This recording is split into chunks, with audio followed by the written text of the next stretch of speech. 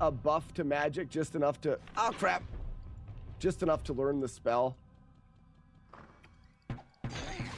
But really, the only way to guarantee that we can ever use that Book of Firewall is to take the next 2 level ups and put them towards it.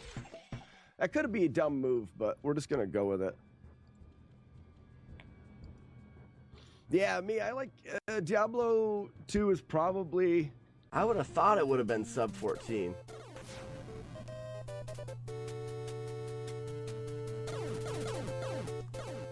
Does it?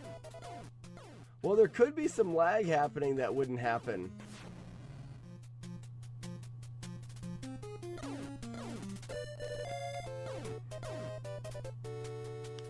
Probably.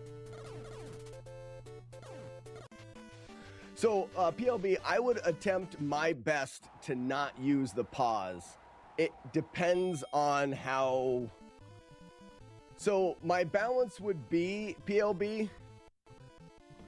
does the pause... It's the... How much more difficult does it make the run to not pause in comparison to how it changes the viewer's experience? Dang it. Hate it when I miss a jump. I missed the jump. Ow. And that was something I will never, ever, ever do again. What's the song? Old people. Shout out to all the old people in the stream watching retro video games because we're old. You guys all know what it is. Give me plate kill. Plate kill, you have the nut. Then I can try to do it not blind. I can try to watch it and see what's happening. I mean, here about 5 minutes, let me just, it may be better for me to stop the recording. Here about 3 minutes ago, I did it. And we could just rewind back to that if someone can clip it, but I don't know if you can go back that far. I can stop my recording and we can look at it.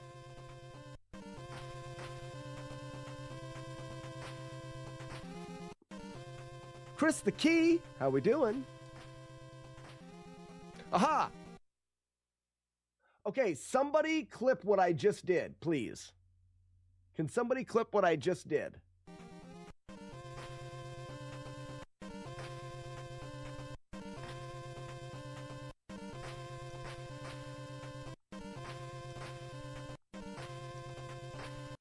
All right, we're going to do the moon dolphin stab.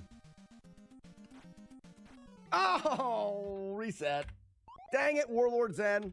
Here is Sub-Zero. Now I feel like I need to do the moon dolphin stab all the time, and it's Warlord Zen's fault. Retro Dad, thank you for the... Through, that's better. 3, and we're good.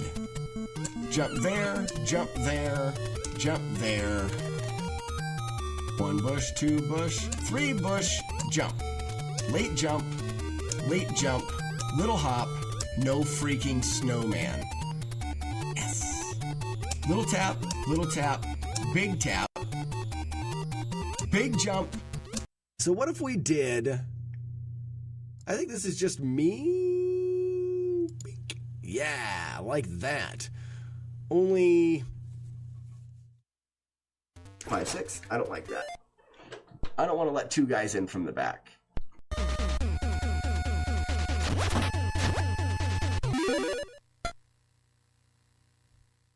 Someone look at the clip. I think when I fell off that ledge, my foot was sticking out of my own butt. Can we see that again? See how the second neutral jump, I landed in his hitbox. We can do that. It's a small jump, and we can do that because, and I'll show you, because he's still in his iframes. So watch. You see how we slid right through him, and now we're on the other side. We bounced onto the other side of him. Because while he's taking damage and while he's flashing, he can't, for a split second, I'm not getting hit, and then all of a sudden, his iframes run out, and we get knocked backwards. So that's how we slide into his hitbox, and that's how double stabs work, is we're able to do this in his hitbox. The first one will knock him back, but doesn't knock him back so far that we can't follow up with the next attack. So it's a neutral jump in and a double stab.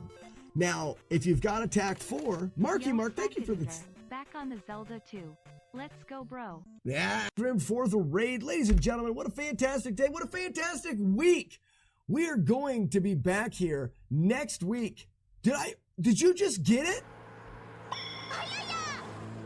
Hold up. We're canceling the raid just for a second. Unraid. We're going to go back. Evil Jim, can somebody clip that? You got it at the buzzer. What a buzzer shot. Shizm gets to safer than the car. Yeah, don't watch this stream in the car. So, those that were around on Friday for the walkathon, when I talk about the Stream Shack opens up games like Breath of the Wild. So right now, I don't think that I could play Breath of the Wild. My internet. Oh, why? Why would you do that behind me while I'm doing things and stuff? Well, I was excited about the wolves. Should I say wolves? Because people drop them. Linda, you stink. Ugh, you smell like disappointment. It's disgusting. You should wash your feet. Gross.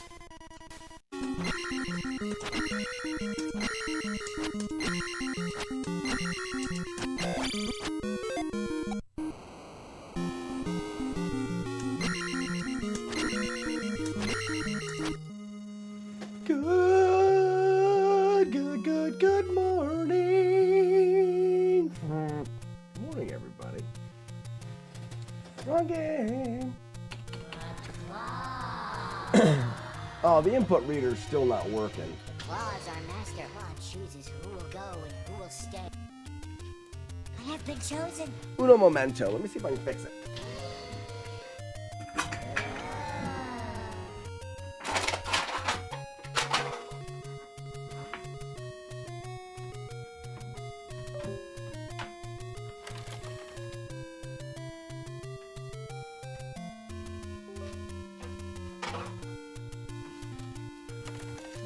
Scoozy!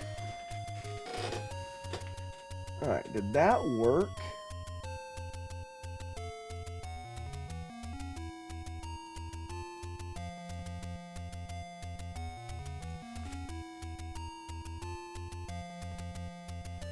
It worked.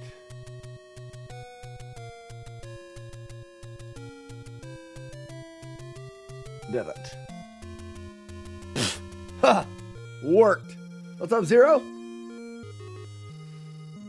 Streaming schedule is around this time every day and running for 5 hours. Also, Spoon Drool.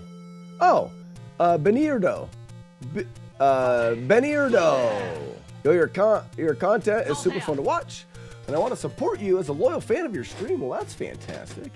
And I would need you to send me. I don't think that's something I'm gonna do, Howard. I don't need to send you anything. The stream schedule is weekday mornings, starting around 9, going for about 5 hours. I do uploads on YouTube. I don't know if I want to send you anything. Yeah, exactly. Abe, bots being bot. If you want to prove that you're not a bot, in 3 sentences or less, describe your butthole. Prove it. Prove it. A bot would never do that. Bots don't have buttholes. Lifted senses? What's going on? You're not a bot. I won't tell you. I won't ask you to describe your butthole. Hot farts. What are you gonna do? Bleed on me? Oh wait, I didn't get the splits up here yet. Wait for it. Yeah. Who's that? Who makes the wolf owl? I love that. It's my favorite. Arno. What's up, buddy? Venus. Good morning, Lifted Senses. Hope you're having a great morning. Devon, botholes, I know, right? That's what they have. They have botholes, not buttholes. Did live splits just not start? No, is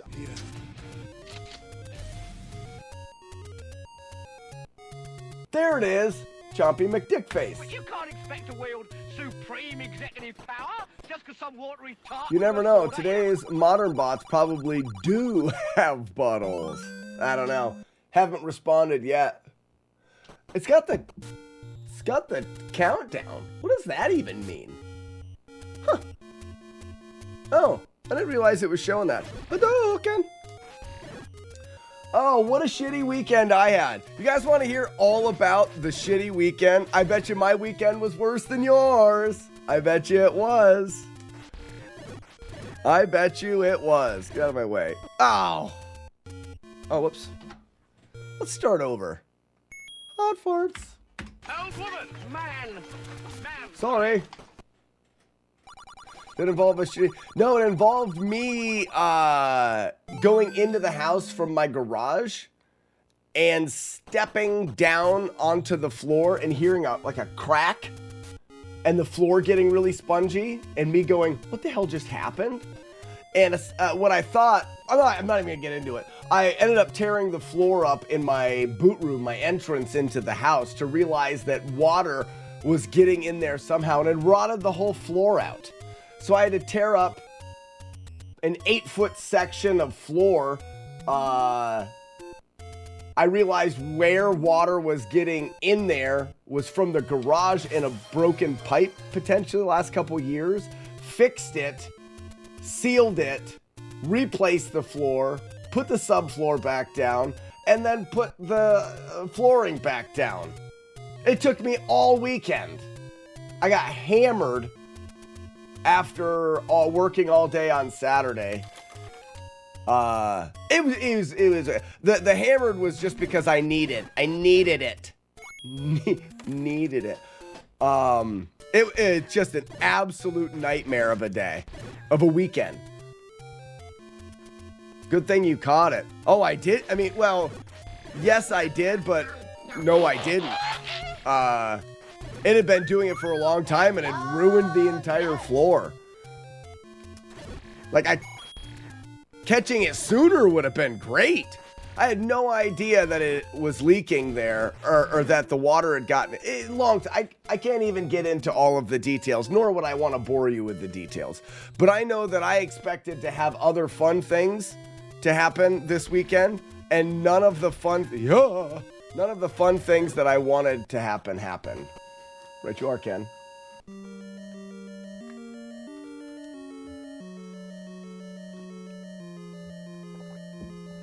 14th, it would have cost a lot of money to have someone come out and fix that. And I fixed it in 2 days.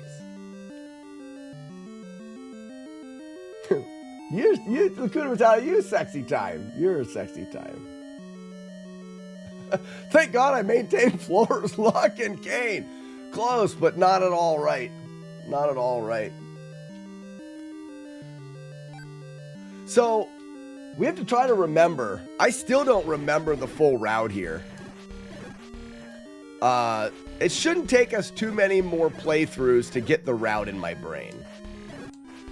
Also, for those that haven't watched it yet, I did release the No Damage Mega Man 2 Flawless playthrough with the new thumbnail design, in which the first 2 comments that I got were about how the AI thumbnail is gross and shame on me. You can't win any of them. Some people say you can't win them all. I argue you can't win anything. When it comes to the internet, you'll never win. Lifted Senses, thank you. I thought it was a great... Sometime, you never know when the no damage run's gonna happen. You know, I played that. I had 4 one-hitters and played it for months.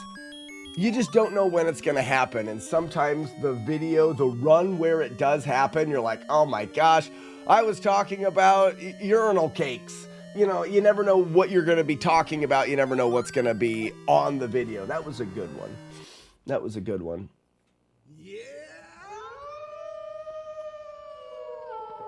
9 months? Frankie, thank you for the 9 months. Mega Man 2. Thank you. Mega Man 2 was a really, really fun challenge.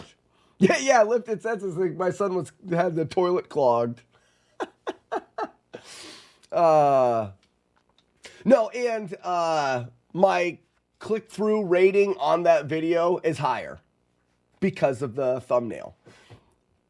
I kind of think the thumbnails are clickbaity and but there's a reason why those are that way, and there's a reason why people use them, and I'm going to continue. All right, first reset, Chompy. Get blown, Chompy.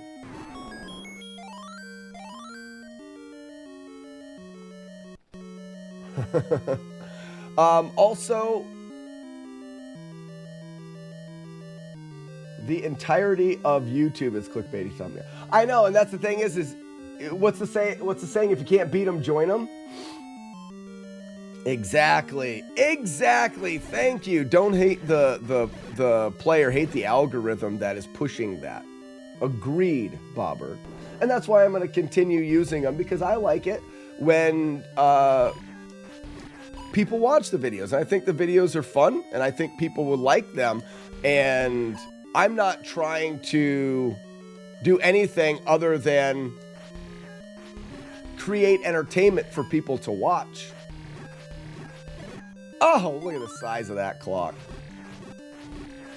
Don't hate the player, hate the bucket. Tell you what, if you wanna be happy, you hate the bucket.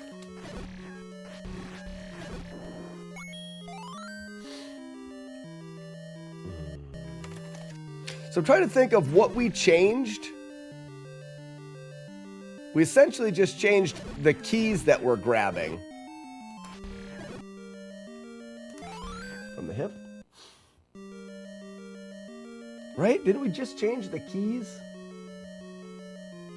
I know that this palace is the same, and we'll think about... I don't think there's any extra keys we're grabbing in 4. I think the idea is we're grabbing both keys... Sir Slamming.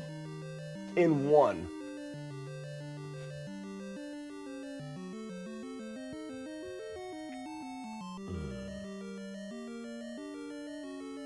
I recorded a questions video. So there's the master class videos that come out on Sunday, and then a question and answer video that comes out. Are you suggesting coconuts migrate? Oh, that's not when I split there anyways. That comes out on Wednesdays. The question this week, I got a question on YouTube about... There we go. About the Yellow Devil pause glitch that I thought would be kind of fun to cover. So I covered that this morning, and that video will go out after the stream on Wednesday. I think that's a fun little thing to do. And if you don't know about it, essentially you just ask me a question, but it has to be on the Discord or on YouTube so I can paste your comment into the video. And then I answer a specific question that you have about a game that I run, or even if it's a game that I don't run. Water Boy.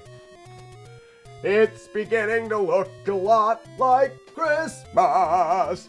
This is my Christmas cup, and it's got hazelnut coffee in it. Makes me feel all fancy and holiday spiced. I can do holiday spice and coughing. And coffee. I can't do it in beer.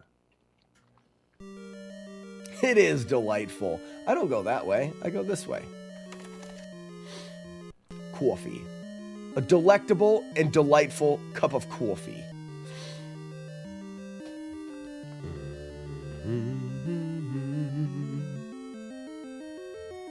Is there a key in that room? Is there a key in this room? You? No.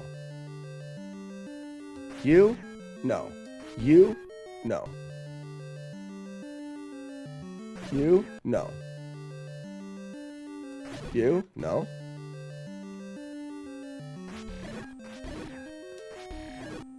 I think that's the last one there. No, there's not. Okay.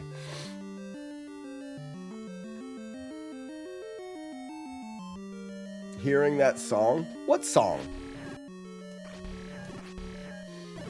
We're gonna get back to early morning cart cleanings. I did a little bit of, well, I had so many things that I wanted to do this weekend, and not one of them was tear up an 8-foot section of floor in my house and repair the floor joists and put new subfloor down. In none. Yeah. Basically, my life was stopped for 2 full days while I did shitty work that had to be done to the house. And all of the fun things that I had planned didn't get done. One of the fun things was getting the brewery ready, because I've got a batch of beer that I want to brew. No, the Christmas, yeah, that's the song you're talking about. Yeah, that'll all come back. Do I still have that Christmas towel somewhere?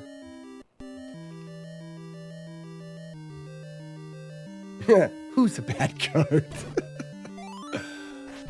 My son has asthma. ChiliCon, probably didn't know that. I don't know why anybody would want to listen to somebody with asthma. I don't understand it. They say it makes them feel things. It makes me annoyed to hear someone breathing all close to the microphone with asthma.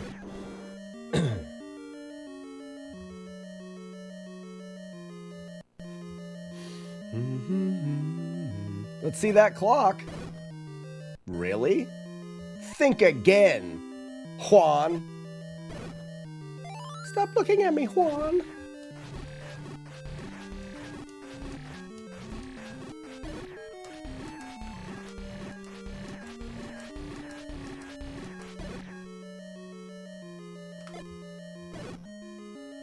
I thought you meant asthma. Asthma. What the hell is asthma? Asthma. Asthma?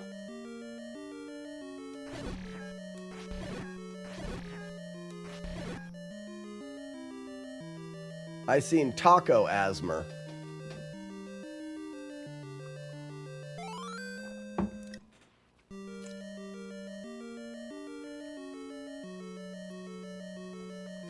Bobbert, I know it. My son has asthma. I'm just being stupid. It's Monday. It's Monday, and I've been pending. I've had all this stupid building up inside of me while I had to do adult work all weekend, and I'm just letting it out.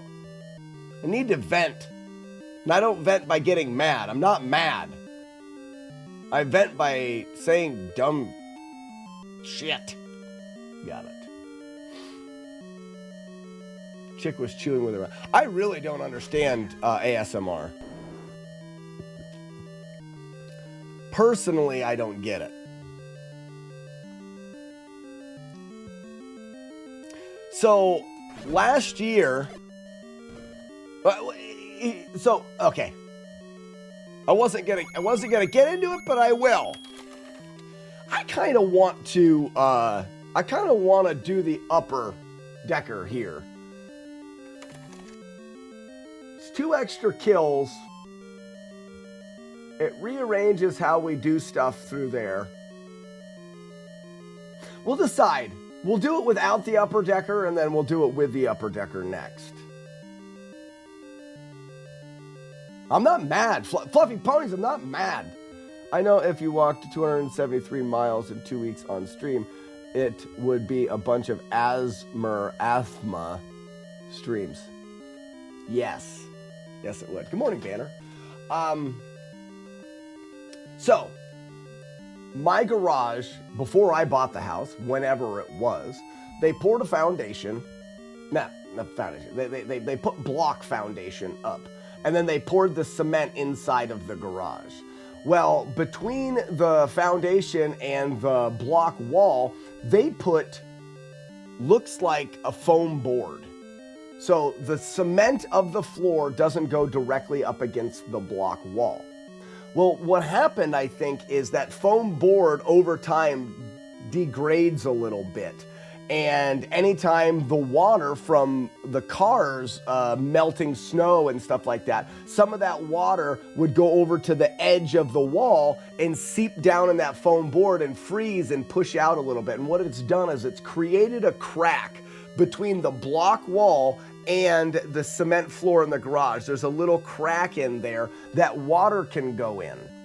Well, whether it's melting snow, I also had a pipe burst out there last year, but this looks like it's been getting water for a longer amount of times. But that water gets in there in that crack, and then it's worked its way underneath the cement floor and out a crack in the foundation into my, we call it a boot room, into my entrance room to the house. There's no way for me to know that that's getting in there.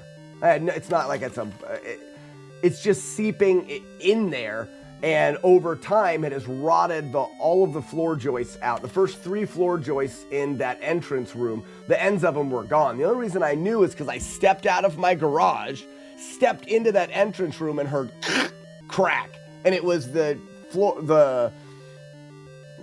that joist just breaking for the final time, just cracking. I pulled everything up and it was just completely rotted away. So I removed, let me show you, jerks. I wanted to play Nintendo, but now everyone's talking to me, so I had to do this. Shame on you guys.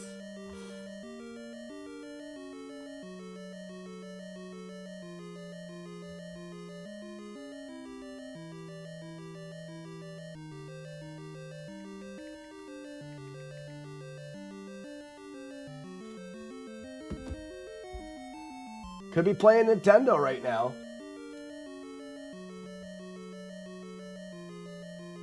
All right, you see it? So this is after I pulled the flooring back. You see the subfloor, and you can see this corner. I stepped out of this door and heard a big crack. Well, that sucks. But you see, like right over here, there's the blocks and the crack in the blocks. Water was going down in the garage, getting underneath and then seeping out these cracks, and it just rotted this all. It's just freaking gone. So I removed from here, I removed everything up until the front of the house, and then I redid all of those floor joists, and I used treated lumber just in case I didn't. I also cleaned this all up and then sealed the block there. And then I know where I can seal it where the water's getting in there. But at first I would have thought, well, water was coming in from the outside of the house because this is the entrance to the house. There's a porch there and water, kind of a valley in the roof, and water kind of comes in there. But the outside of the house is perfectly fine.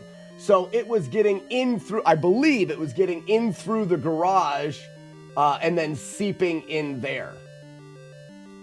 2 days worth of me doing nothing besides constructing on my... After last week, I had to dig up the septic tank. It hasn't been a very lucky time for me. Oh, that's where you peed last time. Oh, Arno, that's what it is. That sounds... well, it wasn't that expensive. It cost me a sheet of plywood, sealant, the treated lumber, all in all, $100, 150 most, but a whole weekend of time that I could have been playing Nintendo. So that's a thing. Super Joe, what's going on? Welcome. Nobody puts baby in corner. Put baby in that corner, fall through that corner of the house. Can't put a baby in that corner of the house. He'd fall right through. Not now, it's fixed.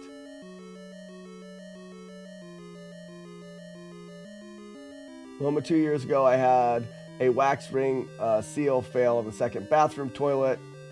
Yep. And one day, walking in my ground floor, I see a wet spot in the ceiling. Oh no. That's a common mistake people do. Some people will take and put a toilet down and then run caulking around the rim of the toilet.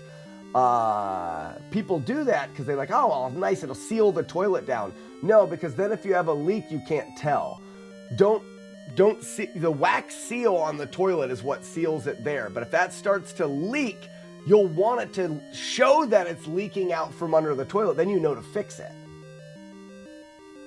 Why is there water in your garage? You park a car in there covered with snow, and then the snow melts off, and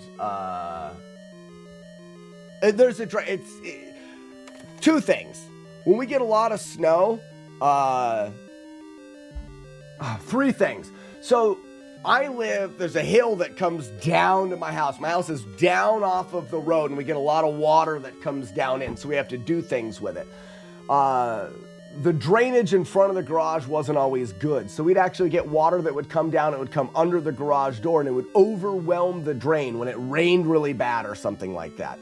Or when it snowed and we would get snow coming off of the cars, that would kind of plug up around the drain, and it would back up a little bit there, and we get this. But I've redone the drain in front of the house so we don't get any water in there. I have taken care of the drain in the garage, but also I had a pipe burst right above the side wall of where that crack is, and I'm sure that's where most of the water came in. Not only that, if we go back here, I went overboard. If we go back here, you'll see that this is the sill plate. The sill plate actually angled in a way that water is sitting in there. I took a hand plane, cleaned this all out, and shaved that sill plate to angle it so if water got in there, it wouldn't sit on top of that plate. It would go down into that crawl space there, which is a dirt crawl space where it can eventually leach out. I don't want to talk about it anymore. It's shit, and I don't want to talk about it anymore.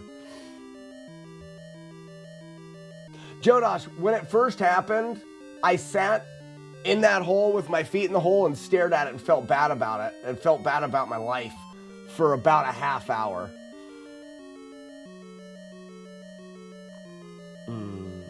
Did you come through that door forgetting there was no floor? One time, I came through that door, forgot there was a floor, and crashed in. I had a cup of coffee in my hand and I spilled it everywhere. Thanks for reminding me, Moto Beats. It's a sensitive subject. I'd appreciate it if you didn't bring it back up. You still caulk the toilet, but leave a gap for the reason. The caulk helps a lot with creaks and weight distribution. I don't caulk the toilet. I don't caulk around the toilet. I'm sure you could. But yeah, you'd want to leave a spot. Essentially, you've got the seal in the middle, and if you caulk the outside, the seal in the middle could not let water come out, and it would just sit underneath there, and you'd never know.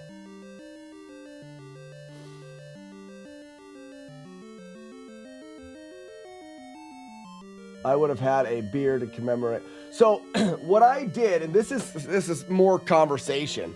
All right, we're going to do the upper decker next time. That's what I call that key there. Let's do it without the upper decker, and we'll run through just to see if I want to use that strategy just so I can say upper decker every time I play the game. It may be worth it just for that. It's a way to celebrate and embrace happiness.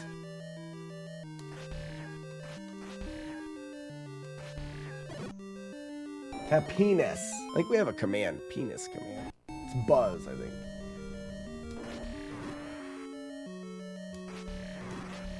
Oh, no, it's not.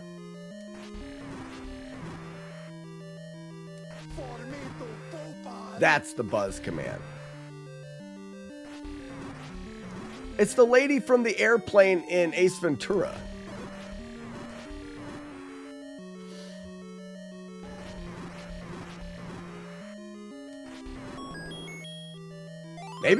Maybe we have a command that's penis. I think. I don't know. I'm not a scientist. What's up, Mike? Mike, how's it doing? How are you? How are ya, Mike?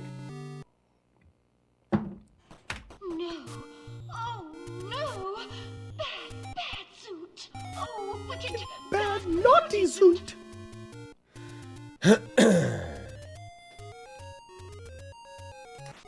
Got him. No look.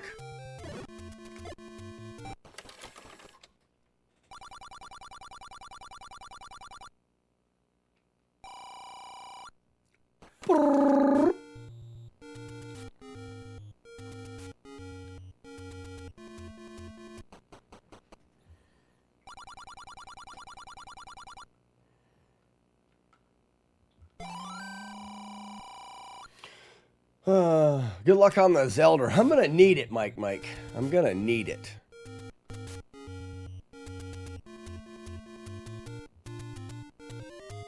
I think we kill 3 here.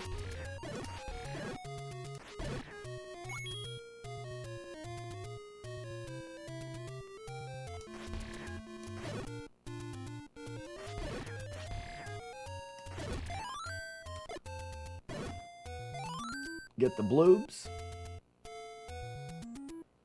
You're finally gonna flawless this? I hope so, bud. I really, really do. And then we're gonna do Rambo next, right? Oh.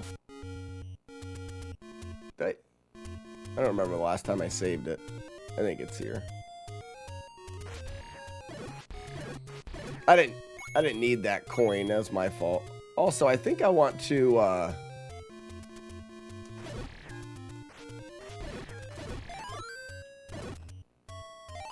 do that.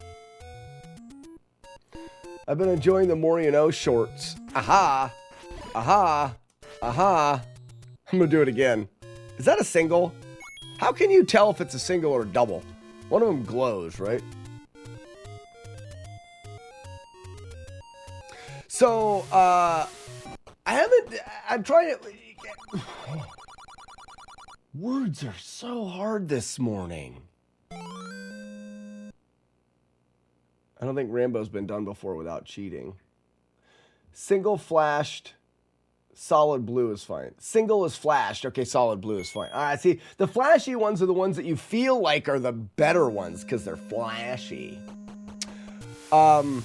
We should look at Rambo just for Mike. I think it would be fun. Rambo. Super Joe, the shorts, I'm not sure exactly how that's going to work. The more you know shorts are videos that I made a long time ago. I'm going to continue to make more, but no one ever really saw them because YouTube is weird on the way that it shows things. And I just recently found out that as far as shorts go on YouTube, the way that you upload them is not the way that I would have thought. Oh, you upload a short and people watch it and yay. What you need to do is you actually upload them a lot. Because the way that YouTube pushes the content out now, YouTube will take, it's more, shorts are different than long form content. With shorts, they'll push it to X amount of people and then they get feedback and they use it to see whether they push it more or less.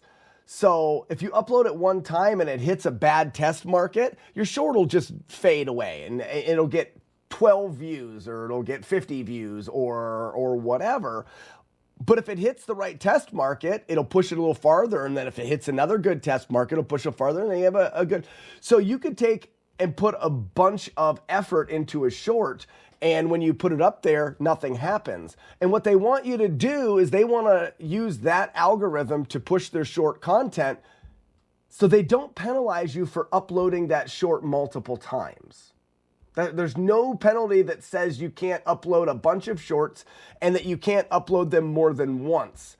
So it's weird, but I think the best approach would be to re-upload your shorts periodically. And that's what I'm doing. The More You Know shorts I uploaded a long time ago. And now I'm uploading them again. Most people never saw them. Because if you think about it, you put time into making a video and then you put it out there and 50 people see it. It's not that 100,000 people wouldn't like it. It's just that they never saw it. And YouTube will never revisit pushing that video. The only way for you to try to get that video for more people to see it is by uploading it again. And it's just because of the way that they push the short content. Yeah, OctoWalk. I didn't have the timer before, but OctoWalk, which we're still currently doing because I won't shut up, right? Yep.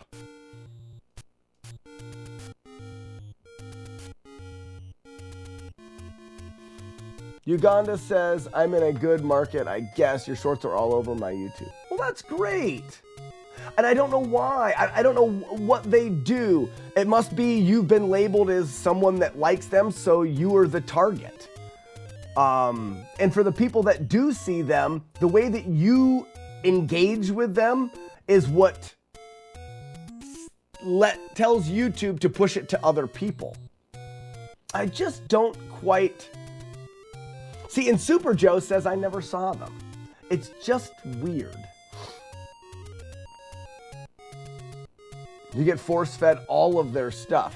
But that's not entirely true. Not all of it. Jodosh, not all of it. And then I've also found, and we have a little bit of a conversation here because it's kind of fun. And maybe you guys are interested as well. I also found out liking a video isn't really what pushes the videos. What pushes videos is, did you watch the whole thing? Did you watch it more than once? Those are the things that they care about. They care about whether or not you stayed and watched the video. It's so weird. It's such a weird, in a way, I feel like it's not a, how do I want to say it? It's more of a lottery, and it pushes people to not worry about, it pushes people to not worry about how good their content is. It's about how much you can make and how much you can just spam out there. It really leads you towards that because people don't want to take the time to highly edit things and then put that content out there and have nothing ever. The amount of time you put in there, it's better to take, instead of taking 4 hours to make a really highly edited short, it's better to take and make 40 that take you 10 minutes. Or, that math's wrong, but you know what I'm saying. Yeah, you guys are just forcing it all over you. Gross. That's sick. You stop it.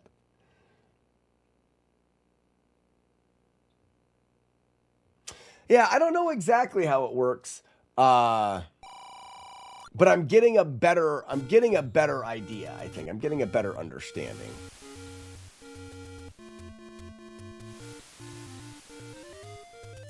Oh, okay. Beep boop. Beep. Your system is set up to encourage AI slop. Oh, I love AI. Especially AI thumbnails. Those are my favorite. Oh my gosh. They are my favorite. I stressed about that. It honestly tears me apart a little bit. I do not want to use AI thumbnails. I created a really cool thumbnail that I think I really like. It's not as good as it will not perform as well as the AI image on that thumbnail that I use. It's the fact of the matter. It's sad. But it's the way the game is, and you play the game. I want to play the game to win. I want people to see the videos.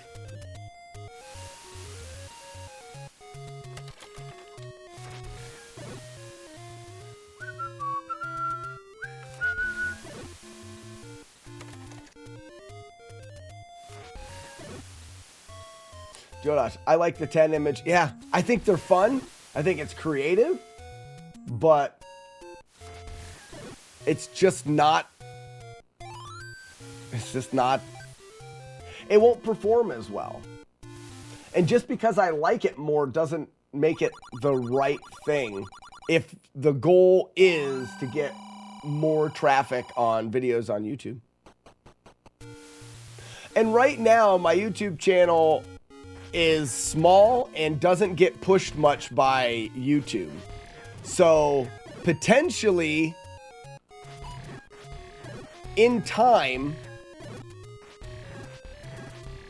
I'll be able to make more of those creative decisions because I'll have a bigger base of people that watch the videos and they'll push a little bit better that way.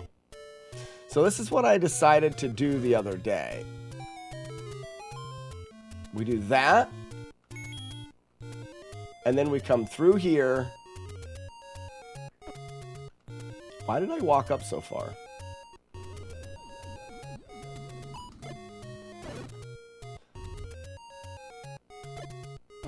I don't want to run away. I just don't know if that's smart.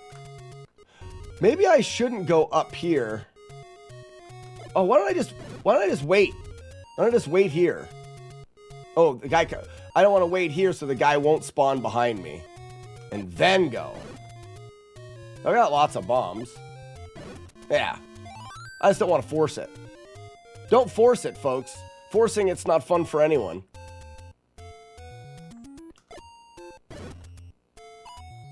Both of those bombs are really nice. We just open that up for later.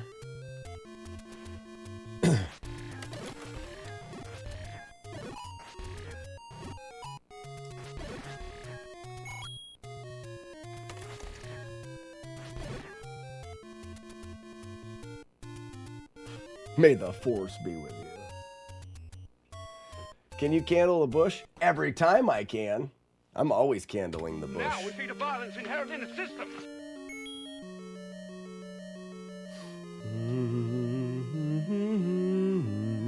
I started another short video idea. I have fun. I'm having fun with the YouTube stuff. I hope that it pays off for those that don't know. I want to grow a little bit more on YouTube. I've been talking with my wife about doing some traveling these next few years. Oh, you didn't die? Dead. When your children are in 4th grade, you get a family pass to the national parks. So when your kids are in 4th grade, you get family passes to the national parks. I've got a son going into 4th grade next year, and then the following year I'll have another son going into 4th grade. No, and then not the following year, but the year after it I will, and then the year after it. So in the next 4 years, 3 of those years, I'm going to have family memberships to the national parks. And my wife would like to do some more traveling to visit them. The live stream is where I make my living. And when I go on trips, the money I make goes down by a lot. Because this is what we do. We hang out, we have coffee, and we talk about games, and we break games, and it's that morning conversation and coffee that you guys come in here for, and it's what I love about it, and it's not the same when I'm not here, and people find other places to go have their coffee, and I don't get the engagement, which is completely understandable. I'm not complaining about it. It's just a fact of the matter. So if I was going to boobs, if I was going to sorry, I have to think here a second. Hi. Being very risky. If I was going to travel more, it would definitely affect the revenue a little bit. Yeah, Banner, my channel's monetized, but I make about $30 on YouTube a month. actually normally less than that. I think $30 is probably a big month for me on YouTube. But that doesn't mean that we can't, hi! That doesn't mean that I can't grow on YouTube. The one thing that's nice about YouTube is I can create videos and upload them in advance and schedule those uploads so that I could go on a 2 or 3 week road trip with my family and not feel the financial pinch is the idea. So I want to try to grow the YouTube for that reason. That's the reason why I'm talking about it.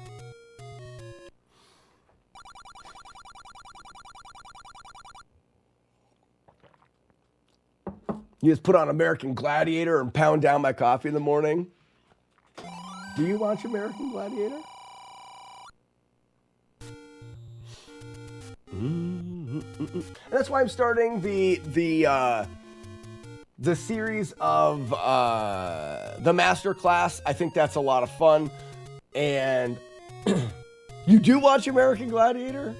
I watched it a little bit as a kid, but not much. I wasn't a big American Gladiator kid.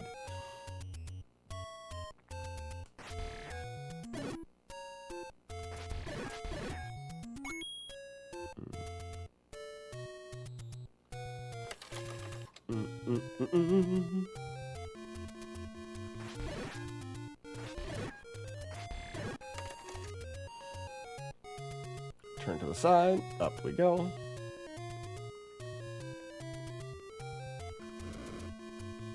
Can't candle the bush. Do you like movies about gladiators? I like the Gladiator movie. I also really enjoyed Spartacus. You guys remember the Spartacus TV show that came out years ago? I always enjoyed that.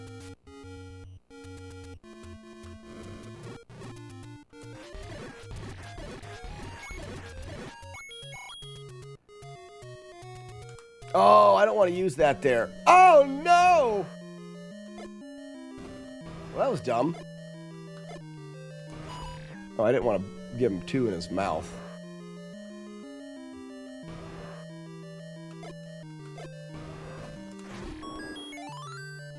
That was dumb. I wanted to be friends with Gemini as a kid. He was so badass. I never watched it enough to really know them. I should probably, so after that, I should utilize the save states better. Blood and Sand. Was that what it was called? I can't remember. It was where the main character, actually, the actor got cancer and they had to replace him. Probably one of the best replacements of a character that didn't ruin the show. You've got to replace your lead. There's a chance that you've ruined it. But they did all right. I was very surprised. Yeah, it was sad. I really liked it with the main. But then even after they replaced him, I think I actually started to like the replacement actor even better.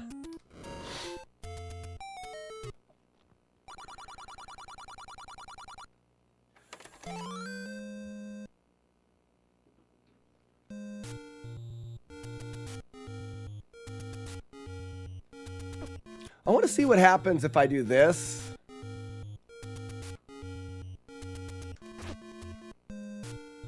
I'm just curious. What if I go out? Yeah. They can't load. Isn't that funny? If you go out and then you face up, these guys can't load in. What if you can get out 3 tiles? Oh, you can.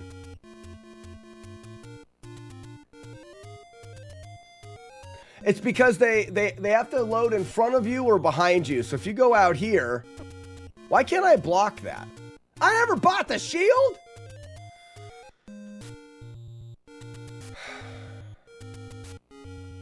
I was wondering why I wasn't blocking anything like a stupid not blocking idiot.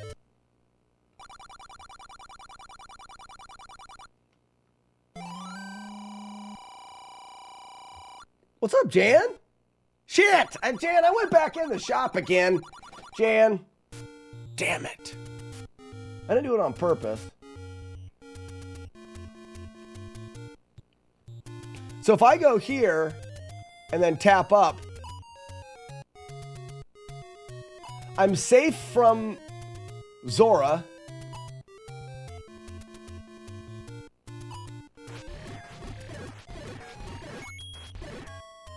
That's so interesting. And it's all because the little spiky guys will spawn in behind you or in front of you. They can't. Because behind me is the trees and in front of me is the water. So they can't spawn here. But as soon as I move over, I want to see if he can hit me in that corner, I guess. But as soon as I move over, they can. But as soon as I move over, they're going to spawn in front of me or behind me, so I could go down immediately and dodge them. And then I could just come over here and light them up. It's fun.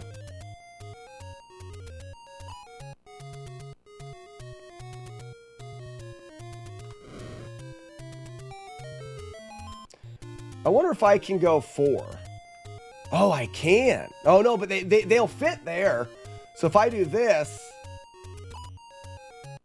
Oh, no, they won't.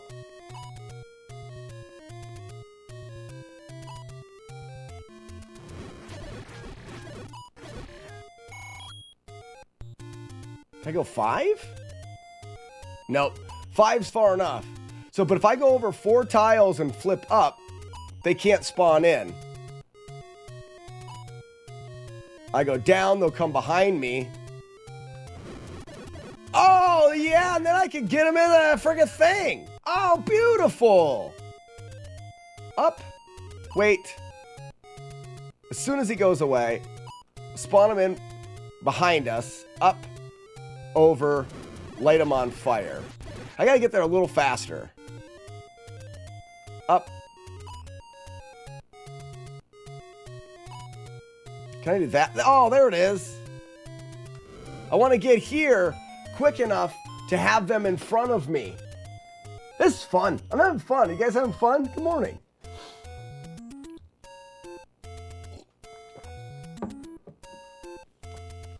Excessive amount of boobies and everyone's saying Jupiter's gone.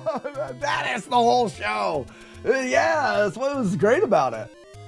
If you go down and stay low, they will all be in front of you. Right. Right, but the thing is I could just go here and they're all going to be in front of me.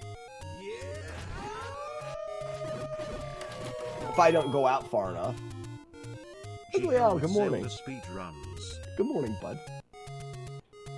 I hope you're having fun. Are you back from New York City? I saw the picture in the Discord of you in New York City. I hope you're having a good time.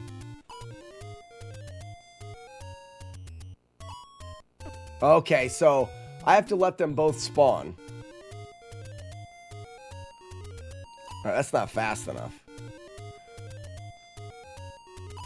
What if I don't want to risk it. What if I just go over 2? Whoa.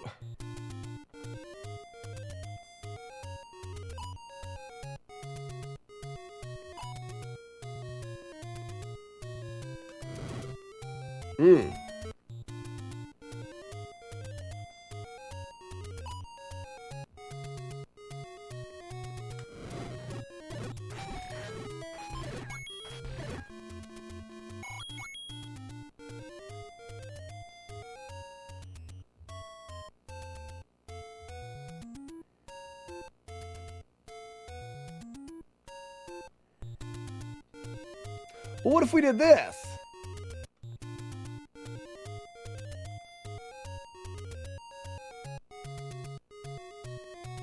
Just wait for him to get in front of you. Right? Oh, I could take forever.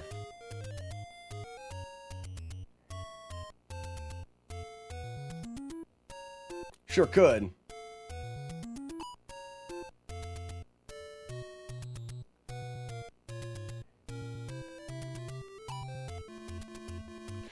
I think the better thing is to come in, turn here.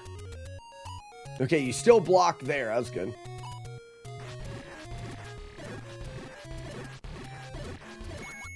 Like that. You essentially get to time when they spawn. So the problem here is they spawn in and start moving at you, and you can get hit while you're swinging the sword here. I think. Can't you get hit while you're swinging your sword?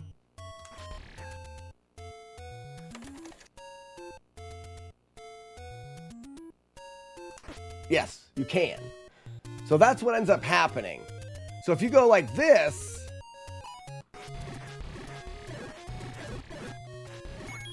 it allows you to be hitting them while the Zora's being, because they won't spawn until after that first hit. Makes it just a smidge easier.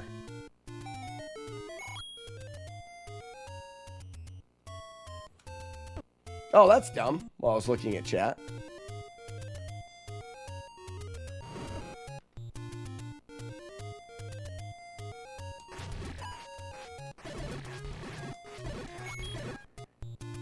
All right, last thing, I'm just gonna go in, tap up.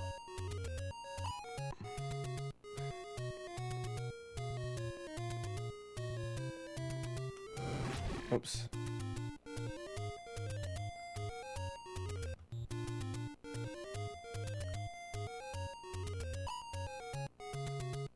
No, he can spawn in front of you. Sure can.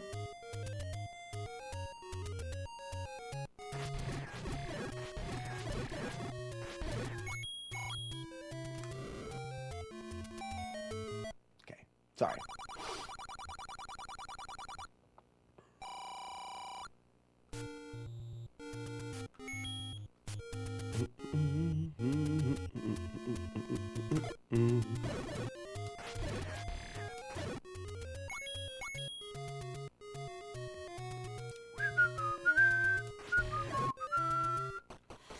All right, so we're going to do the pirouette to prove that you can unlock this door, but then we're going to grab an extra key.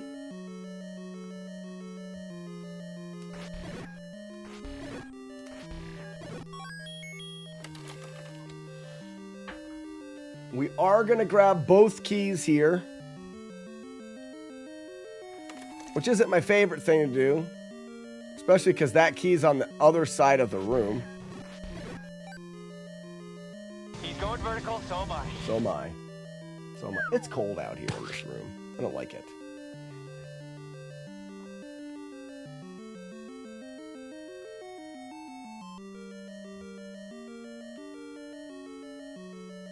Have a great day as well, Fluffy Ponies.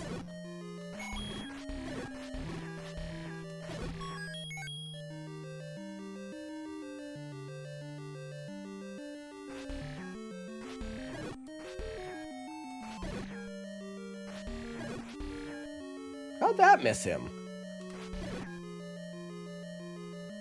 In front of me?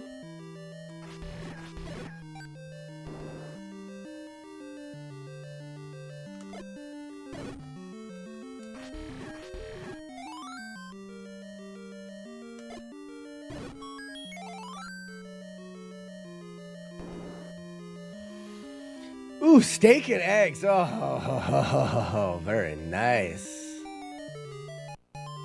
Very nice. I love steak and eggs. This is a D.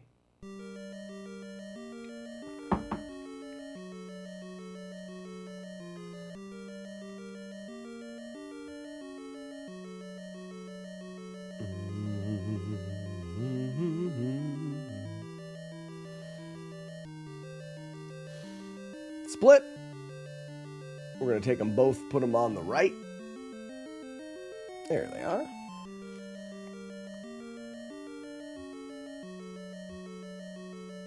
Avoid the burrito wrap.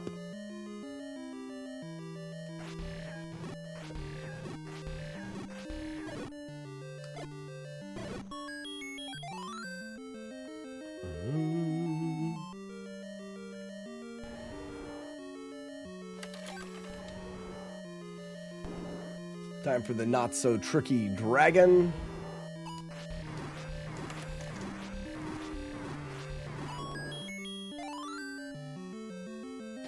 Oh, I see. Running away. You yellow bastards. Come back here and take what's coming to you.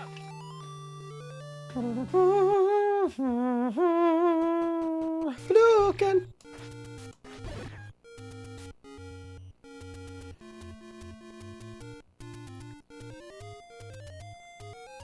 I don't want that guy out of the way. I guess I could just damage, or I could just stab through him.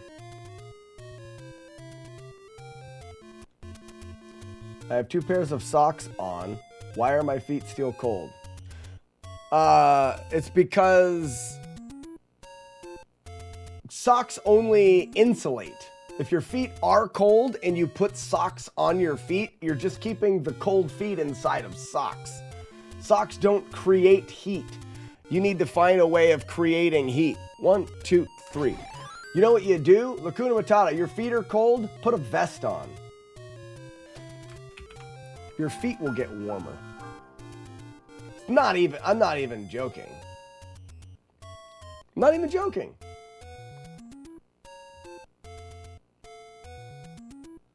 So we would use it, this is a trick that we used when we were through hiking and you would get cold. How the body works is this is the shit it likes. It wants to protect your heart and your stomach and your lungs and all of the important stuff. So when you get cold, your feet and your hands get cold first. My fingers are cold and my toes are cold. But it's because, and my nipples are hard because I'm chilled on my core. So the body pulls some of the blood in to keep warm blood around your core and stops pumping it out to your extremities to make sure that the most important part of you stays warm. This is why your feet get cold. Well, if your body is not pumping warm blood to your feet and your feet are cold, putting socks on is not going to warm them up. Putting socks on is just going to insulate cold feet. It's just going to keep the feet cold. The only way to get your feet to be warm, the only way you get warm is by your body pumping warm blood there. If I want my feet to be warmer, I can put on this jacket so that my body and the warm blood will heat my core up. And then the body says, oh, the core is plenty fine. We can push more blood out to the extremities.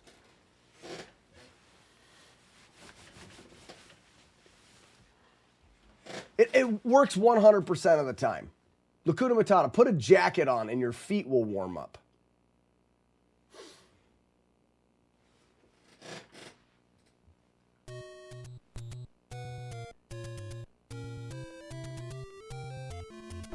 Oops. I was looking at the wrong guy. So if these guys are in the way, I can just stab through them.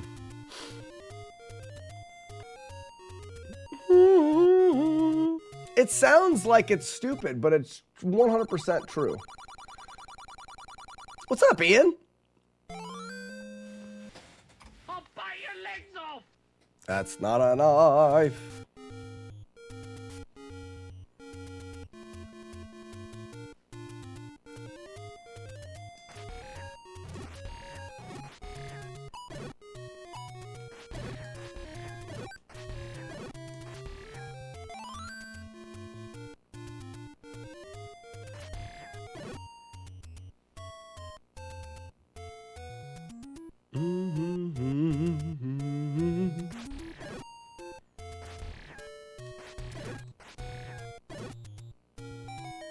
Left, middle, left? Yeah.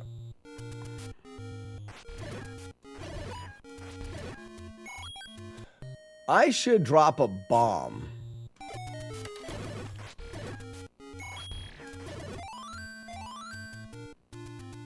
Sure.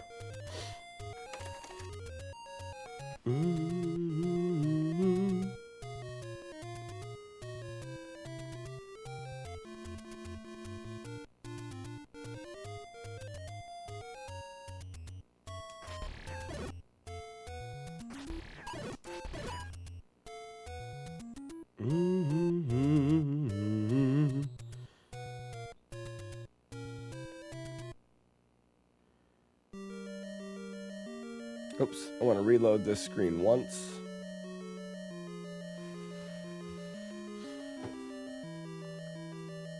Do, do, do, do, do.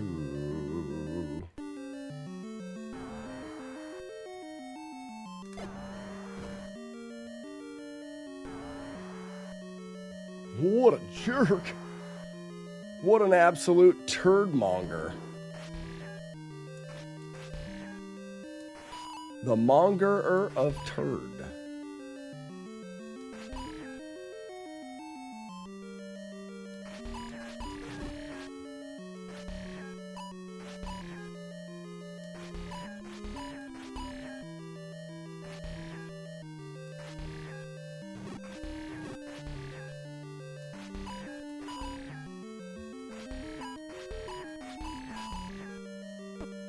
That's what you have to watch out for.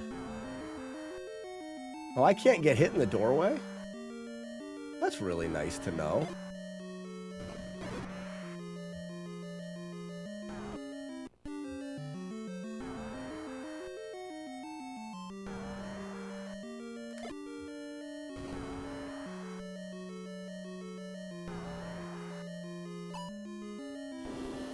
Is this a real run? No, we're still practicing. We've got weeks of practice. Tina, you fat lard, come get some dinner. Grand Designs, I don't remember games like you do. Happy Monday.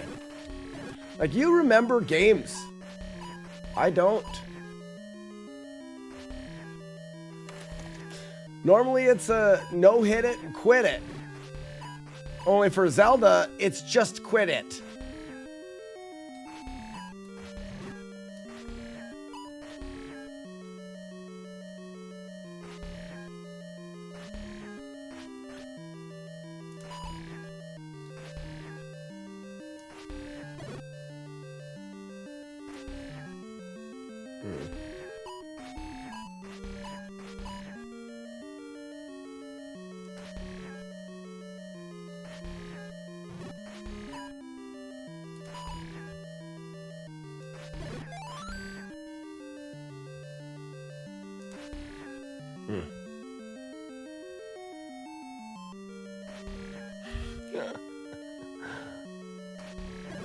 Got him, first try.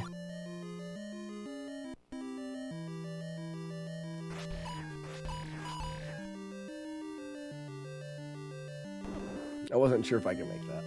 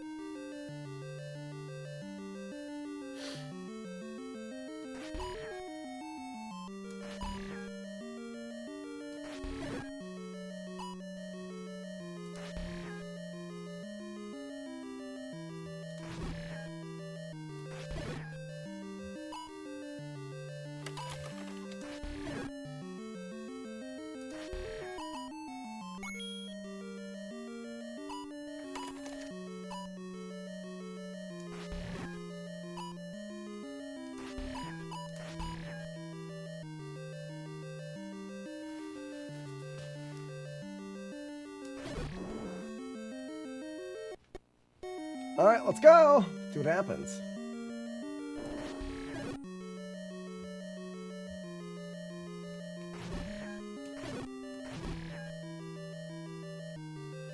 The death funnel completed.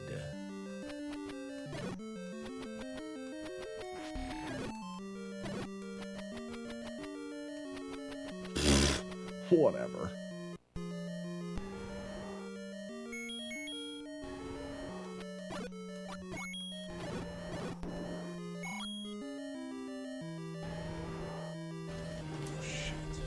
What's happening? We're gonna go. Water being pulled out like that's a tsunami. It's gigantic.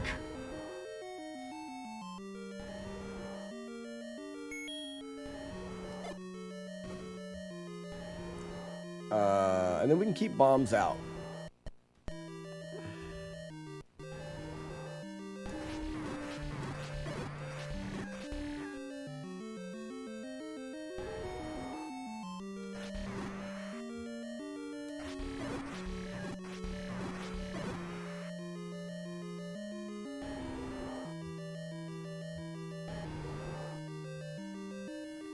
Oh my gosh, what is this shit?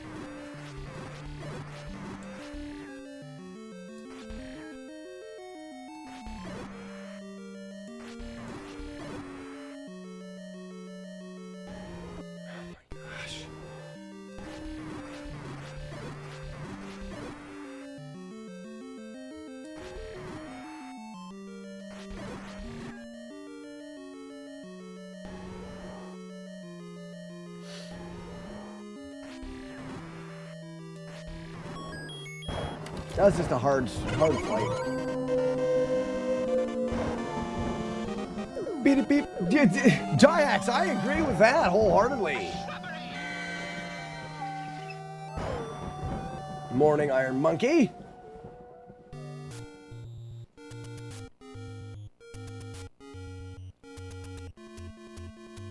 Well, sometimes that fight is more difficult. And that RNG pattern there was pretty bad.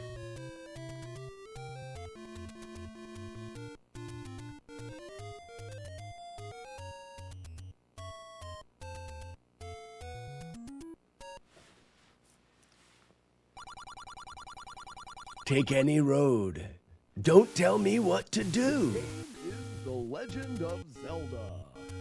It is the Legend of Zelda. So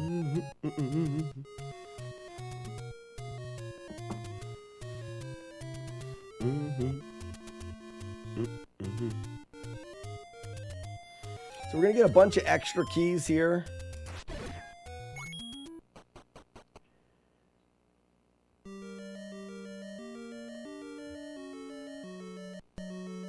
Still routing. I just keyboard cowboy. I just have to remember.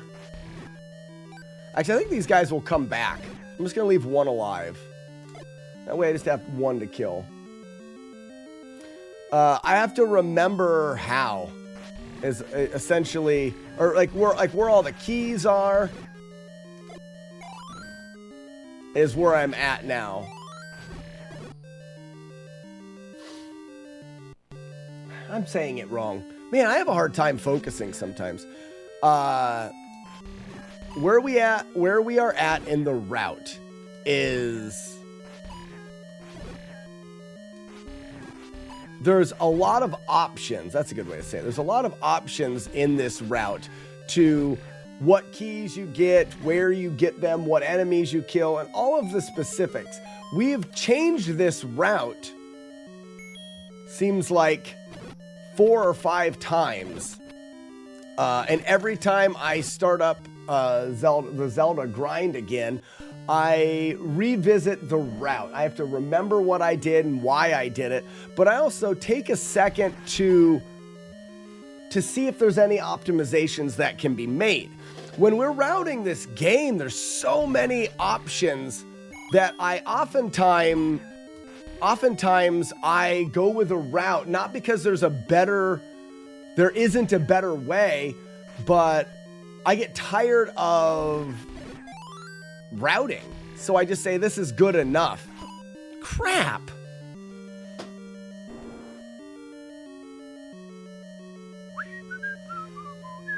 When do you make attempts? I'm sticking with my 3 streams or less to defeat it. Oh, okay. I'll start doing attempts. Probably. I got gridded there. Thanks for the Mega Man YouTubes lately. You ruled it. Oh yeah, Metal Clark, thank you. You rule. O'Doyle rules. If you really think about it, it's O'Doyle that rules. Don't we have a rule or rules command? Type in exclamation point rule. Rules with S maybe. Who rules?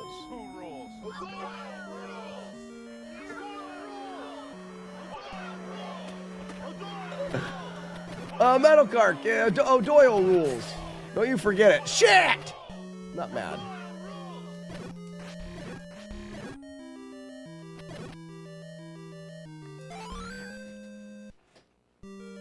Yeah, it was for Fester's quest at the end, they all chant.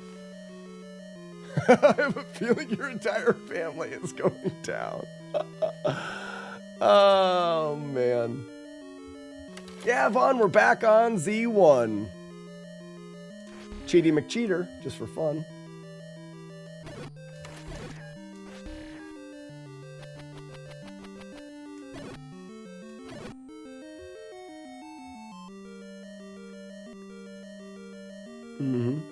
Cheater. Cheating. So we're gonna get the 3 keys in this, which should shut us up nicely. Set us up nicely. The main things that we are changing in this route is the keys that we're going to get. Not getting. So the first time we went through this game, we didn't get the magic key.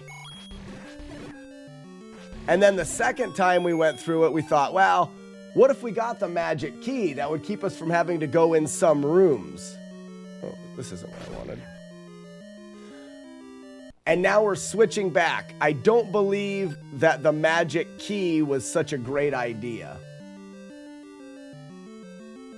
We're just walking in game.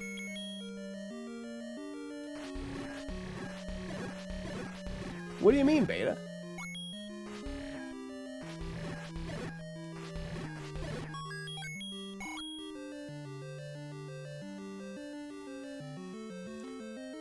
Oh, Vaughn, you've been working on this game again as well?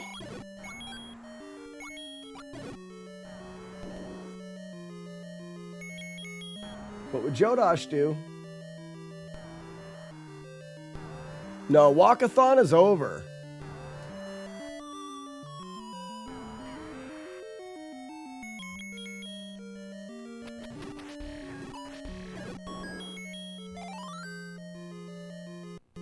Just for the speed runs. Oh, nice. I thought your go live message said that. I don't think so. Is the go live message wrong, guys? Oh, look at the size of that guy's clock.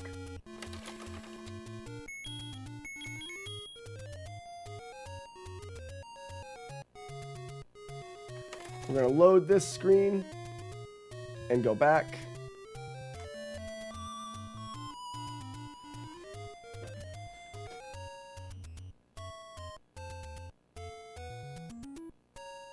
We can kill this guy.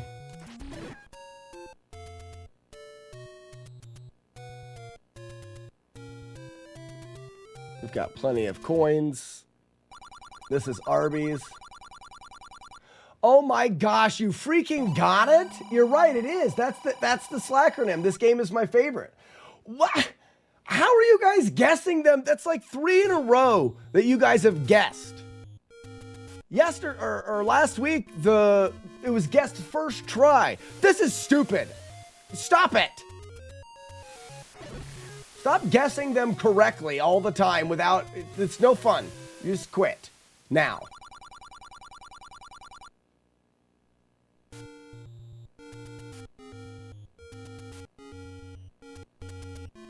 Get out of my brain. I hope this guy's farther away. So,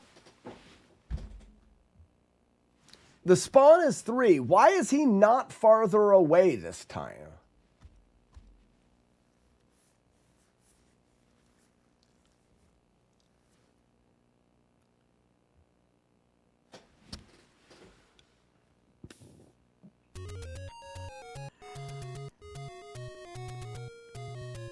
I want to go back.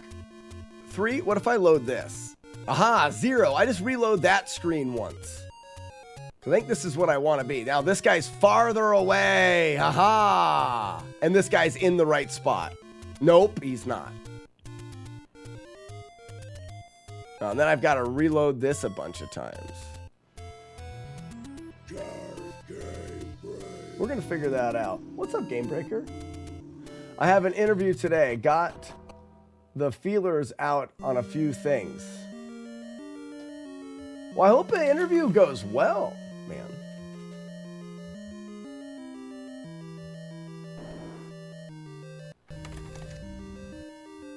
Boop, boop. It's a bit wrecked right now, though, so I may stay with my current job for some stability. Oh, but I hope everything gets better.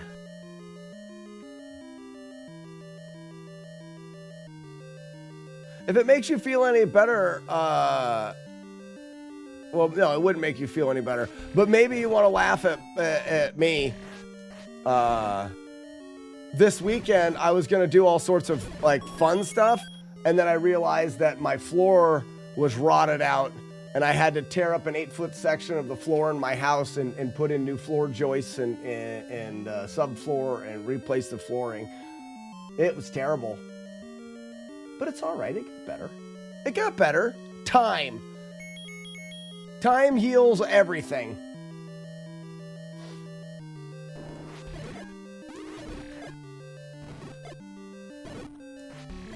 Receive my glorious blows.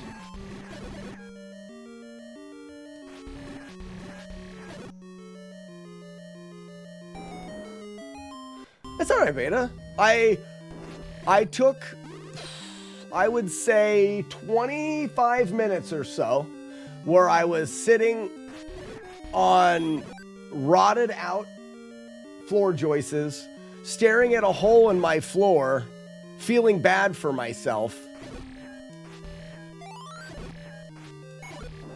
And then I got to work. Sometimes you just need a minute.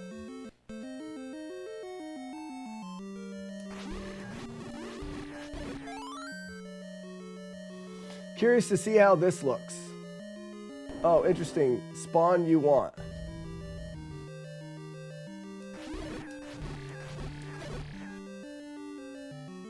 Well, I'm not sure what you... I'm still working on the spawns. I see what you mean. Like, you're asking if 0 is the spawn that I want there. I'm still working out spawns. I don't always get the same spawn when I get to Palace 6, and I'm not sure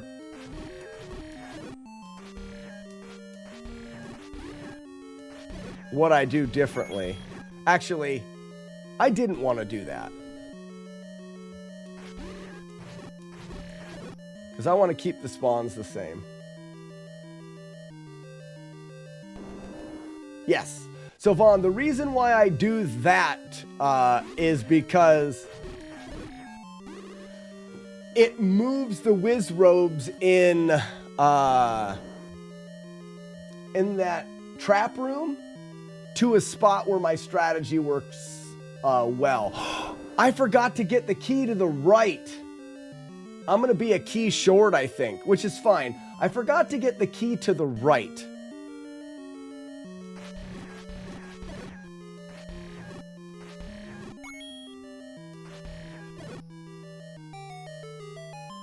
I forgot there's a key in 6 that I'm getting.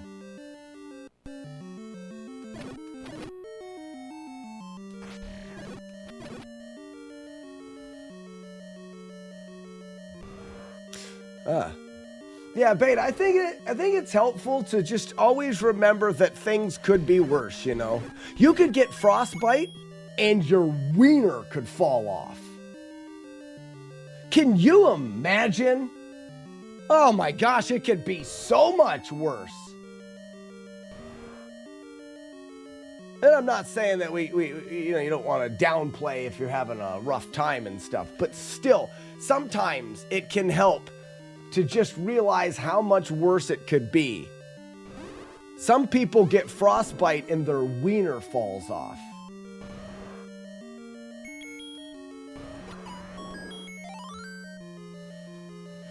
I forgot. Now go away or I shall taunt you against chicken farmers. You're a wizard, Harry. I forgot to do all that. Yeah, I bet. Yeah, I bet.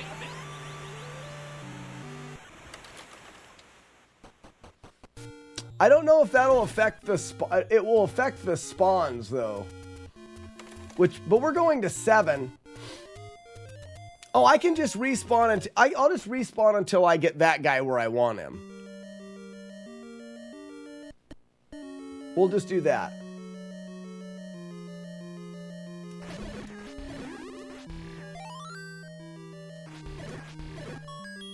So we get that key. I hiked and lost my wiener. Oh my gosh.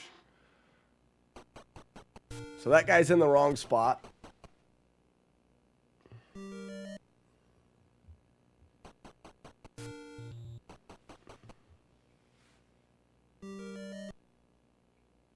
Hopefully your wiener, I hope your wiener doesn't fall off either. That's the right spot. It's the main motivational factor in my life. I know, right? So we want to kill that guy.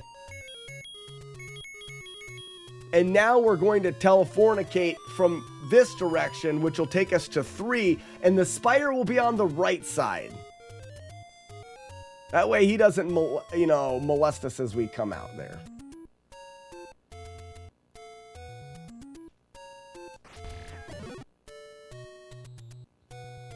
Oh, you can get hit there. Okay.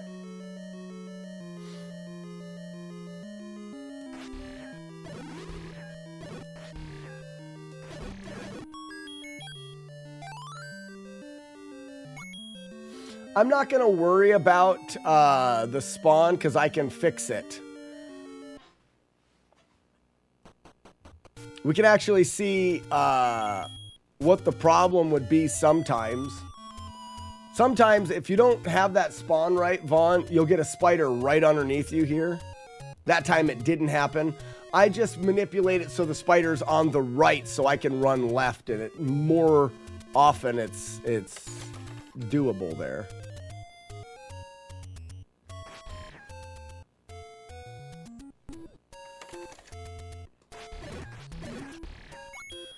And that's the wrong spot.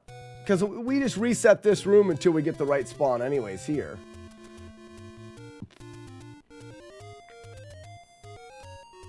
Too many beers will basically do that. Make your wiener fall off? Nuh-uh. Nuh-uh. No, it won't. I had too many beers on Saturday. Perfectly fine. Make it regrow like a lizard's tail. Yes. Oh, man. It's like a defense mechanism. That way, if you end up taking home the wrong abracadabra, you end up taking home the wrong lady from the bar, you can just detach it as a defense mechanism and get the hell out of there. Oh, detachable wiener. That's funny. We're funny. Thanks, everybody, for being funny. You had an 18-pound. Speaking of beer, we had this conversation at the end of the stream last week about how Link to the Pabst, which is the Link to the Past run, where you drink a drink a beer for every boss fight, totaling 13 beers, a baker's dozen beers to be exact. And then we realized that you could actually do all 3 first Zelda games, and it would end up being an exact 30-pack of beer. And I do one more. And then we decided that you could do the Dirty 30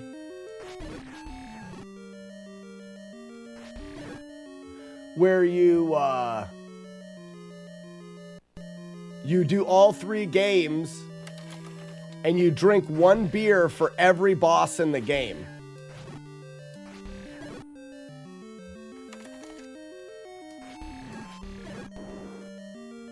Wouldn't that be crazy? And then I decided that after drinking a bunch of beer this weekend,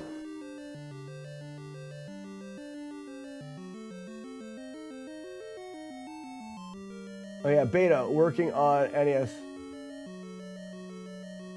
I have a breathalyzer sensor, Joker. Well, we were talking about how the game wouldn't play if you're... Either way, after I drank a bunch of beer this weekend and I felt garbage the next day, I think I'm too old for that. What?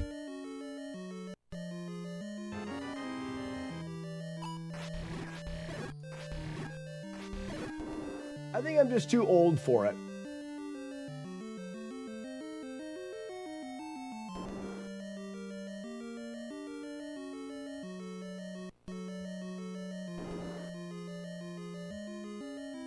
It's a fun idea, but I think it's for a younger generation.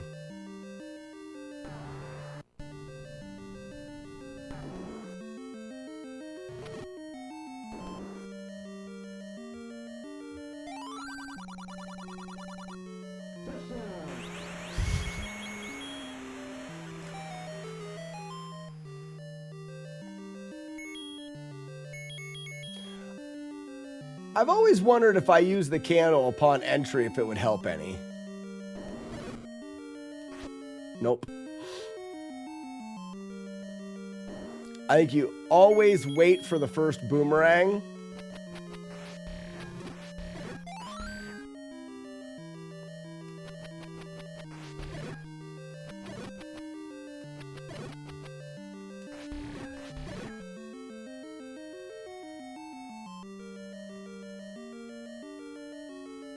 This room sucks.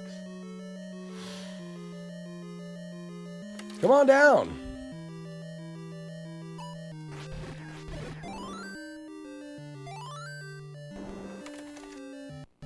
Maybe 30 beers was a bad idea, but the baker's dozen for Link to the Paps with a slow pace is doable. No. Oh, Chato, for sure. For sure. I think Link to the Pabst I'll still do. I just don't know if I'll do the 30 beers. Or the 30 beers is a challenge that you do, but you do it in a way that isn't... I just don't feel like getting hungover and feeling like garbage, because it would be gross. And it's a lot of beer. It's not good for you. Link to the Paps, though, I think would be a lot of fun.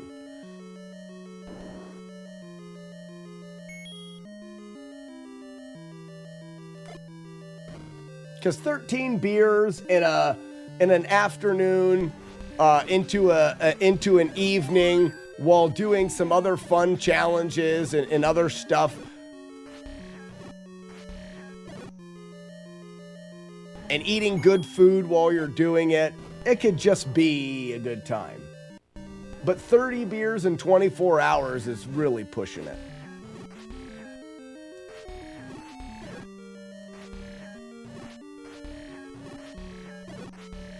I'm not saying that it's not doable.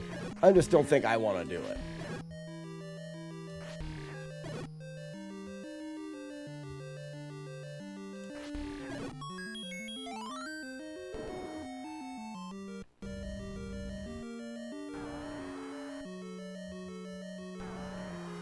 I want him to not move up or down. Actually, I want him to move towards me. He needs to move left.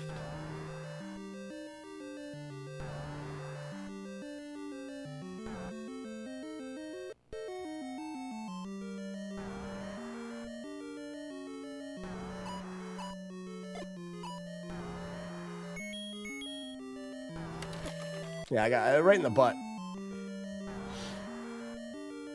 I guess I can just wait here.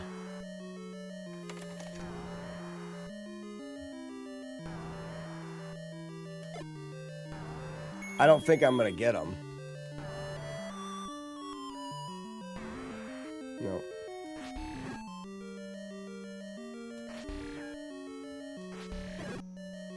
That works fine. I think a multi-day Dirty 30 would be okay. Yeah, like... I mean, I guess you could do it...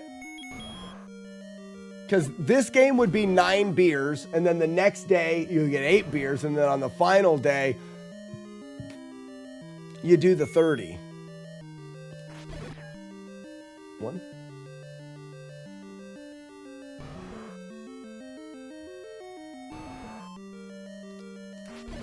Well, Chado, it's because we did math. And math said there are 30 individual boss fights in the first 3 Zelda games. And it was so perfect. It's so perfect. Beer comes in 30 packs. Actually, we should call it the NES. Well, it wouldn't be just the NES. I was gonna say, you call it the brick. Like the brick challenge. Hey, you're supposed to die.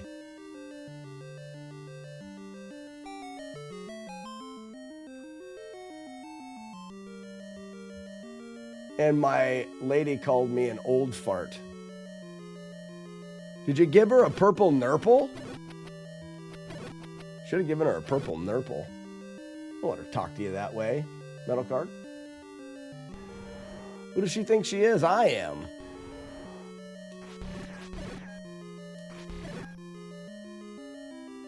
Oh my gosh. I tried being safe and it didn't work.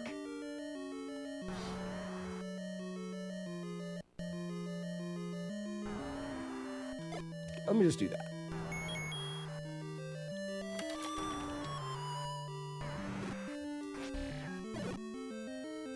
I said, oh no, math and video games are known for bringing out the beer drinking in people. Yeah, for sure. I still think a power hour speed run would be fun. I think a power hour speed run would be fun. What is a power hour speed run? Joker, what are you speaking of? What are these things? What are these things that you speak of?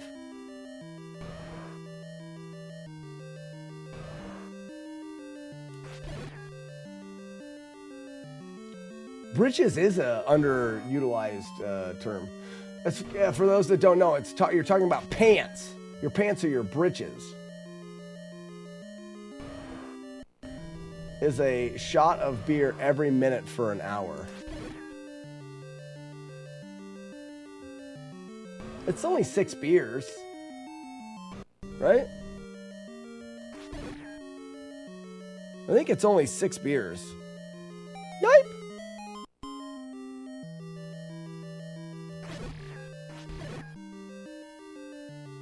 You have to you have to worry about.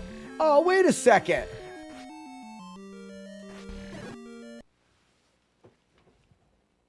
It's harder than it sounds in an hour. Joker, we used to do the 6-pack challenge around here. We'd hammer 6 beers in 15 minutes. 6 beers in an hour. Yeah, you're going to get toasty, but yeah. But I've talked about it before. We used to do an event every year we called Trout Camp. It was the first weekend of trout season. We would get together. The excuse was that we were going to fish. I don't like how this is showing numbers up here. Why are you showing numbers up here now? I don't like that you're doing that.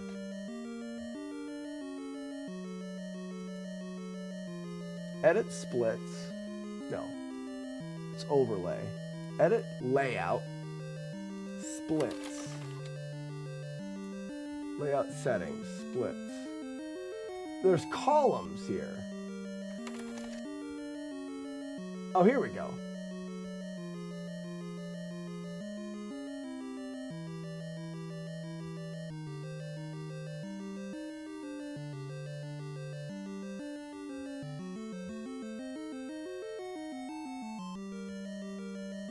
Remove column.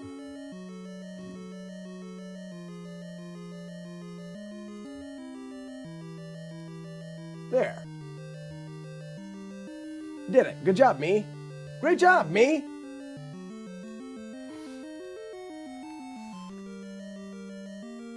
You just don't... But if the time is fixed, how do you speedrun it? See, that's a good question. That's a very good question. If it's to be done in an hour, then what constitutes the speed run? Can't do it faster. It has to be done in an hour. But I think if you did a speed run that adds up to an hour with a timer on the stream that goes off every minute, it could be fun. How is it a speed run if it has to take an hour?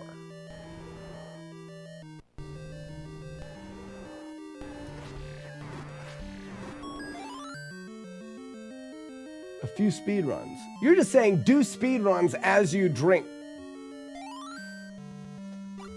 What it would be is how far can you get in a game? How far can you get in a game in an hour whilst having to take a shot of beer every minute? Right? Or do I still not understand? I've been known to not understand.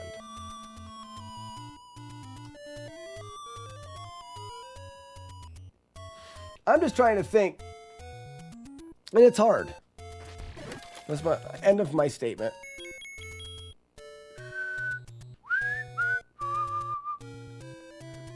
You live and tell the tale. I leave him alive so he can tell the tale of what has happened here today. Oops. Ooh, that did change it? No, it doesn't. It changes back.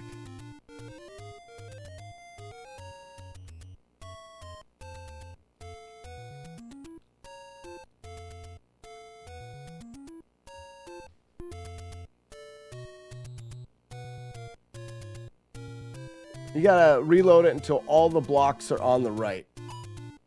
Like that.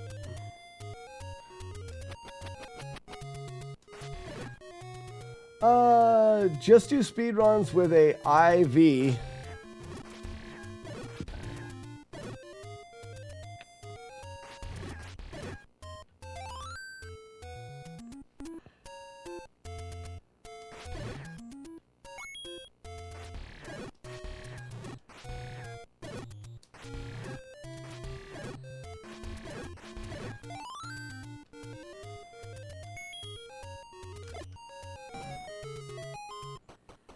PBR, set up a catheter. You're set. No need for pee breaks. I have to pee now just thinking about that. So I think it's about 10 shots of beer in one beer.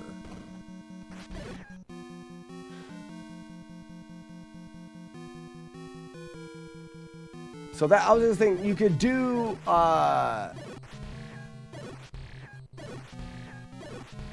but then that would only be 3 beers.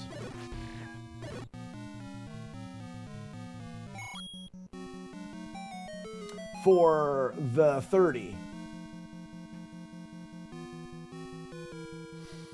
Zelda Hayworth, that's right.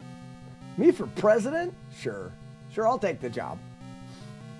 It might not take exactly an hour, but if it's a few runs you know, and you marathon them, if you finish the runs in under an hour, then good job. It's 8 shots in a beer. Okay. Still, if you took a shot of beer for every boss fight in all 3 Zelda games,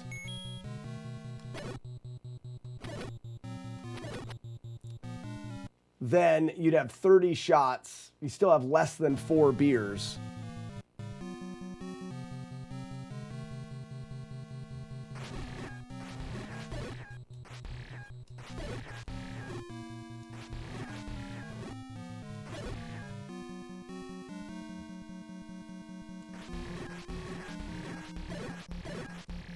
You could do double shots. got some double shot glasses. That's 3 ounces.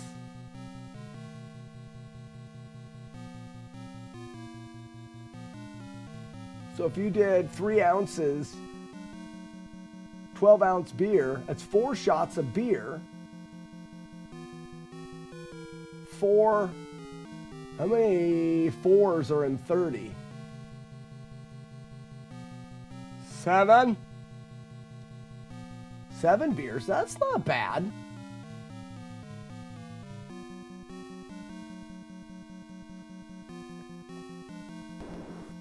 Then you do all 3 games as fast as you can, having to do a double shot right before every boss fight. That's more doable. Uh-oh, this isn't good.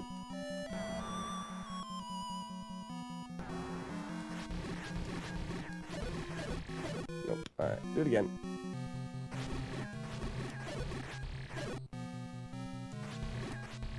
That's one that you would reset. You want to change to the whistle here. And I forgot, you want to actually let this Petra move a little bit. If the Petra moves to the left, you need to reset the room. So we stand in the doorway. Petra moves right, we're fine.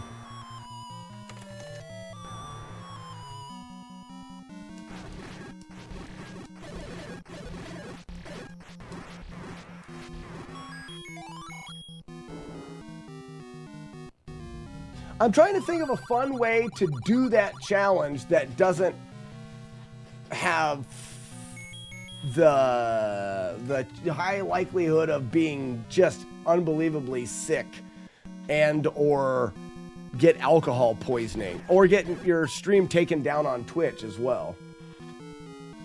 What does the whistle do there? So Ronjo, those Petras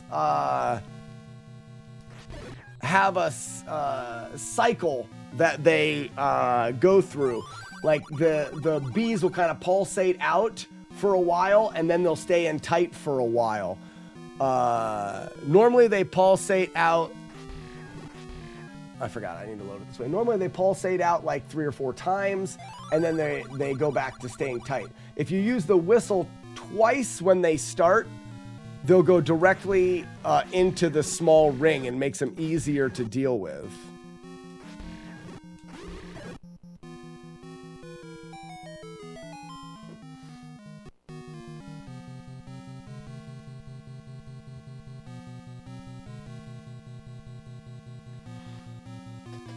Just open it and go through.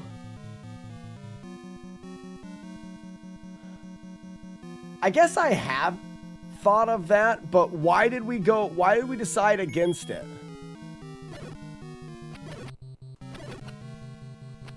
Ian, I'd like to look at that again.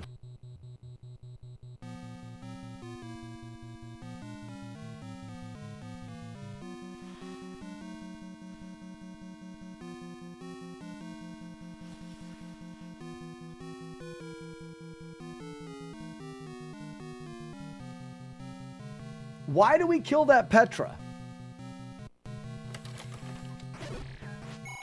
Does anybody know?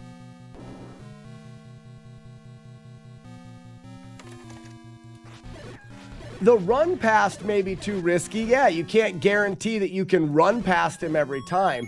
But if you sat in the doorway with the whistle ready and you wait for him to move to the right a little bit, you could whistle twice to make him tight and then run in the doorway.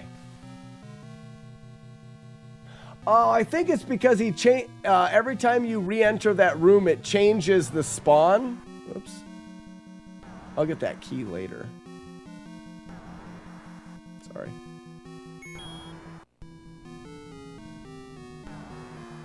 So here's the manipulation. So if we watch, he does spinny winnies. See how long it's doing that wobbly spin? And then it'll go to straight. And then it'll go back to wobbly spin. It cycles, but the timer continues to run even when you're whistling. It's easier to hit when, and this one's different. This wobbly and straight. The other one is big, pulsating, and then small. But still, it's the same concept. It's a timer that switches. One of the bees on the outside is the one that controls the timer. But you'll notice if I let him go wobbly and I use this twice, he'll go directly to a straight circle. I got too close.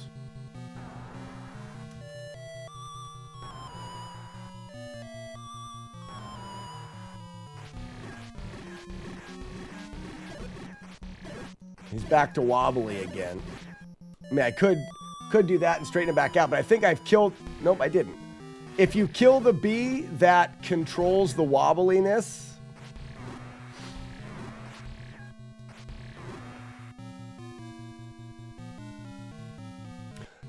Does fire affect those bees?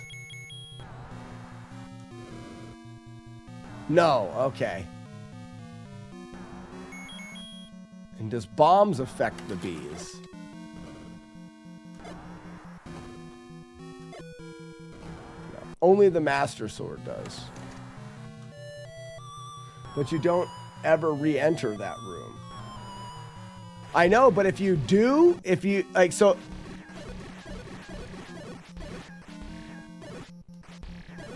The room that you're talking about, Ian, you can't hang out in the doorway and be safe. So for example, if the Petra starts out in that room and starts to move left, the pulsating bees will hit you in the doorway.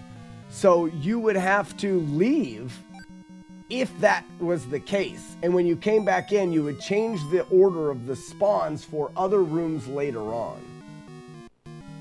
That may be why. All I'm trying to do is deduce the reason why we didn't do that. I'm sure that that was thought of before. I know that you can't guarantee that you can run by it safely every time. We'll look at it again.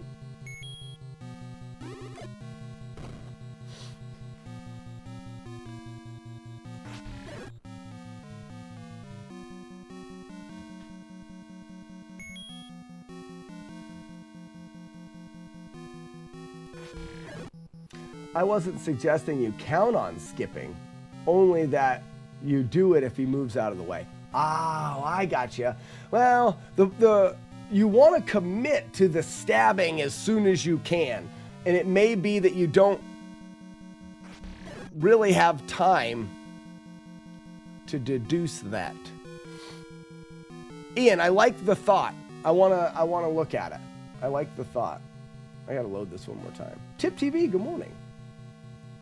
And have fun. Don't tell me what to do. Thank you for the GL, though.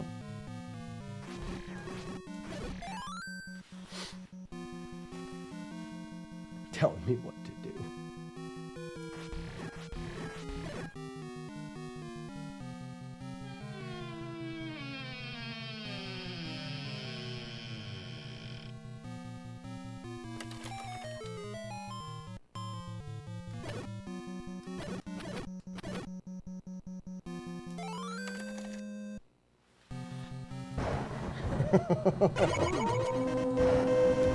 You know my mom, Weeblo?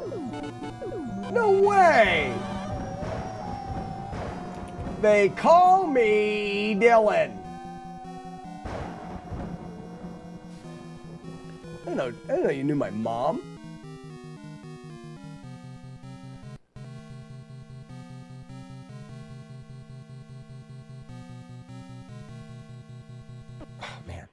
So this is a problem in the run is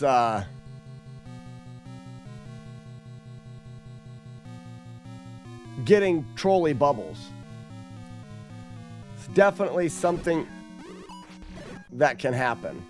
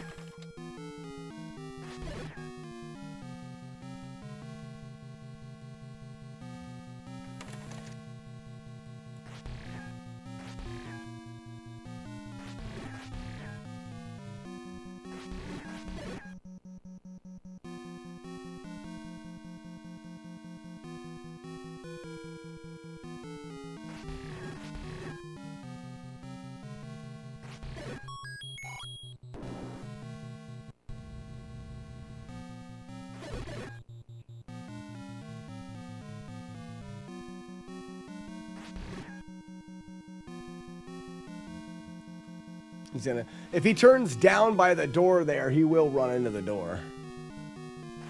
Oh, I forgot. We do that. And then when we reload this last time, we just commit.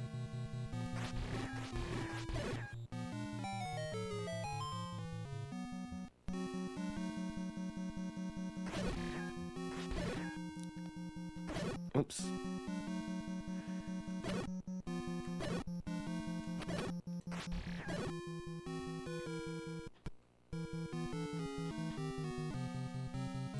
I don't think this is the same one, but I think it will work the same.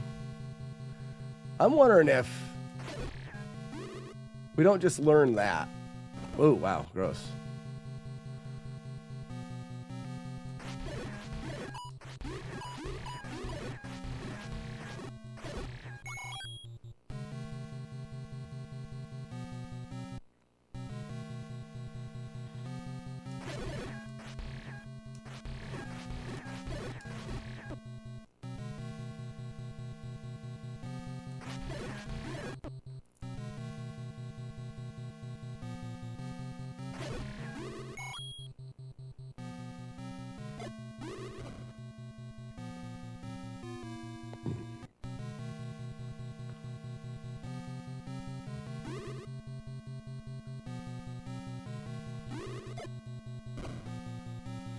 I want to rework that room.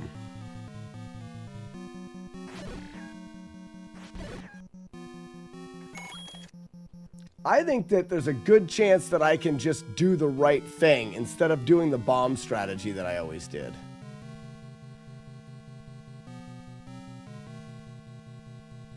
What's the NRB? What does that even mean?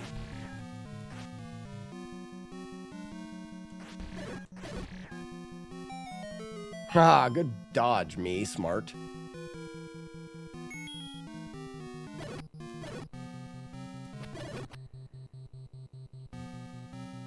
Now this one is important. Because we want this guy to be straight as soon as possible.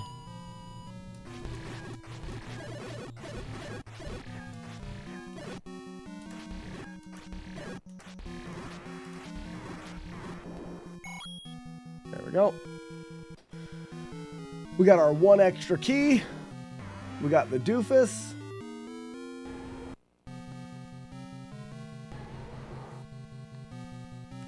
See if he's throwing a strike. Not quite. There's a strike.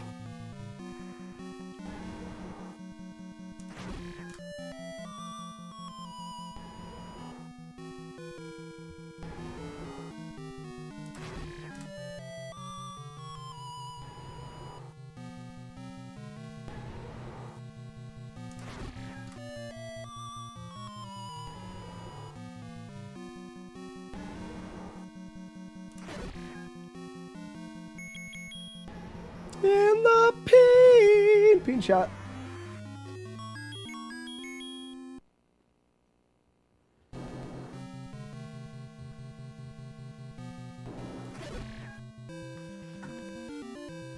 Can you turn on C. Ganon? I can, Staten. Would you like me to? I can turn it on. Just so you guys can see, I'm making him run in a circle.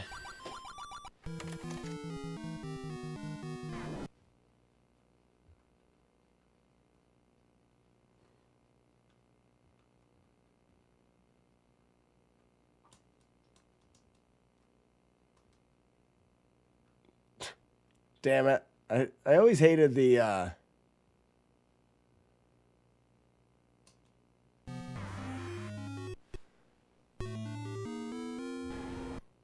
So there's Ganon. I dodge his first shot, and then I'm making him run in this circle.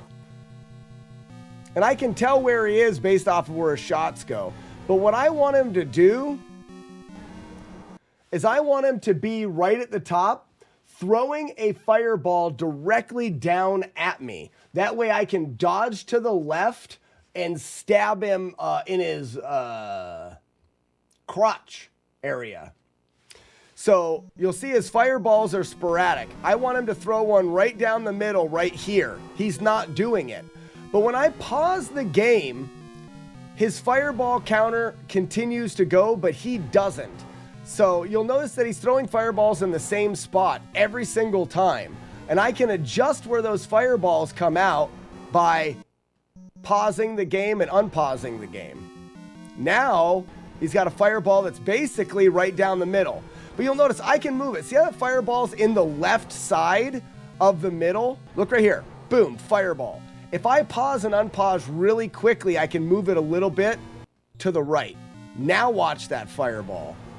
Pew! So it's a little bit to the right now. It's actually right there. So if I pause and unpause the game, I can adjust the fireball pattern in his movement. But now that I've got it going down the middle or getting a strike, I can go here, dodge, stab, use the whistle to keep him from teleporting. And now he's still in that pattern. Whoops, that was my bad. He's actually out of the pattern a little bit, so we can go ahead and get him to throw back down the center again. I didn't pause the right spot. The whistle timing is important to keeping him in the same spot. Whoops, my bad. I do it better when I can't see him. Where's his timing? Let's reset it again. There, that should be pretty close. Yeah, all right. Essentially down the middle.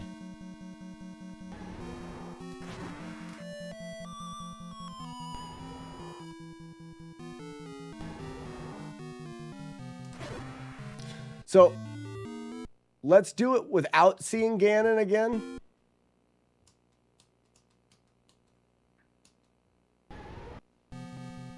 So there's the fireball. Now we're watching the fireballs. We're dodging him. Hey, that one's right down the middle. Nice. So I've already got it set up right down the middle. Sidestep, whistle.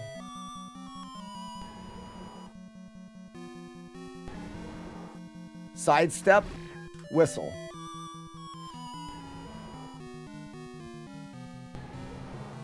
Sidestep, whistle. Ian, you should do an NES video on this fight. Oops, let's do it again. I missed him.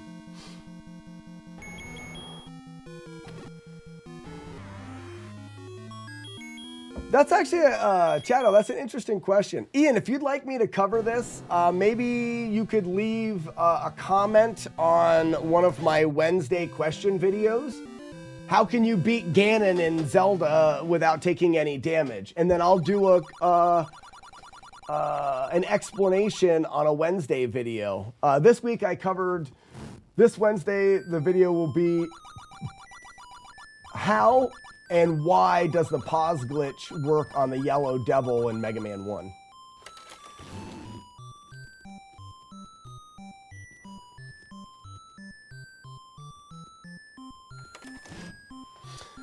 So, Chano, the whistle does some things. I do not think, personally, that the developers of this game planned on the whistle to be used the ways that it is being used, like by me or by anybody else.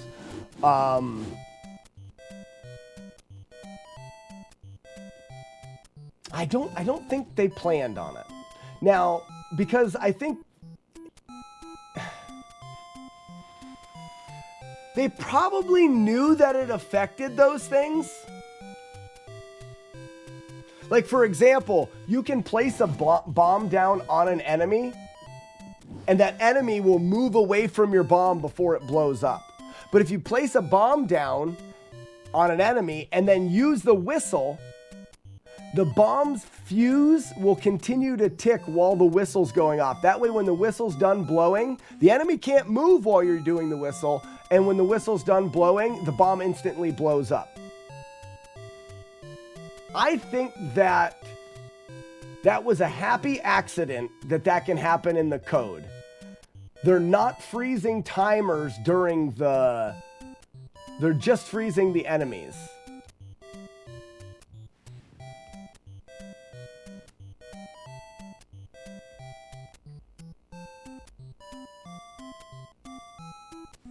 Yeah, Ian, it doesn't freeze. So essentially what's happening is there's different timers in this game.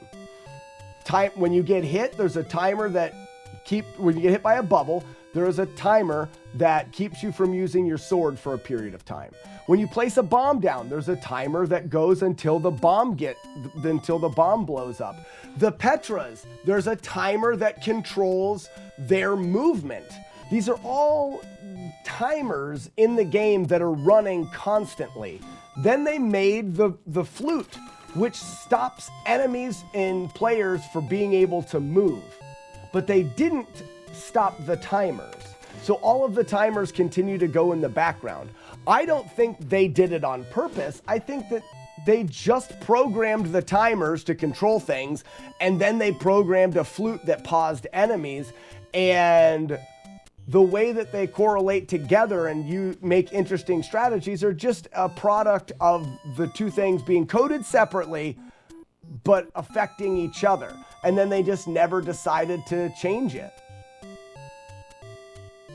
I don't believe they did it on purpose. I don't believe they're like, wait a minute, if we don't have the timer affect the bombs, then someone can place a bomb, use the flute, and the bomb would immediately blow up. I don't think that was a plan. I think it was a product of the way they programmed the game and was not breaking things in a way that they felt it needed to be fixed. I could be wrong, though. This is just speculation.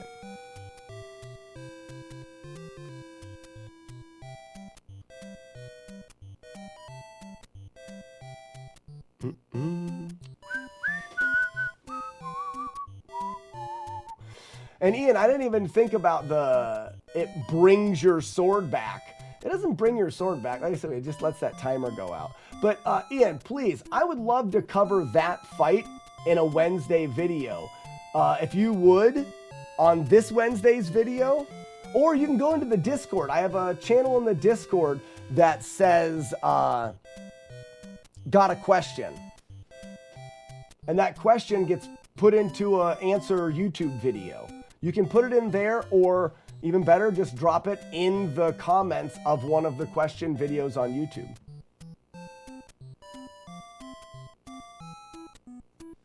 Keyboard Cowboy says 2 people working on something at the same time. They don't talk to each other, and we end up with this. One person was programming the timers in the game, and then the other person decided they want to. I don't know if there was that many people working on the programming of these games, though. Either way, it's a neat little trick that we use there at the end. I need coffee. And to warm up a little bit. I'm still chilled.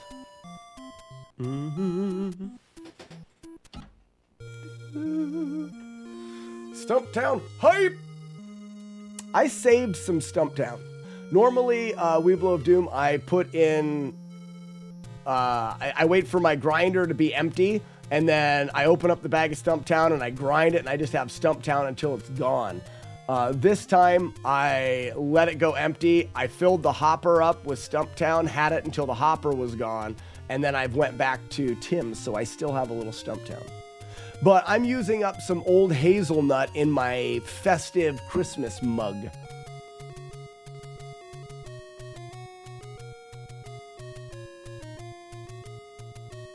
Really, Spiffy, the no damage, because I do have a... No, the more you know I have is just doing this. Just mashing.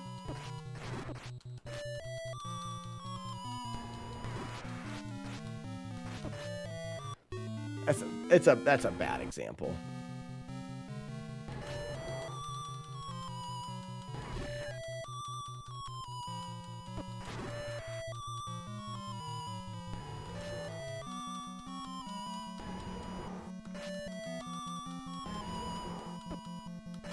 I don't know why I'm not able to do it. Because if you use the whistle mashing A and B together, you'll hit him, whistle, and keep him from teleporting. And that's another timer. What happens is when you hit Ganon, the game freezes Ganon for a period of time and then tells him to teleport. What happens is you stab Ganon, then you use the whistle. The game freezes him for a period of time, tells him to teleport, but you've whistled, which you froze everything. Then after that, the whistle runs out and he has not teleported. It's still a manipulation of that.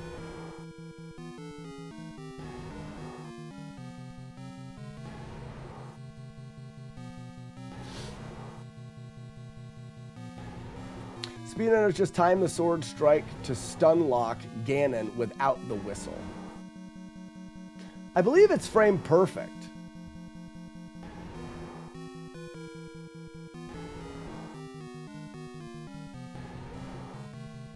So what they're doing is they're stabbing on the right frames to keep him teleporting back to the left side.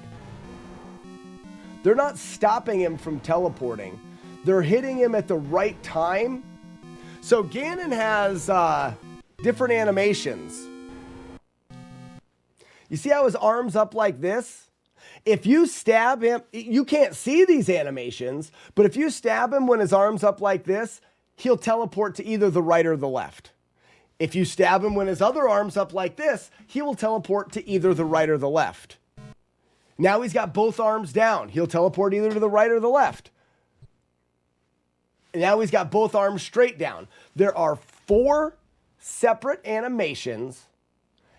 Each one of them corresponds to being teleported to the right or to the left.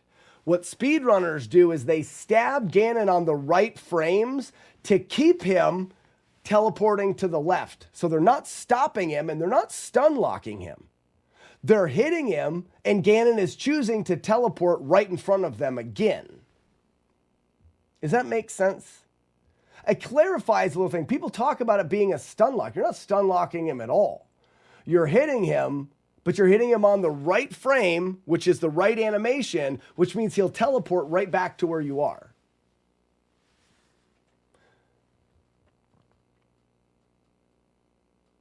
I downloaded the Buffet ROM and practiced Ganon fights yesterday. I got the pattern in a good bit, but not all the time. But only when he's in the top left corner. So Tony, when you're speed running, or even me, I always spawn him in at the same spot. You spawn it. You can choose by the way that you arrange and how you do the rest of the palace. You'll always spawn. Speedrunners want him in the top left corner. Because what they do is they come in.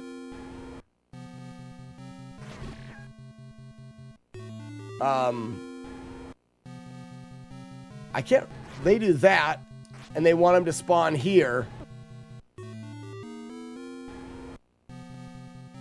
I can't remember if they do this. Where's the first hit is here, as quick as possible. Oh yeah, and then they go straight down.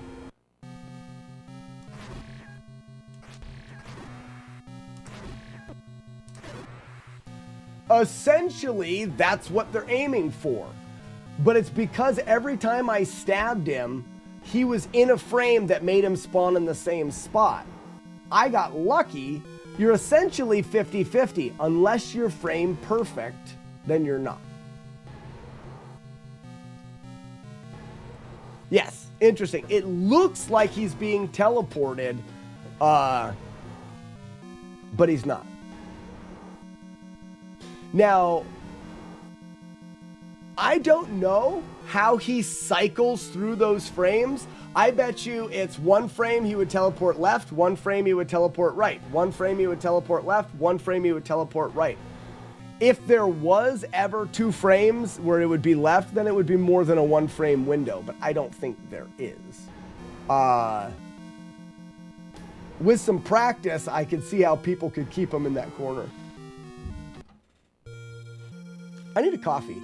But please, Ian, write a comment in either last Wednesday's question video or this Wednesday's question video. This Wednesday's question video is here. This is the thing. You can defeat the Yellow Devil, Mega Man. But it just talks about how the pause buffer stun lock. This is more of a stun lock, but it's actually not a stun lock either. But how this works and how you can defeat the Yellow Devil. This will be next week's, or this coming Wednesday. But if you want, that'll... Oh, I did the wrong ones. If you want, that'll come out on Wednesday, and you could leave the damage, the Ganon thing in there, and then I'll do that on the following. You put the question in Discord. That works perfect, too.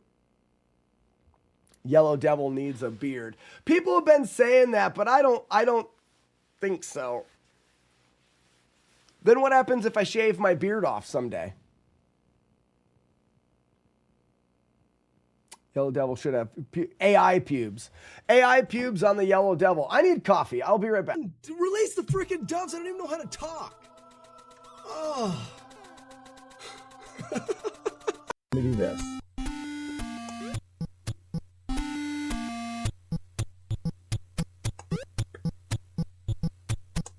Okay, I gotta remember how to do it. Oh, it feels so weird. That's what she said. Stop hitting start. Okay, so...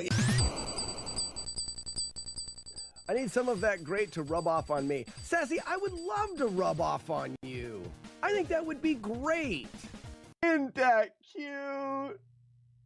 That's nice. That's love. It's a love story. Isn't that nice?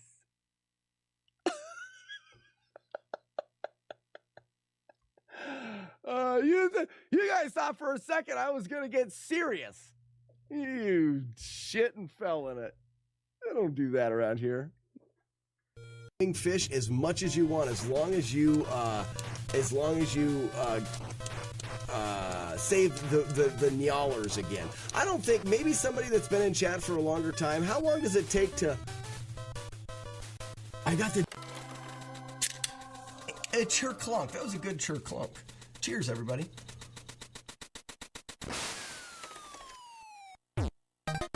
Last time.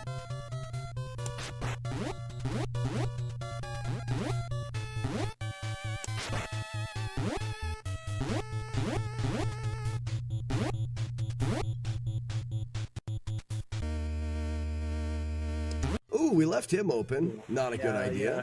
I wasn't watching that guy. He looked fat and slow, but... Oh, staring at the backdoor violation. It's the worst. Catch you later, Warlord. Bada-boob. Bee. I like boobs, and so do you. We are both the same. Boobs are great, and butts are good. I think they're both the same. I like boobs. This is a song in the making. It's not good. It's not good, but there's something there.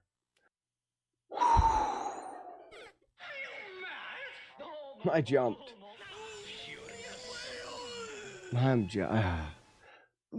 Watch it back. You can hear my finger hit the button. I jumped.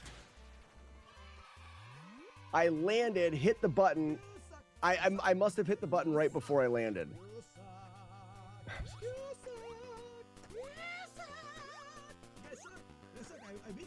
You're that close to the dragon, it can't throw fireballs. It tries to throw them down, but I believe the sprite hits itself and the fireballs disappear. Once it opens its mouth, it's thrown the fireballs, it can't hit you. You jump up, do a double stab, another double stab, another jump and double stab, and then you stab it on the way down. It's almost a guaranteed no-hit fight. There are some things that you can do wrong, but it's pretty easy with some practice to get. Actually, that's not a very good evil laugh. We get a good one.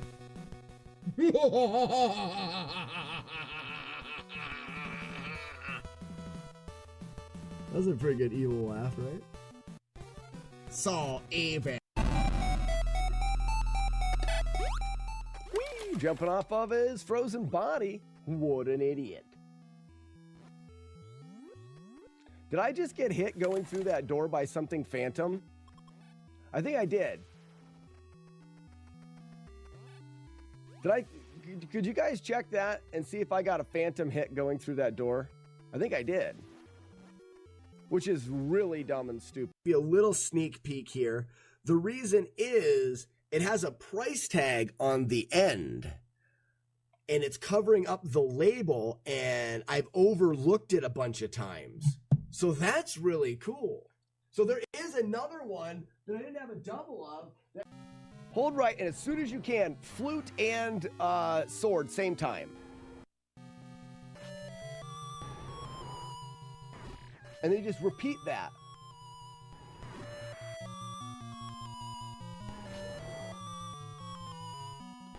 While the stupid idiot poses in front of you like a loser. Free! We did it! We found a... And we're back. So the question that we had before we do the next one, I remember my dad shaving his mustache, freaking you out.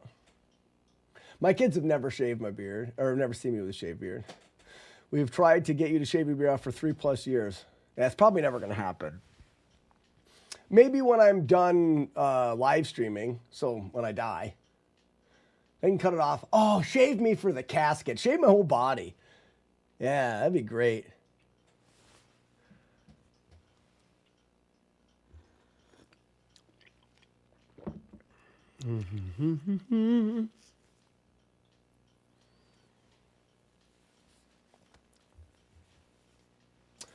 So we were considering whether or not we should do the upper decker. So let's do a run. Let's do a playthrough. Hot farts with the upper decker. You fight with the strength of many men, Sir Knight. Why is this giving me the timer now? Hold on.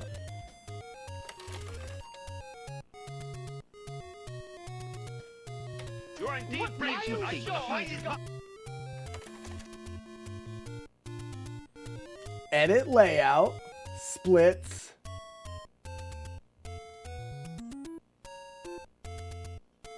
Remove column. Remove column. Okay. Okay. Save splits. Save layout.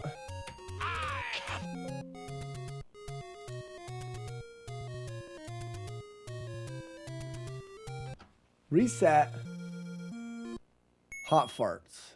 Then you shall die. Good.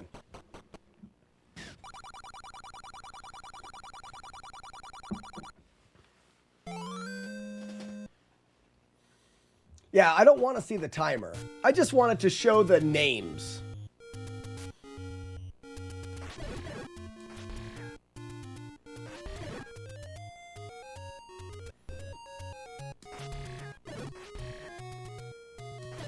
Yipe!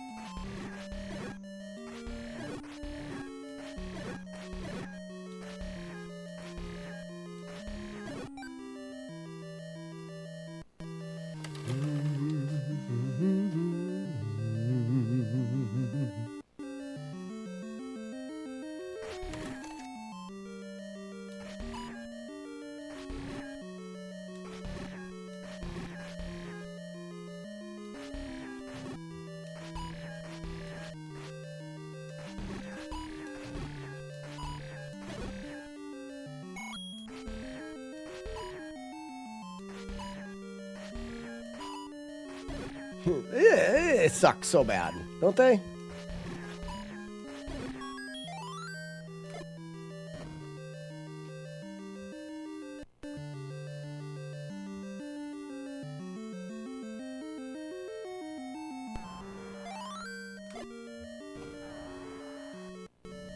First reset's chompy.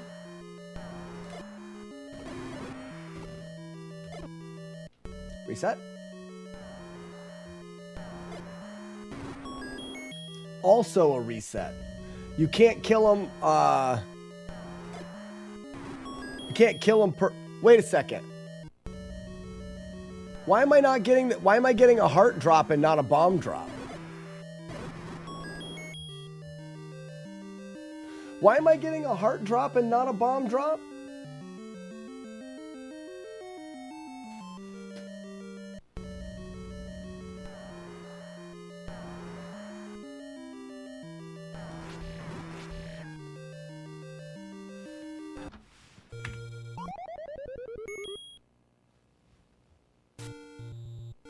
I'm very confused.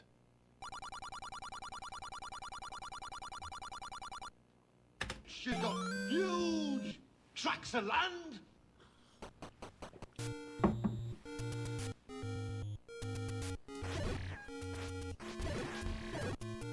Because that should be a bomb drop.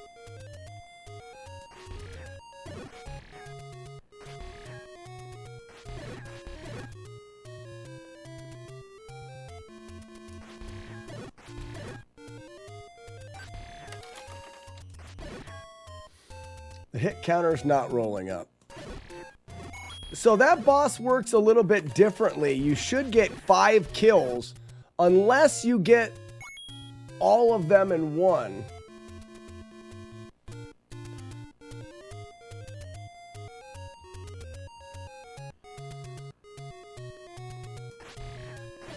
I think what more than likely happened was in the bubble room, I get,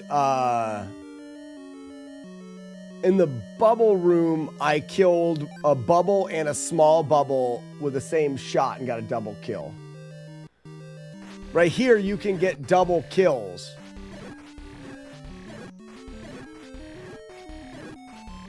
That's why I normally try to kind of go a little slow so that you're never killing 2 at one time in here. It'll affect your kill count.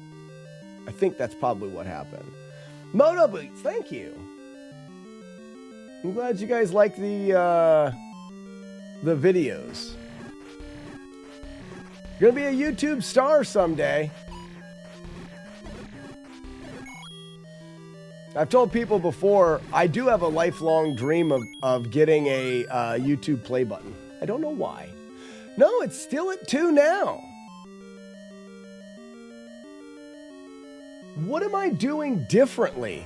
This is exactly what I've done all of the times before. Oh no, there's the bomb.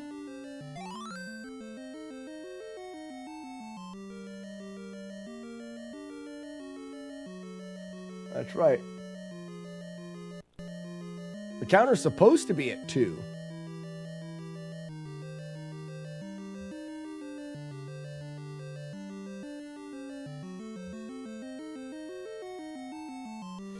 The strat with Flashman really helped. Well, next week is Airman, and it's the hardest one to explain. I hope that works.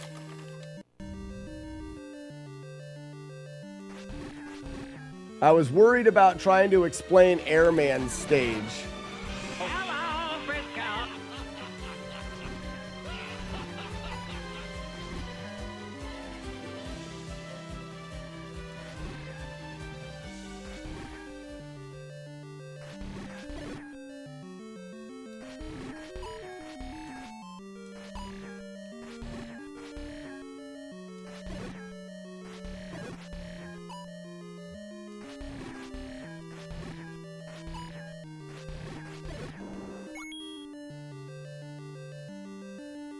Well, so guys, if you land a direct hit, You're right. It won't count as the same amount of kills. The problem was I was getting a heart drop when I got a drop, not a bomb.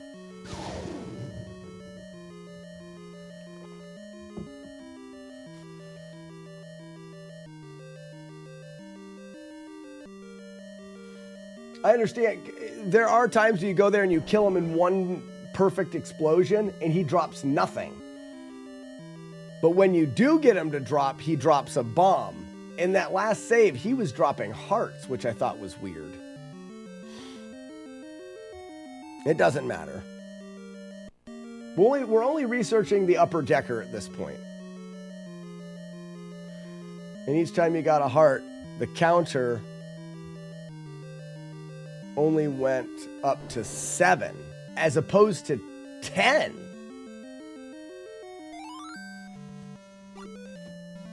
I don't know what's happening there. You know what we should do?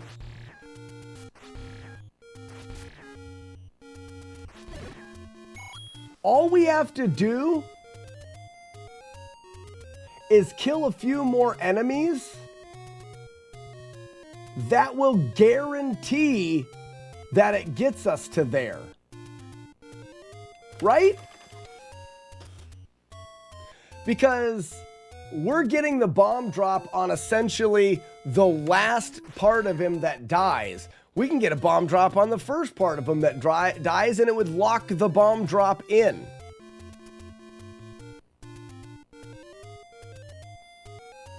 Am I right? Yeah, I think so. We'll try that next time as well. Right now, we're just talking about the upper decker here. I really want to do the upper decker strategy. That way I can say, gonna do the upper decker. Gonna get the upper decker. Just to be able to say that.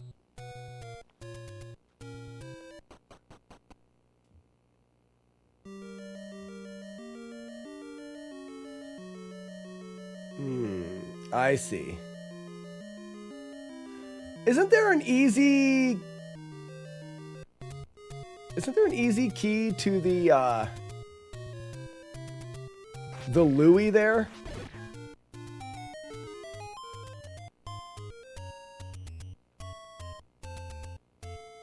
I think it's a room full of bats. I don't think I want to do that.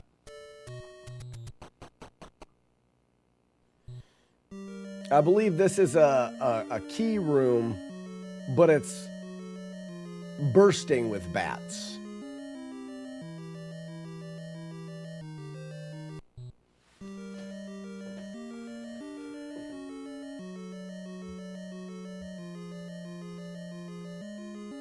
Keepers. So Tony, what I'm getting at is, I don't want to kill you. I need to go faster there. Is that I want a bomb drop from that boss, which means I need to kill the 10th enemy with a bomb to get the bomb drop. I've got it set up where I need the sorry, I'm not mad. I've got it set up where I need the last kill, the maximum amount of kills from that boss to get 10 enemies. If I kill a few more enemies before that boss, then essentially the third kill on the boss would give me the right amount. But then it would put me off. No, I'm going to keep it. I'm just keeping it. I am just keeping it.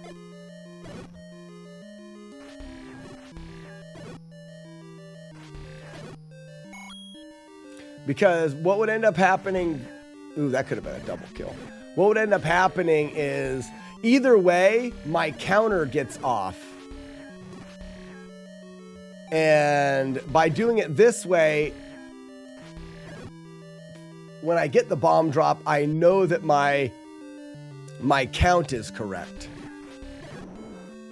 We kill one bird there, one bat, that is.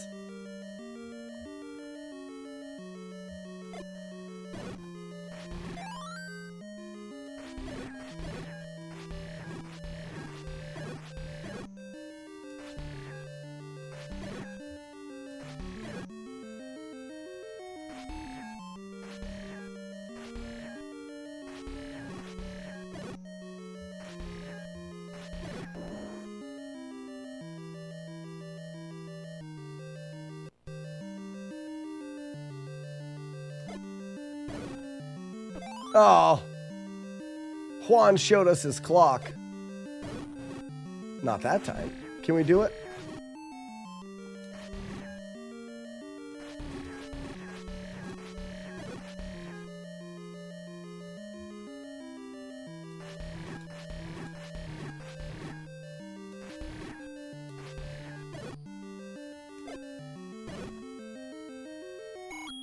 So that's the room without the clock. How long are you planning on practicing? So we only have a couple last things to work out, PLB. I could probably start doing full runs soon.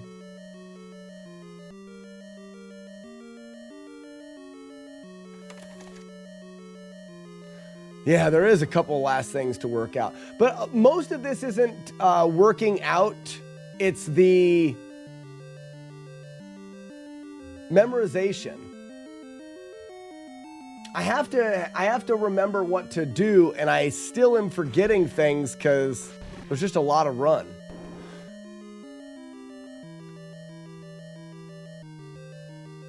So here's the upper decker. Well, it's up here.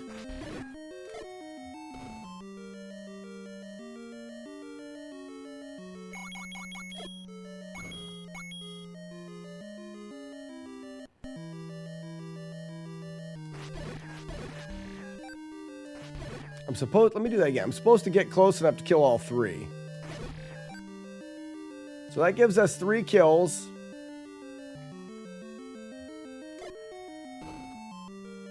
Now by doing that, we have to kill everything in this room with bombs. Great. There we go.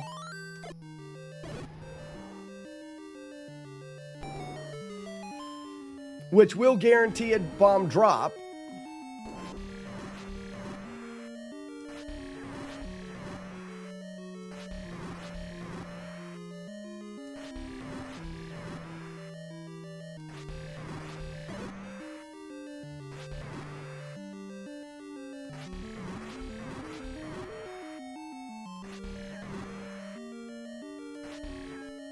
Oh my god. Oh, I hate it.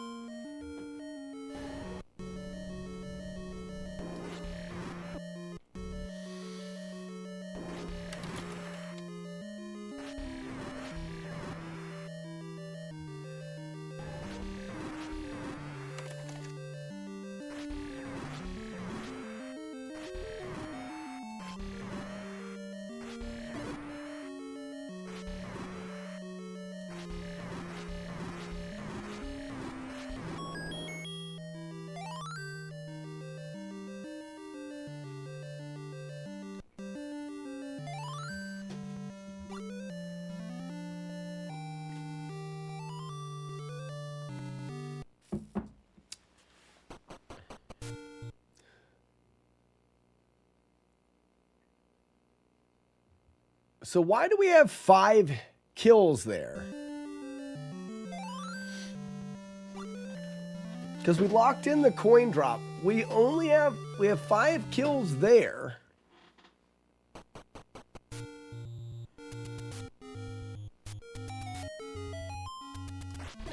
It's 5 is 6. 7.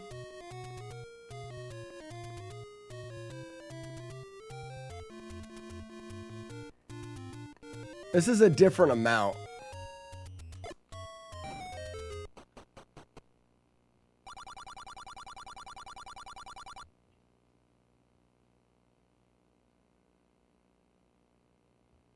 I think the upper decker just throws everything off. Look, you stupid bastard, you've got no arms left. The upper decker throws everything off. We're not doing it.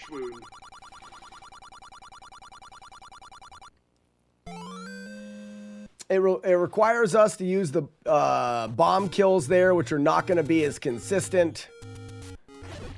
It's only marginally funny, you know.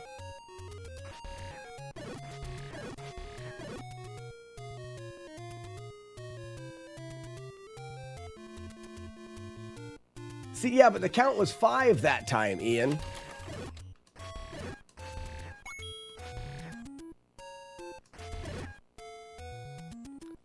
I thought it should always be 0 ending.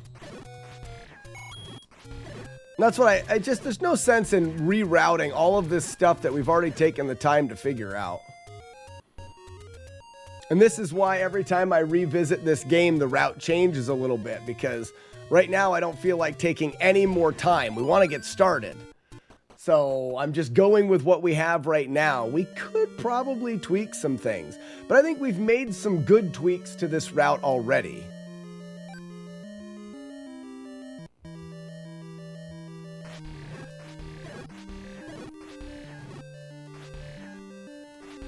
Oh, and nothing was locked. Okay.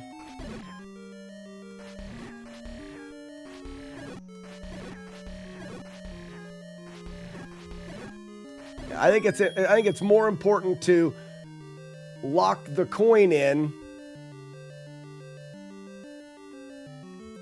Chimetia? Wait. Why? I want my brain to work better when it comes to reading. I just did a video answering a comment on YouTube, and when I was recording it, I couldn't confidently say the person's name, so I didn't say their name because I'm not smart enough to say names right and do words correct. Stinking wish I was smarter.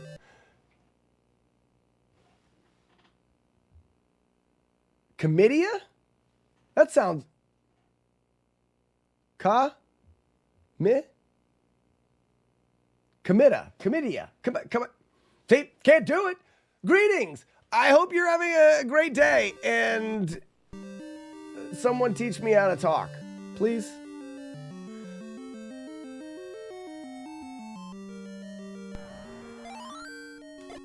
Kai Meaty. Kai me. Not even close, but it's all right. No, it's not.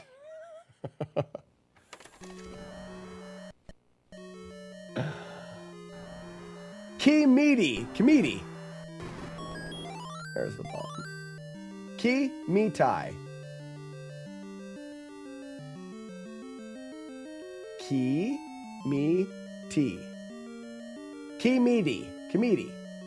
But I don't know. And how do you guys know how to say it? What makes you, wrong way, what makes you guys so smart? Comedian. Wrong way again. Kimiti. Comedi? That doesn't make any sense.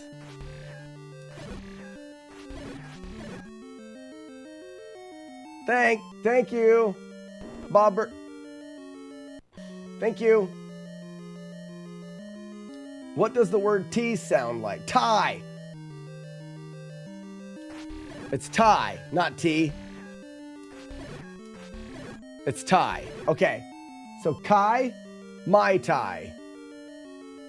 Me Tai. Kai Mai Tai. Kai Me Tai? Kai Me Tai. Really? Ah, man, I wish I was smarter. One day. Oh, look at the size of his clock. Wow, glorious.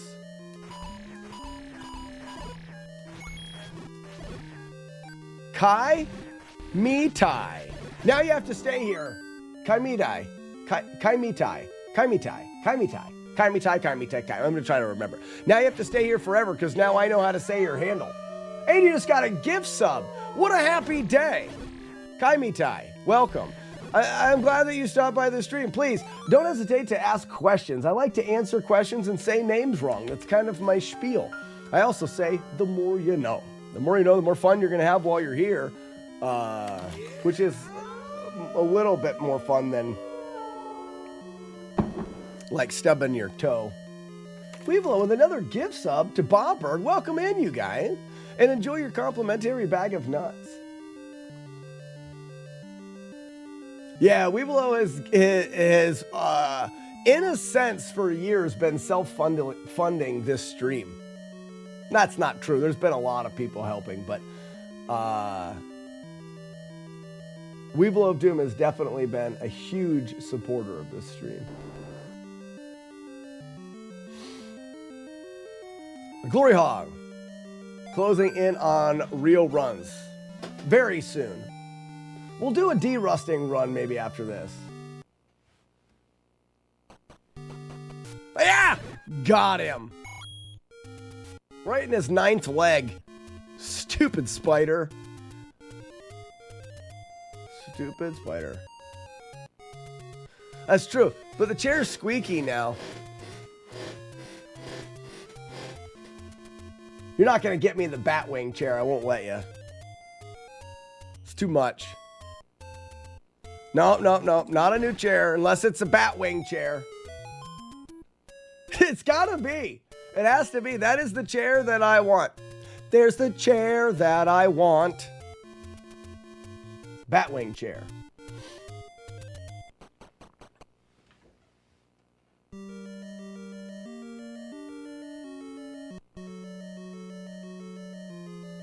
Whoop.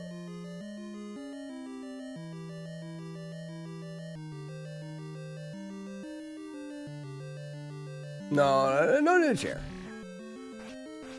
I can't believe the specific design of Batwing chair that I want is thousands of dollars.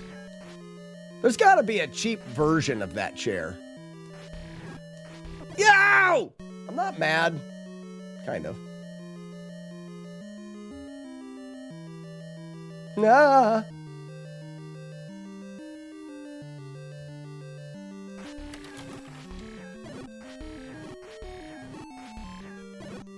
See, I'm already starting to rush the runs. The practice, that is.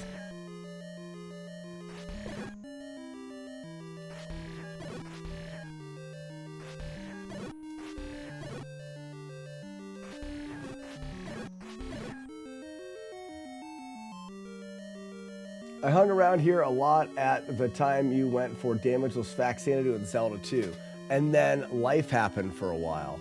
Really? Those are like the glory hole days. Glory days. No hole. Those are like the glory days. No hole.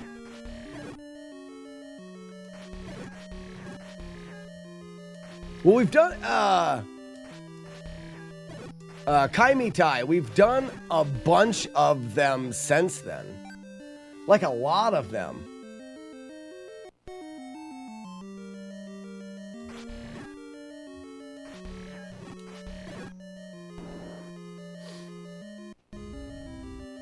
Yeah, this, we're actually doing Zelda 1 to celebrate our 50th game done in the FlawlessNES or the Damageless challenges. 50 games.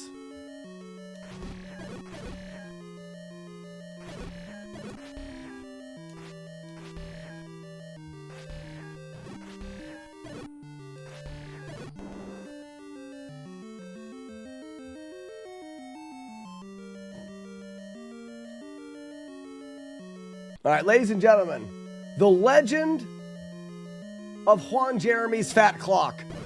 It's true! Damn it. Still got hit. Let's see it again. Oh, it's true. The legend is true. He has a giant fat clock. Oh, Billy.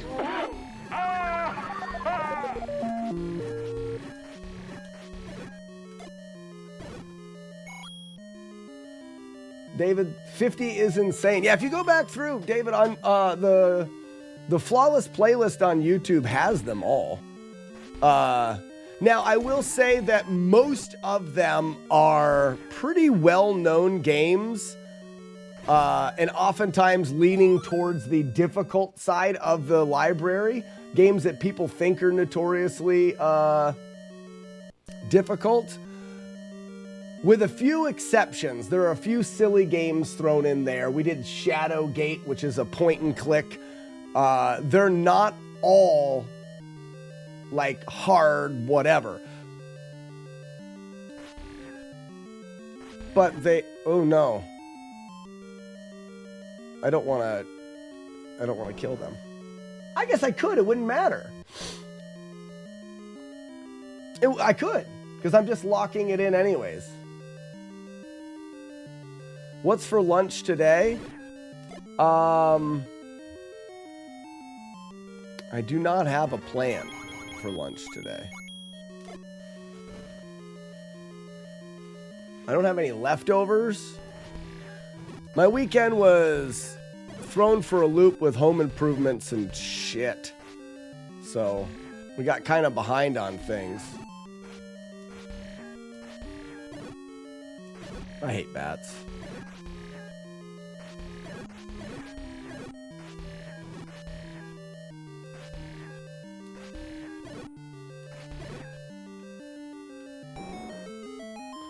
So will Zelda be 50, or are you at 50 with Mega Man 2? I think Zelda is 50.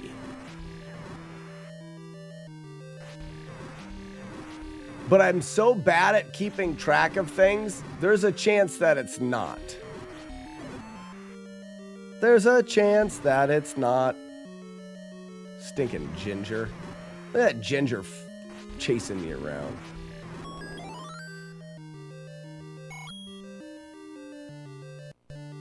Thick cut ham. I think I'm going to slam between two. Got it. I'm doing a tuna melt. Oh yeah, I'm doing a tuna melt. I wanted one the other day. We talked about tuna melts. I was all excited. I never got one. Tuna melt it is. I've got all of the right ingredients. Yep, open face tuna melt. Mm-hmm. Get dead. 3, 2, 1. No look.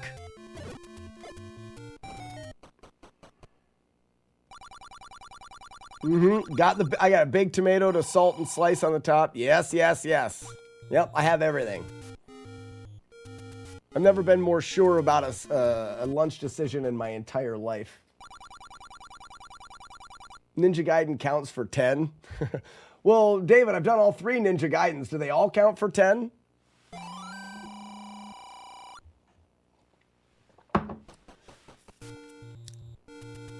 I even have some sweet bell peppers. Hear me out. I've got some, you know, those like the yellows and reds, and you can get a little package of like the mini sweet bells.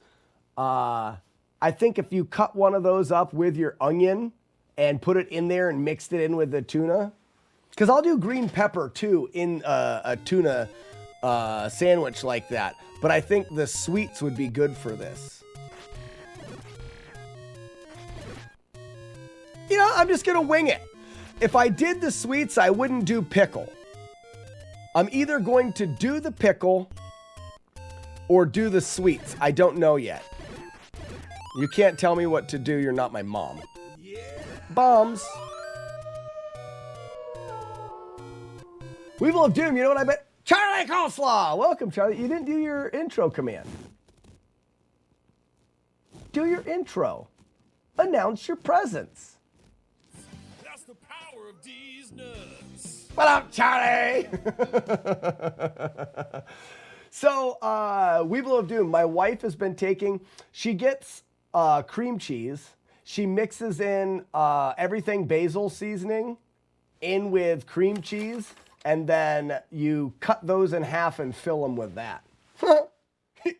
Yes, she does. Yes, she does. And it's worth it. Yes, please. Who's sick? I hate being sick too. Who's sick?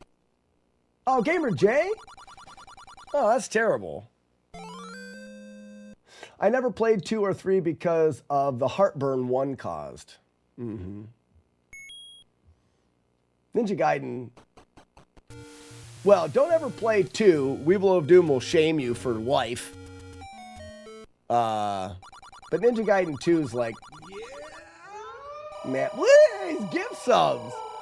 Weevil of Doom, thank you for another gift sub to Jay. Gamer Jay, welcome. Hopefully the gift sub makes you feel a little better. Offset. Listen. Nerds! Dirty Nomad, good morning, welcome. Yeah, those, you know what else I was using those for? Hear me out. This is a completely different thing. Haha! Got him. Double got him. Those sweet peppers, I like to take. I don't know what got me stuck on this. I've been doing whole fat Greek, another gift sub, Weevil of Doom. That's like 5 of them today, right in a row. Thanks, bud. This is what I'll give you for that. So there's something about whole fat Greek yogurt. There's something about a tang of Greek yogurt that I like. I don't like it with sweetened stuff because I use it to make like dips. So I take whole fat Greek yogurt and bacon bits. Put them together. Go a little heavy on the bacon bits. Treat yourself. Not the crunchy bacon bits, but the bacon bits that are more like dog treats. You know what I mean? Like they're a little chewy bacon bits. They're bigger. Okay, we're past that. And then you take a good dash of pickle juice because a whole fat Greek yogurt's too thick anyways. So you're going to take a dash of pickle juice to get it more of the right consistency. And then you get a zing from the pickle juice, a tang from the Greek yogurt, bacon bits. So we're on to a good start with that. And then you go to, we get a shaker of ranch seasoning. It's like ranch dressing, but it's in a powdered form. And you can make your own ranch, but you could also you could use it to season different things. It's like a ranch seasoning. I don't know exactly what it is. We have it in the cupboard. My wife buys it. I sprinkle a little bit of that in there as well. Yes, powdered ranch.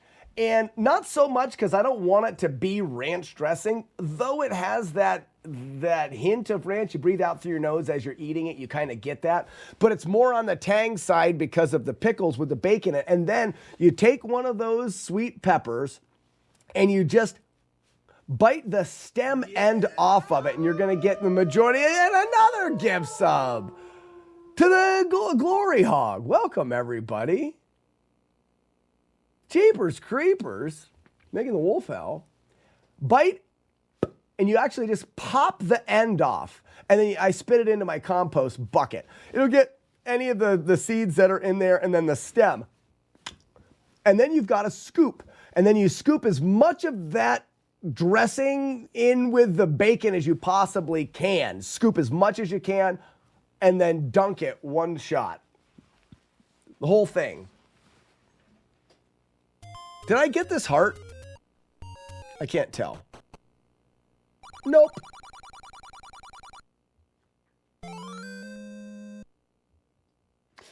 Yeah, Weevil onions would be perfect in that as well. I don't normally have chives lying around. 10% milk fat Greek yogurt. I don't know what the 10. I do whole fat. Why is that 10%? Like what is the percentage of mine? I go for the one that has the most fat in it, the creamiest one. Seems like it would be more than 10%.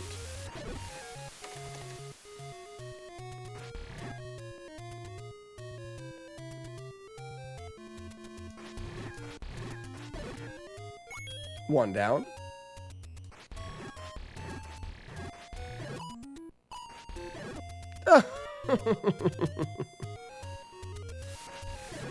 Yes, super creamy one. Can I just sit here?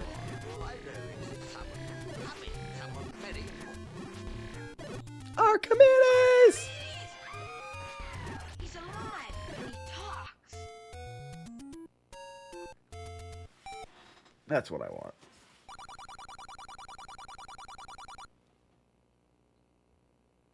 What did Lock and Kane say that sounds delicious? I use that ranch seasoning on roasted vegetables like carrots, cauliflower, broccoli. It would be.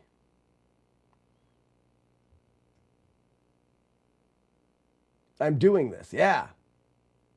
It is noted, and it is so. And it shall be so. What's good this morning?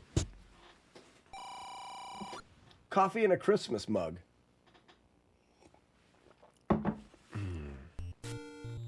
Not having burning diarrhea. You know what I mean?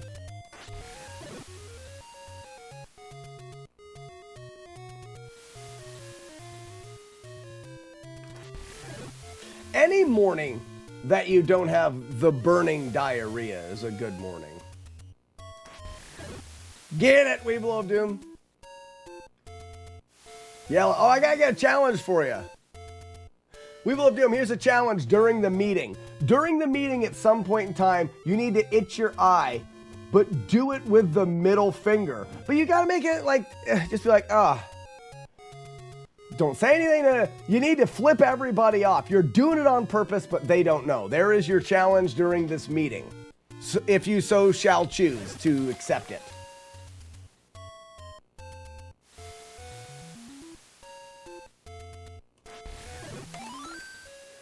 So have y'all scheduled a Slack Weevilo face-off yet? I'm a 5-year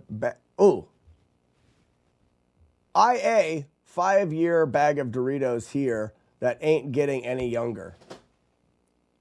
None of those words make, I don't understand them. So have y'all scheduled the Slack/Weevilo face-off yet? A 5-year bag of Doritos. That's what gets me. A 5-year bag of Doritos. So Spiffy, you, a 5-year bag of Doritos here that ain't getting any younger.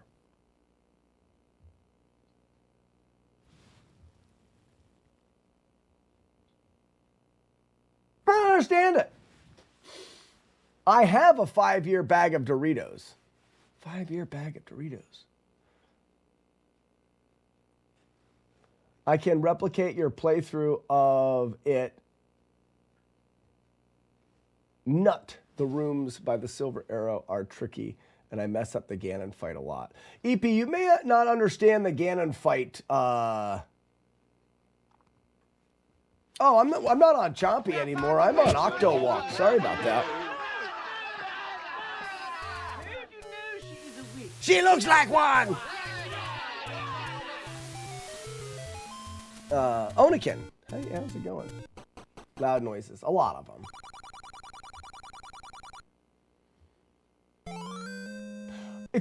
I know what you're talking about, Spiffy. You're talking about Weevil of Doom putting his money where his mouth is.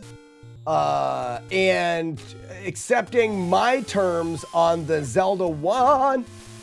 Give me your bloobs. The Zelda 1 competition. He seems to think that he can do Zelda 1 easily without damage and states that he will do it before me. And my punishment if I lose is that I'm never allowed playing Zelda 1 on the live stream ever again. But my terms for him is that he has to get a tattoo of Hulk Hogan riding in a Jeep that says Jeeps forever, brother. And he won't accept my terms.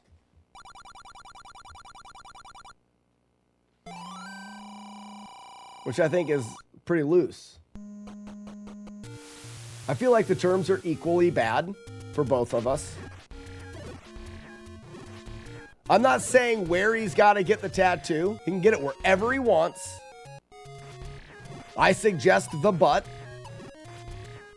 You want to get a tattoo that not everyone sees? Put it on your butt.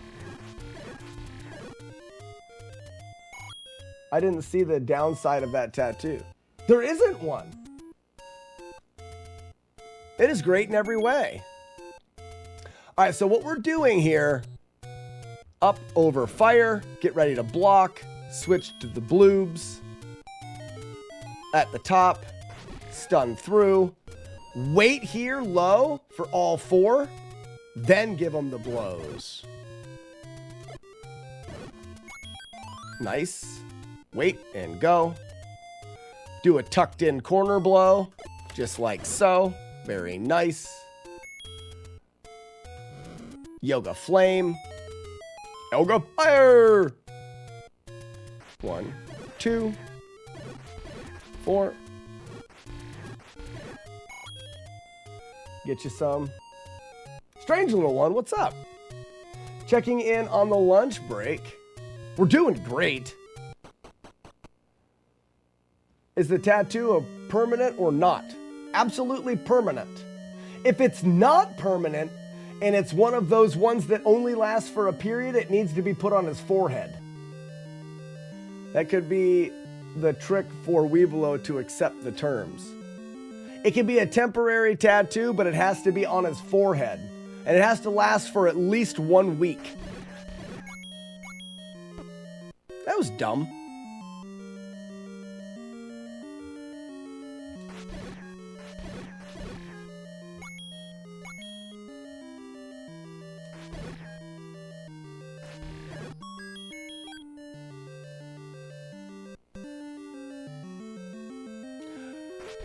He just likes to talk a big game about how good he is at this game, but he won't back it up.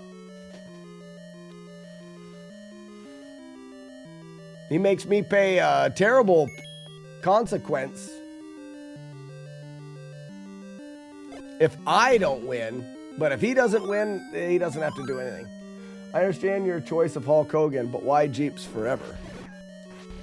So there's 2 things that Weevilo really, really hates. One is Hulk Hogan, and the other is Jeeps.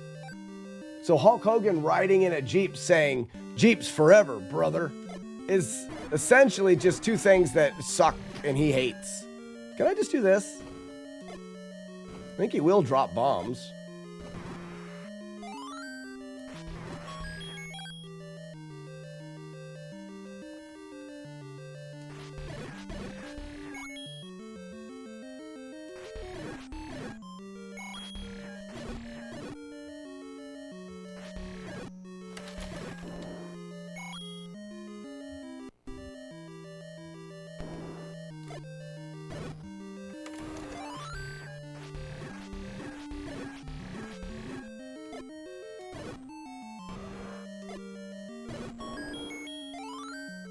I have witnessed his rant on Hulk Hogan.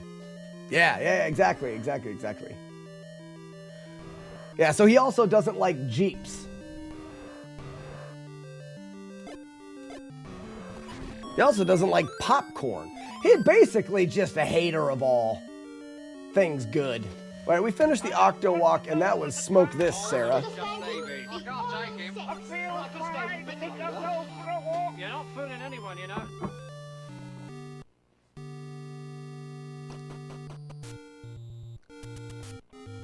We have to leave this guy alive to tell the tale of our great destruction and prowess. We're gonna come on over here to Arby's. We're here for the shield, not the meat, but we'll be back. We'll be back. Hey, save some for that meat for when I come back, okay?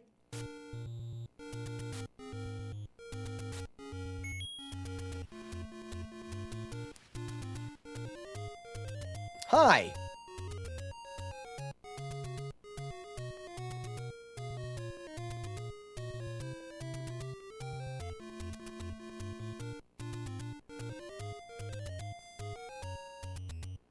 Hadouken!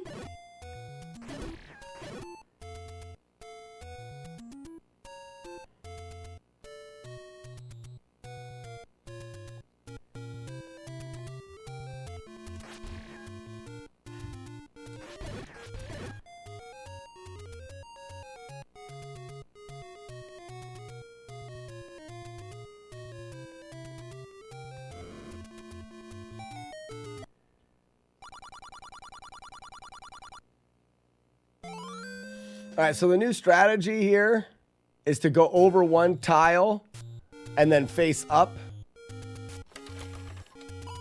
and then kill.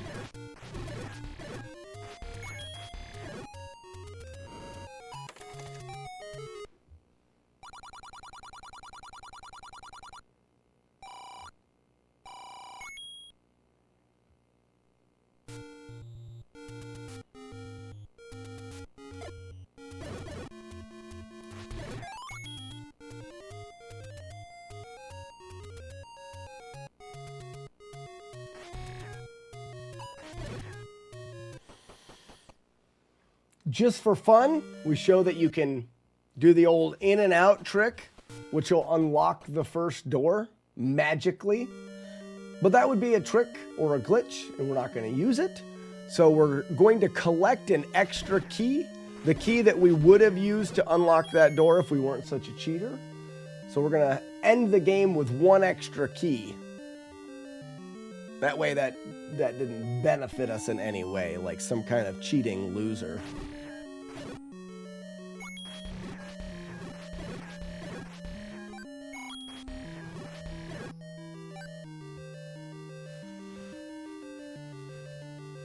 If you know what I mean.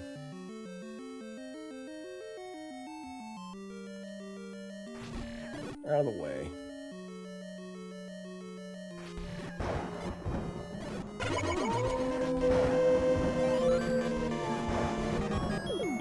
What up, Jagard?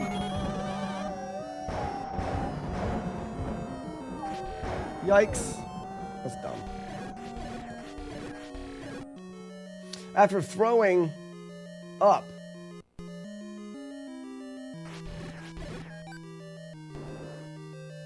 one tile over, then throw up. Got it. Yep. After throw up, you do the in and out. Yeah, you're tracking. Ooh, if I don't kill that extra guy, I think I get a bomb drop there. Maybe we'll get another one anyways. Nope. What's up, Courtney? Courtney, in my stream, Courtney, in my stream, Courtney, in my stream, Courtney. What's up, Courtney? Hey, Courtney. Hey, Courtney, in my stream, Courtney. What's up, Courtney?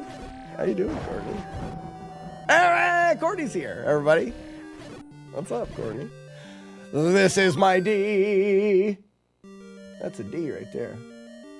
Just finished a 3.5-hour press conference, state championship 11 on Saturday.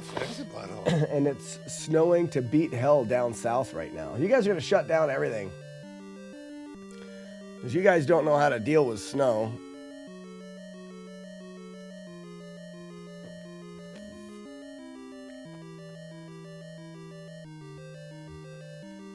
How was all of the announcing stuff? We've had feet of snow, burrito wrap, all winter. I mean, we got a couple feet of snow essentially at the beginning of the winter, and we've had it ever since.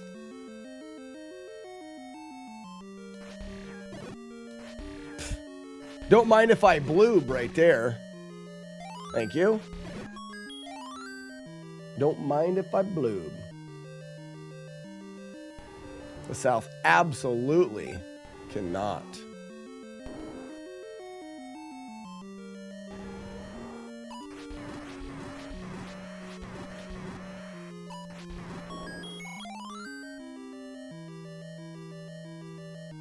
We just throw sand on everything. We use cinders. Is it sand? Kind of like sand. Death. All right, this guy here, we're gonna leave alive. We're gonna leave you alive, guy. You tell the story of what happened here today.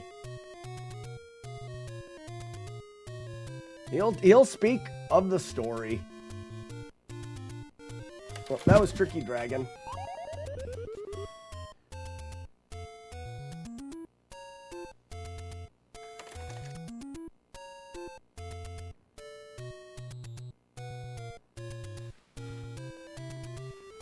They just wait. You just wait for it to melt. Just staying home. I like that.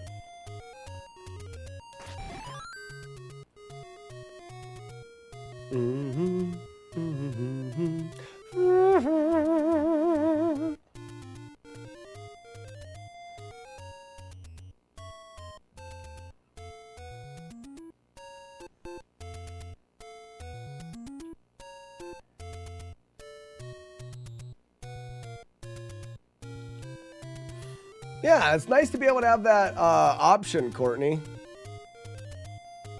I have all the food and all the stuff that I need. It can snow. I don't have to leave. Leaving the house is for idiot, stupid people. Going where the rest of people are? People are the worst. And when you go out into people on purpose, oh my gosh. Going out into people on purpose. You can frig right off with that. Stay home, cook chili, win.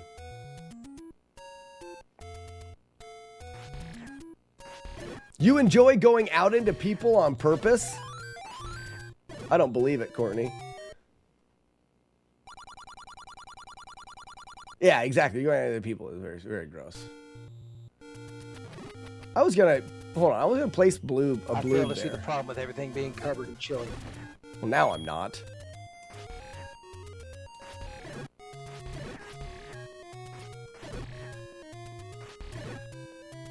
Hi, could you move, please? Thank you. So I'm going to be looking for a new AI automation engineer here soon. I'll do it. Weeble of Doom, let me do it.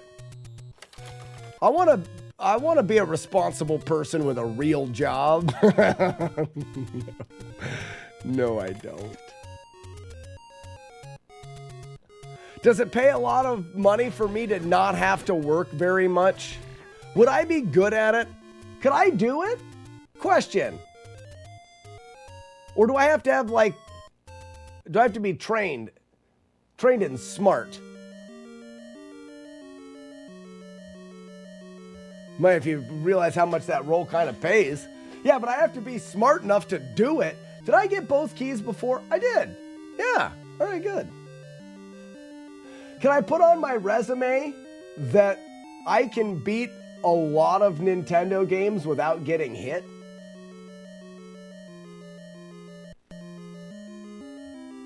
That's what I'll put. Where does the chili come from? It's a streamer by the name of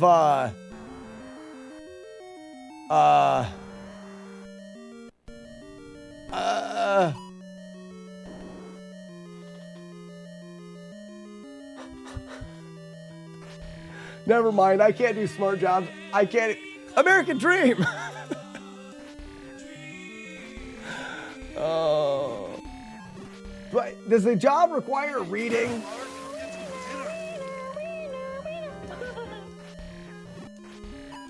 Some of my best engineers are homegrown thinkers without formal training. Well, there you go. Can I do it from home? Can I keep live streaming Nintendo games as well? I think my wife would like to not work at all. And if I could get something that makes her not work at all, she'd be happy about that.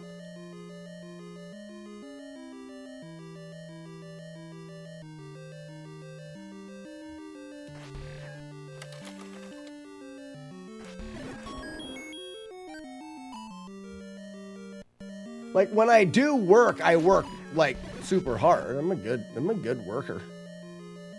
I just had to do a bunch of stupid work to my house this weekend and I did it. Different kind of work.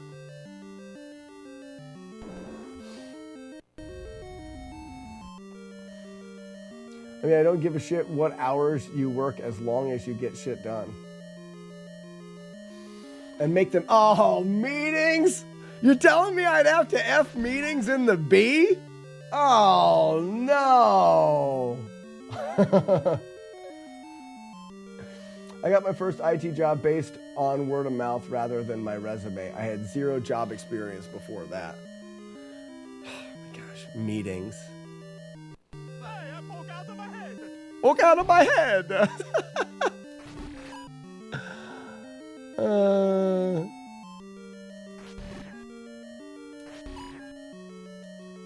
I have been considering though, so you guys, we talked a little bit about it this morning, and my desire to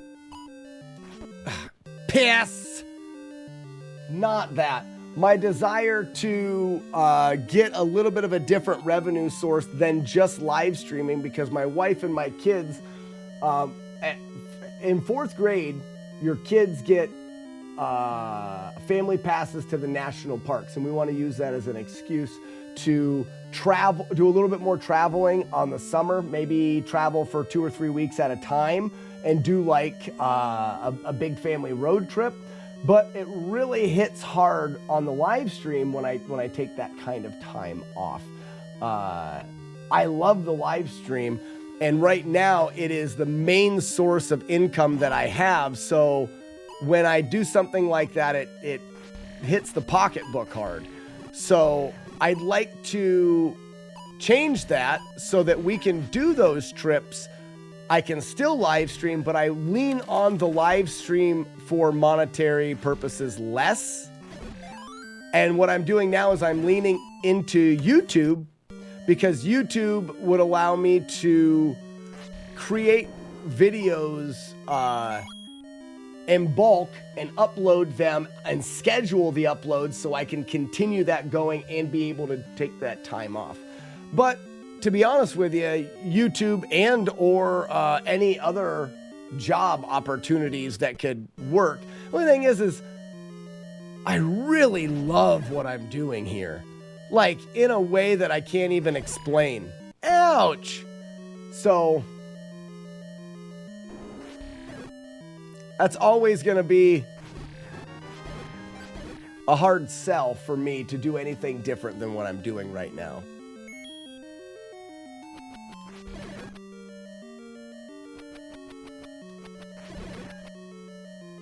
But I always thought it would be interesting to be able to pick up some kind of job that I could do that is not... I've always been manual labor, industrial labor, you know, stacking lumber, machining. When I got into machining, it was a little bit more thinking than manually stacking lumber, but running metal machines and lathes and stuff.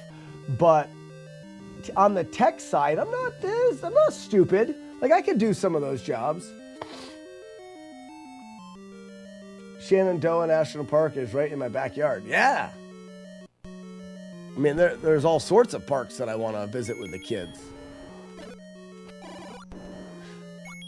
I've never had a job that way, but I think I would be good at it. Lucky, yep, you're in CNC machinist school right now. That's what you said. How are you liking it so far?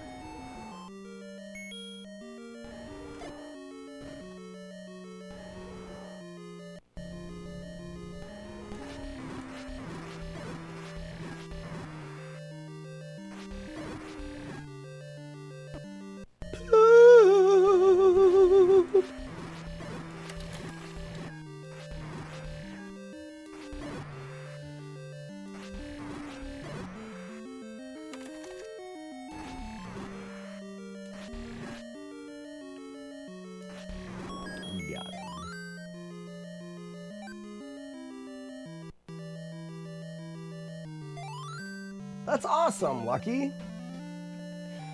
I'm happy that, oh, that was Major Asshole right there. I'm happy that my machining days are over. And I was able to escape metal machining and the industrial life without losing any fingers or without getting seriously hurt. There's always that risk there. I did suffer significant hearing loss, though, from working in the shop. That's the wrong way. Why is that? Oh, because that's the second time we use it. We do go to the middle there. This is the reason why we're still doing practice runs as well. I was a software engineer for about 4 years, and I hated it. Hadouken! Now I drill water wells, and my body hates it. Yeah, I guess there's a trade-off, right? EP, you just retired? Oh, cool. How are you enjoying your retirement? Are you bored? Some people get bored. I don't think I would get bored. Dang it.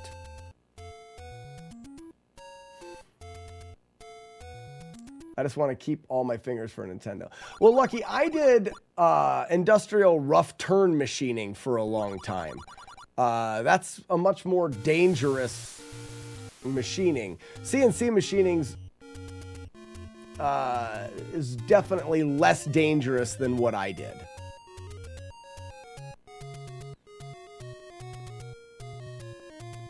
Should have wore earplugs. Yeah, I was a stupid kid at the beginning. And then by the time I realized that I was losing my hearing, I started wearing earplugs and earmuffs and stuff. A lot of it was farm equipment. We've loved you. Farm equipment growing up. Running tractors, things like that. And then shooting guns. And then the shop. I probably worked at the shop for 3 or 4 years without being smart enough to wear hearing protection. And then the other 7 years I wore hearing protection. Yeah, the farm equipment was bad.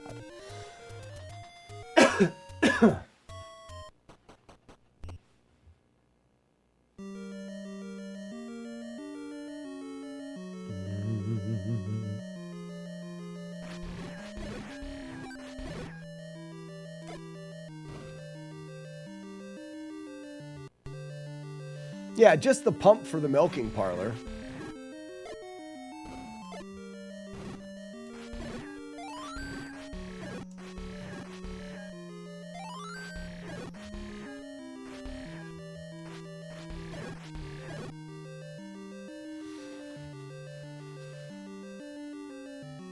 Yeah. I don't know when I got tinnitus in my ears, the ringing in my ears, but I've had it so long I don't remember life without it. I remember making a comment to one of my childhood friends about, I told him, you know that sound that you hear when there's no sound? Like the sound of silence? Like that high-pitched hissing and ringing? And he said, no. When there's no sound, I don't hear anything. I thought, oh, I didn't.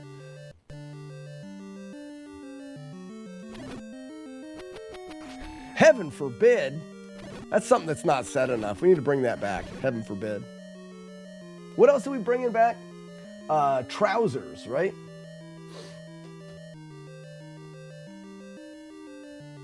Yeah, strange little one. I don't know. I don't think there's anything we're ever going to be able to do about it. Good gracious. Oh, that's another good one. Good gracious.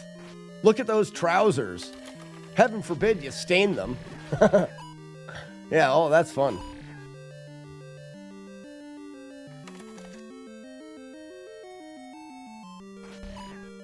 Tina, you fat lard, come get some dinner. Yeah, Tina, come get your dinner, Tina. Stupid Tinas. I'm just gonna get right out in here. No, I'm not. Changed my mind, everybody. Heidi ho! I poke out of my head.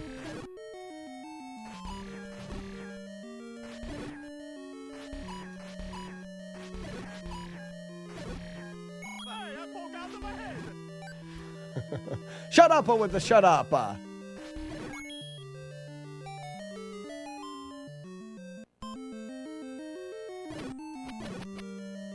It's hard for me to hear the word gracious. How gracious me. Got him.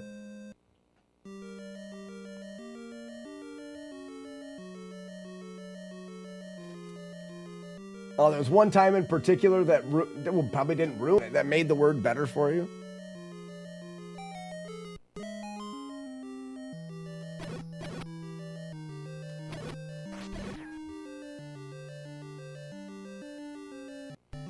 We have a boppity boop command? I don't think so.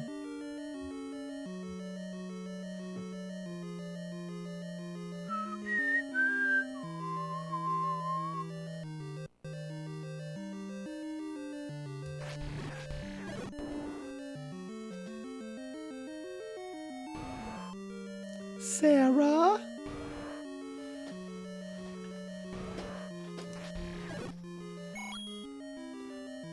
How else can we speak Italian?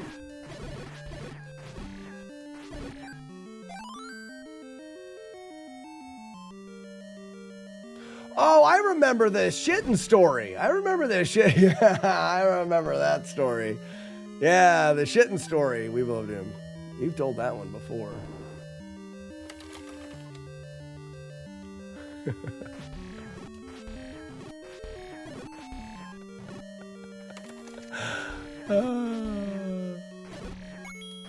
That's a classic. Like the pickle. Vlasic. Classic.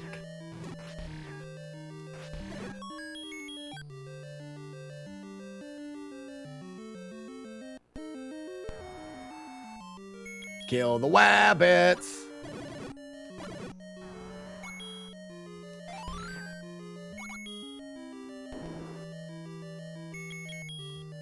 What would Jodosh do?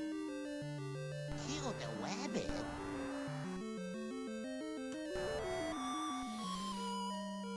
Hey, I have a retro game question. Dr. Lion, what is your retro game question? I know a thing or two about retro games. I do.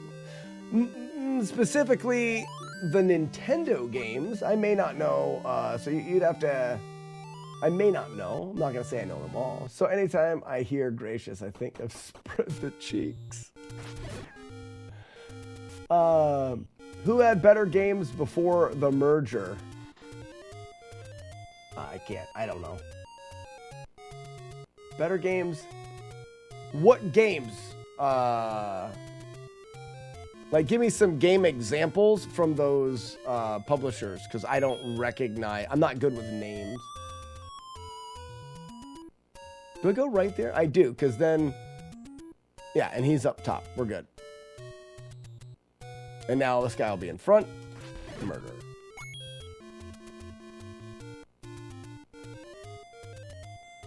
We go back to Arby's. Get out of the way.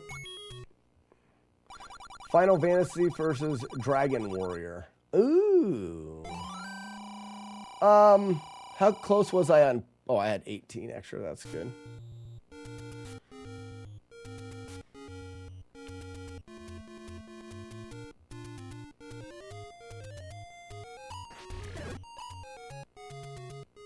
Wait a second. I went the wrong way. I want to redo that. I want to make sure, because this is one of the ones that I had a question about. Nope, and you don't do that either. We take the time to kill that guy. So, those two games, I was never a big RPG guy. So, to me, it doesn't matter too much. Square had Final Fantasy, Secret of Mana, Chrono Trigger, Dragon Quest, Act Rager. Okay, well, from my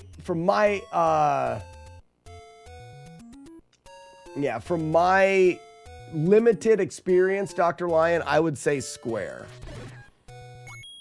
Because the Chrono Trigger, Secret of Mana, Final Fantasy, all of those games are held in such high regard, even though my experience with them is not that great. Now, Dragon Quest does also get a lot of praise. And ActRaiser as well, but they're a little bit more niche. I hear more people talking about Chrono Trigger, Secret of Mana, and then Secret of Evermore's in there as well, which is a game that I played. We go up from here, so that's my problem. After you get that, and I think it has to do with leaving that guy alive. I'm gonna look at this again, and I know we just did this, but there's something that I need to see here. I bet you it's leaving that guy alive.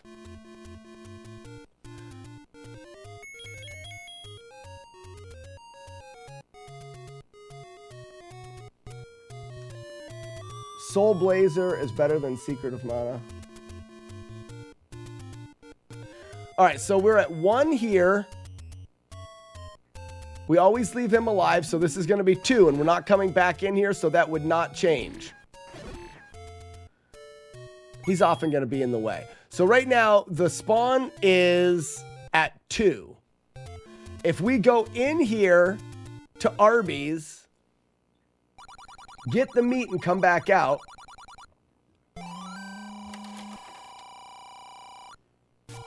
Our spawn stays at 2. It goes to 5.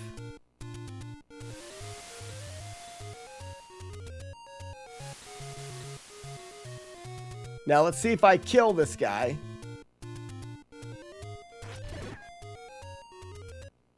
I don't think it's gonna matter.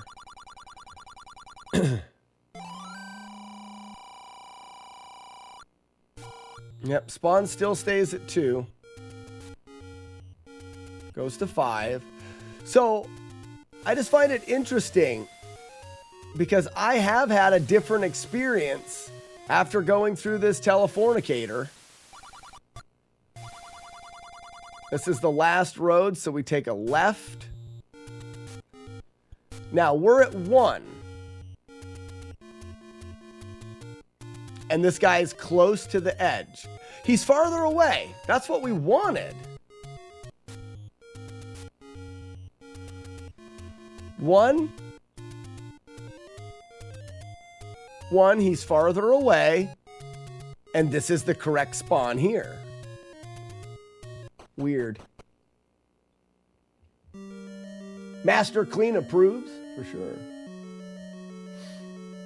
The Gate Crusher. The Gate Crusher. All right, so I'm going to go in here and blast.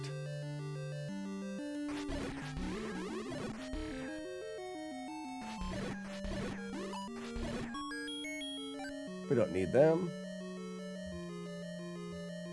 I think we could do a run after this. Will we have time? I think we might have time.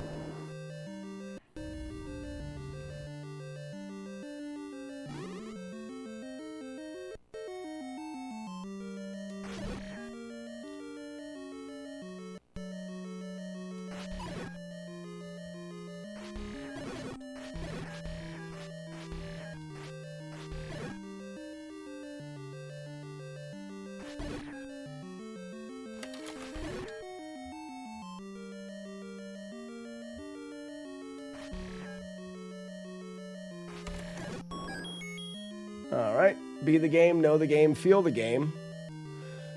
This is one of the more difficult rooms to be consistent in.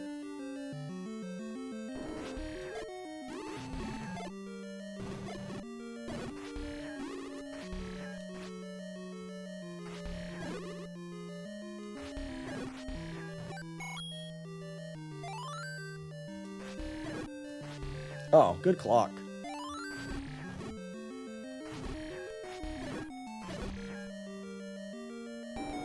No hits, we're good.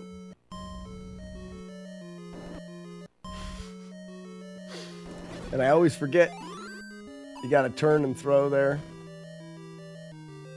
Haven't played a lot of RPGs.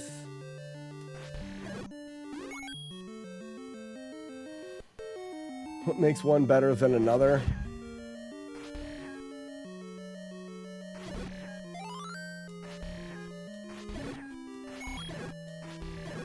Lots of bombs here.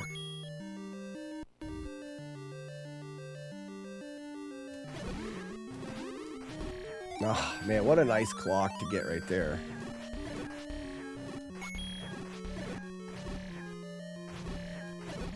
Now, I'm going to do this. That way we can guarantee, even though we got a clock, we're going to guarantee spawns.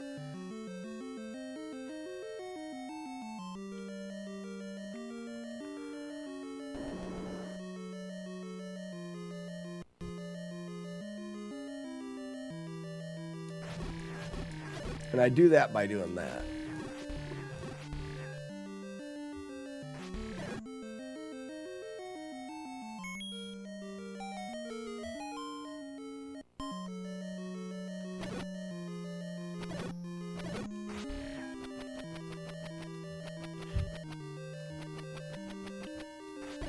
What a dick.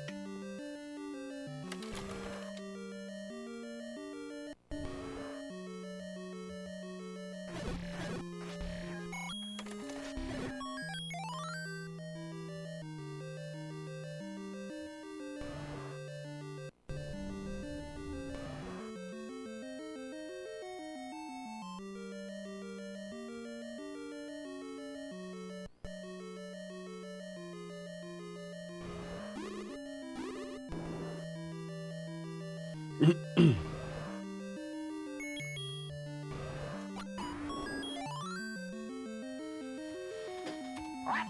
is your favorite color? Blue. That's the wrong one. This is You're a Wizard, Harry. What is the airspeed velocity of an unladen swallow?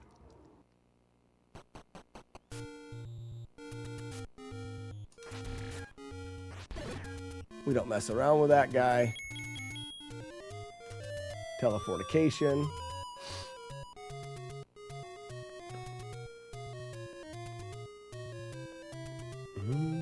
Why is Diablo 2 getting wrapped into there? I like that.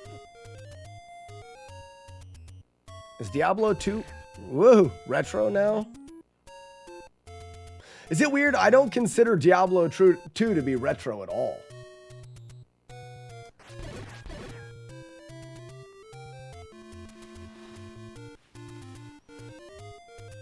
I never thought of Zeldas as RPGs, though. I do. Zelda's an action RPG as opposed to a turn-based RPG. I always liked action RPGs better than turn-based. I think a lot of people, when they think of RPG, are thinking of turn-based games, but RPG just being a role, we're playing the role of Link, and we're upgrading that character, and we're playing as that character. I still think it's an RPG. Yeah, Zelda's more of an action game. It's an action RPG. Correct. Yeah. I agree with that. I just think that when people hear RPG, they think a lot of people associate it with turn-based. Zelda is an action adventure.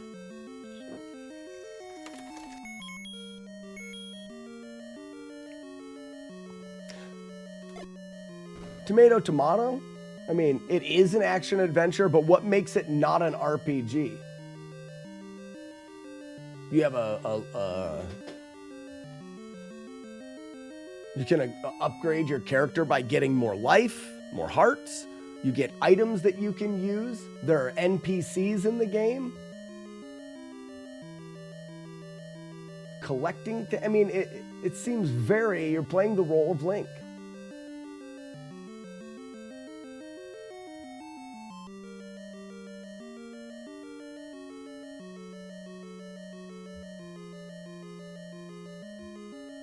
I know, Spiffy, I understand. I've played the other game. I've played RPGs before, turn-based RPGs, or like, I mean, Crystallis is an action. Oh no, both Secret of Mana and Crystallis are not turn-based. They're action RPGs.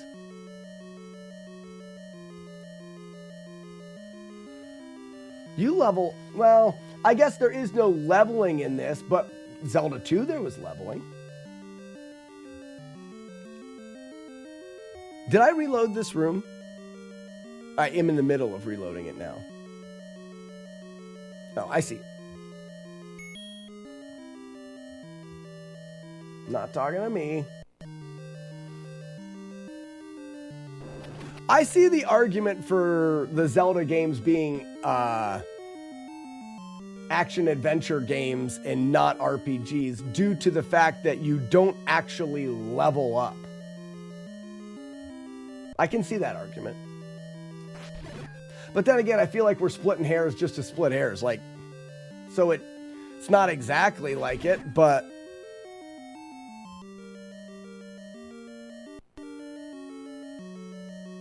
dress up in leather is too weird.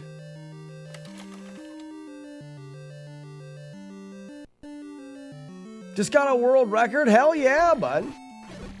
Geese, what'd you get a world record in?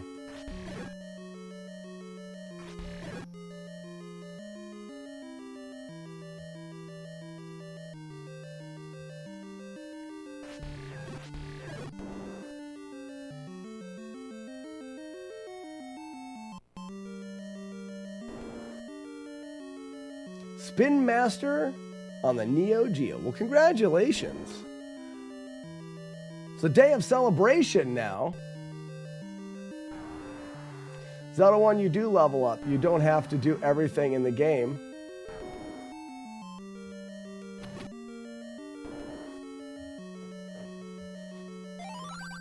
provides to beat it. It's your choice how you build Link.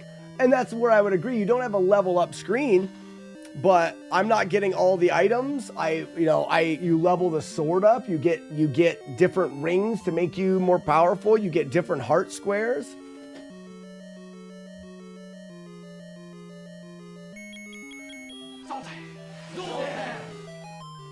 All right, well then let's talk about an action-adventure game that is not an RPG. Adventure Island.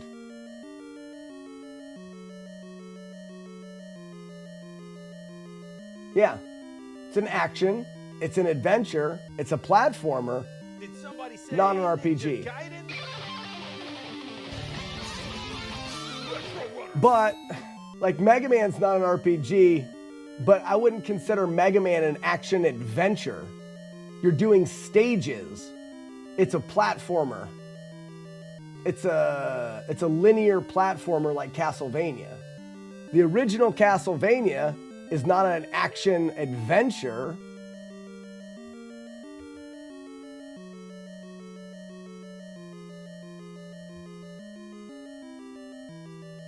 This is a fun conversation. I don't remember where I was in the game that I'm playing, though.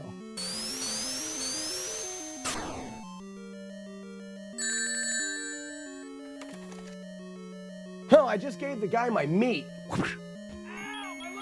Got it.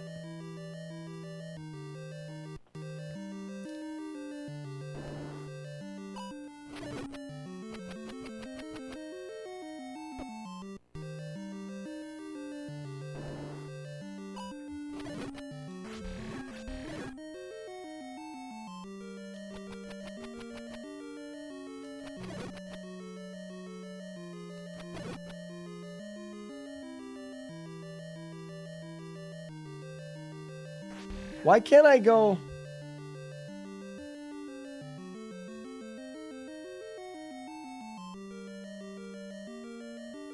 There it is. Okay. Sorry, I couldn't remember how you do it. You have to go over until it's out on the side and then go.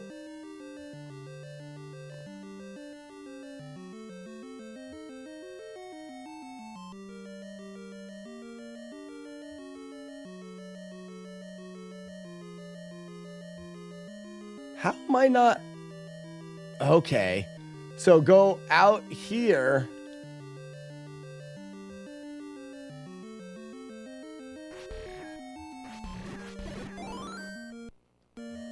So when you come in, you got to go above the half a tile and over, but not so high that you put that up. That's weird.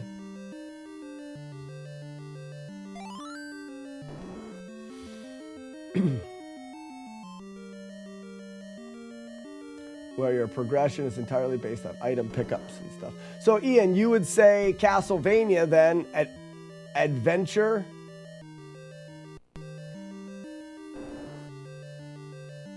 Action adventure.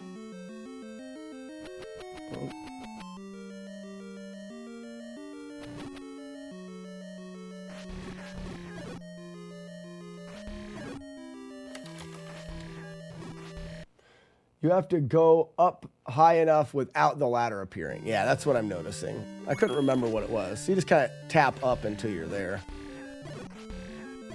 One of the weird glitches in this is these guys can throw a full room-length banana every once in a while. It's more a platformer, I'd say. I agree that Castlevania is a linear platformer. Linear meaning that it has levels. I don't think you can have an action adventure. No, because Adventure Island would be a linear. Now, CV2, yeah, we're not going to talk about CV2. It's definitely a different game.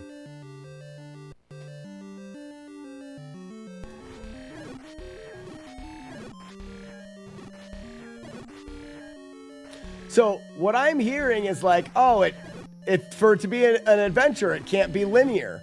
So, but it has to have like character progression that's guaranteed and just like items that you pick up. Well, that happens in linear games like Castlevania. I hear that there is no such thing as an action adventure. There is platformers, like linear platformers, and then RPGs. Whether it's a turn-based or an action RPG, I want someone to give me an example of a game that is not an RPG, but it's also not a linear platformer that lands in the middle, that is what you would call an action adventure. I'm curious.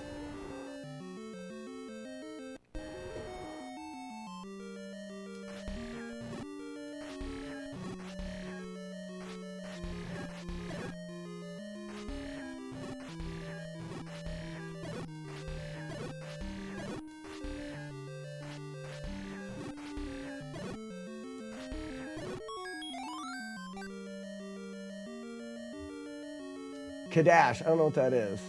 DMC. Where does Metroid fit into this? Metroid's not linear. Metroid is an RPG. You get to choose how you upgrade.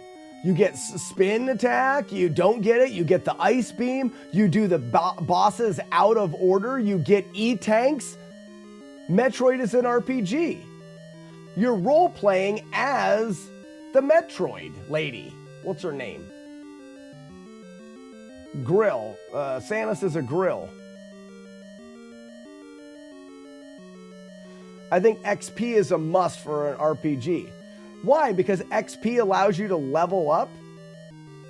Well, I don't know if it has to be.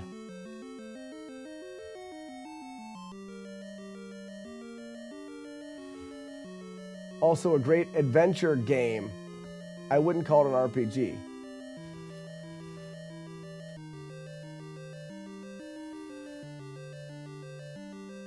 Deadly Towers, you level up though. Deadly Towers, you're leveling up, you're collecting things, you're buying different items. Deadly Towers is an RPG, 100%.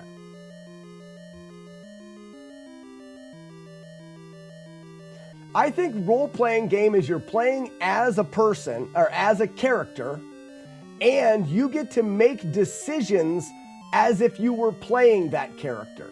Castlevania 1, you're not making any decisions. You are playing through the levels provided to you. You're not making decisions. One person can't beat Castlevania any different than the other person.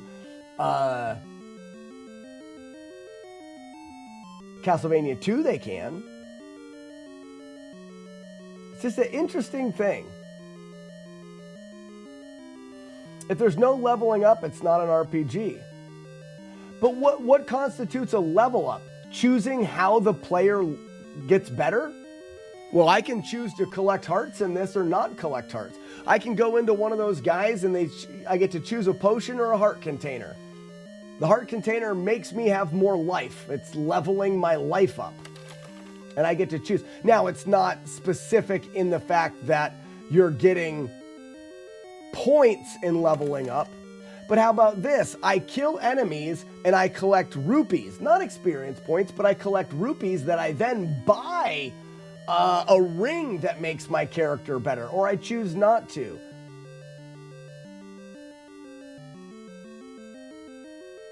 Kid Icarus is an RPG. You're playing as Kid Icarus.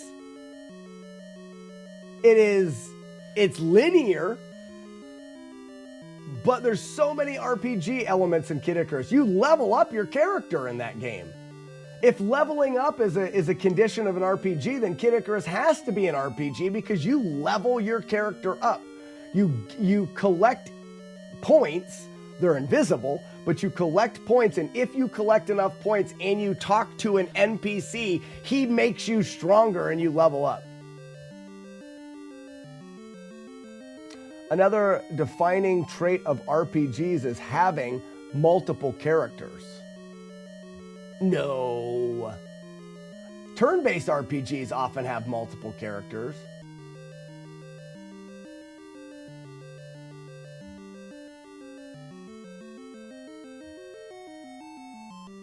Super Mario is an RPG if you choose not to get a mushroom or flower.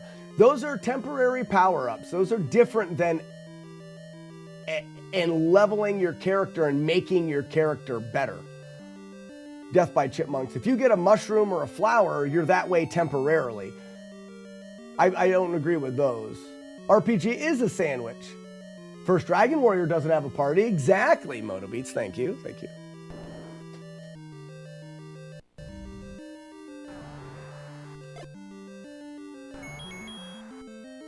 What would Judas do?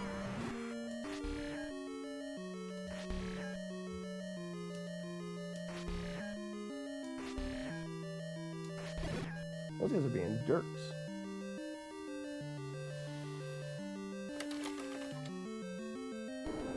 De-leveling, so losing the flower works. I mean, we could argue a lot, and here's the thing: it doesn't matter. We're not trying to. It doesn't really matter. It's fun to debate, though.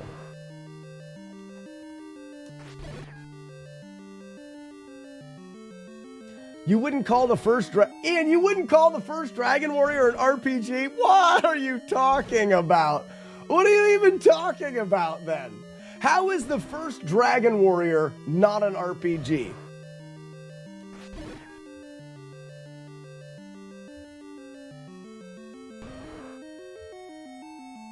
I love Funyuns too.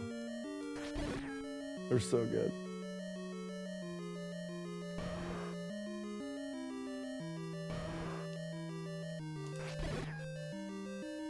Oops, I forgot I needed to just go. That was the last one.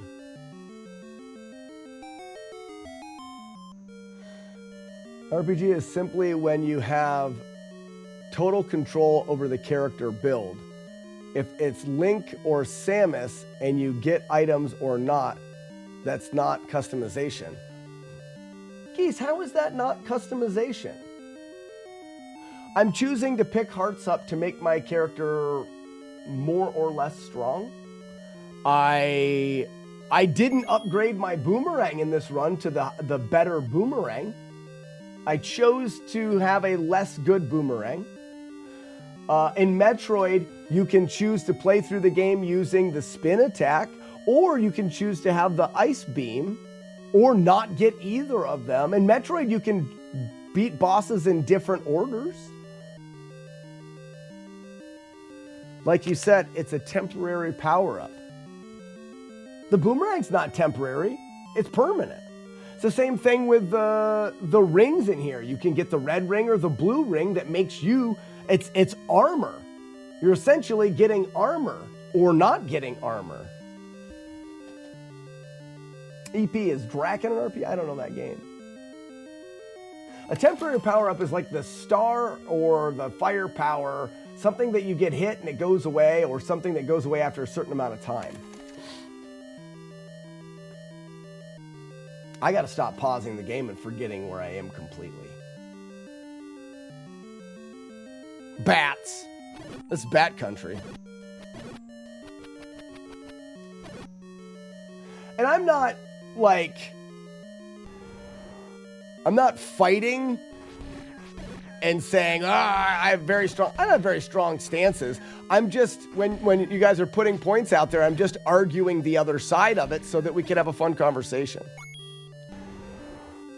Funyuns aren't chips. Funyuns are a snack, but they're not chips.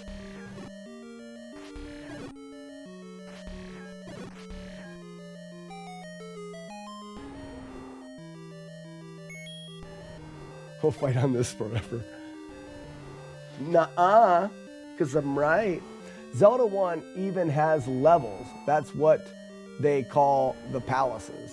Level 1, level 2. Yeah, you gotta do level up.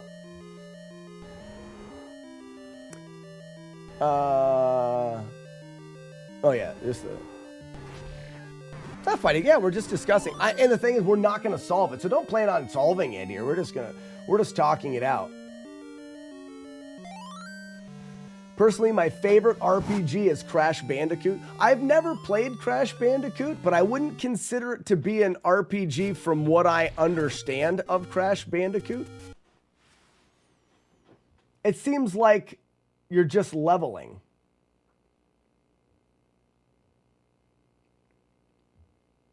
Like Mario 64, not an RPG. There's levels. You play the levels. You complete the levels. You have temporary power-ups and lives.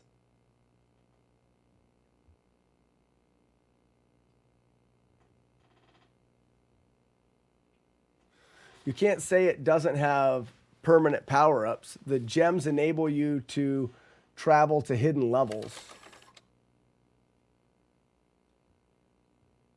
But that enables you to go different places. That's like unlocking the tunnel that takes you to the Star Land in Mario World or whatever. Like that's not leveling your character. It's not making your character different.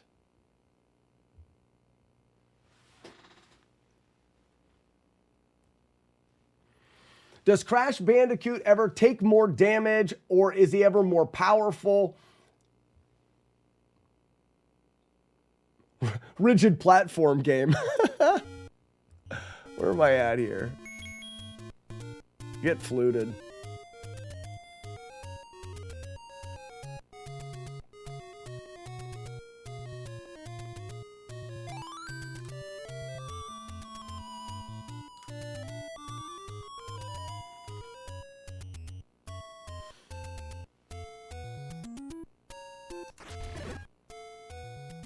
We leave this guy alive to tell the tale of what happened here today.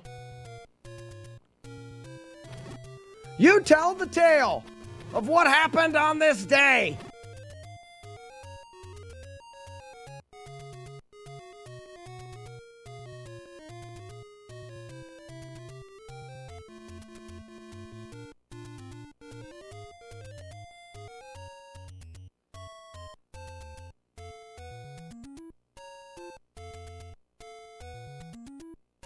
Xanadu's an RPG, 100%. But what makes Patata Fish, what makes Xanadu an RPG but not Zelda? And I'm not saying that's what you're saying, but how does this game differ from Xanadu?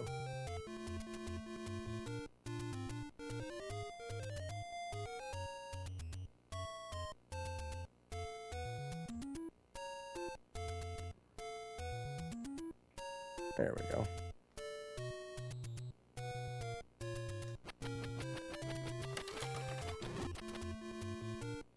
The perspective is the main difference. Yeah. But in Xanadu, you can't increase your life in Xanadu, but you can in this. There's stores, there's a money system, there's buying items, there's not buying items.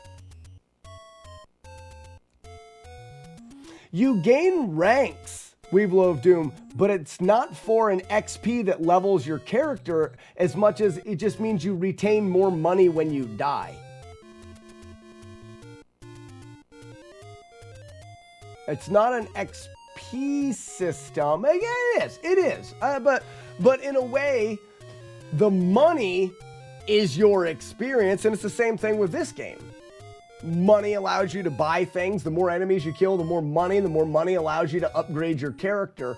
Money is kind of, and I think that one is something that I would say is a characteristic of RPGs, is that can you go to shops and buy things that make you better but are not required?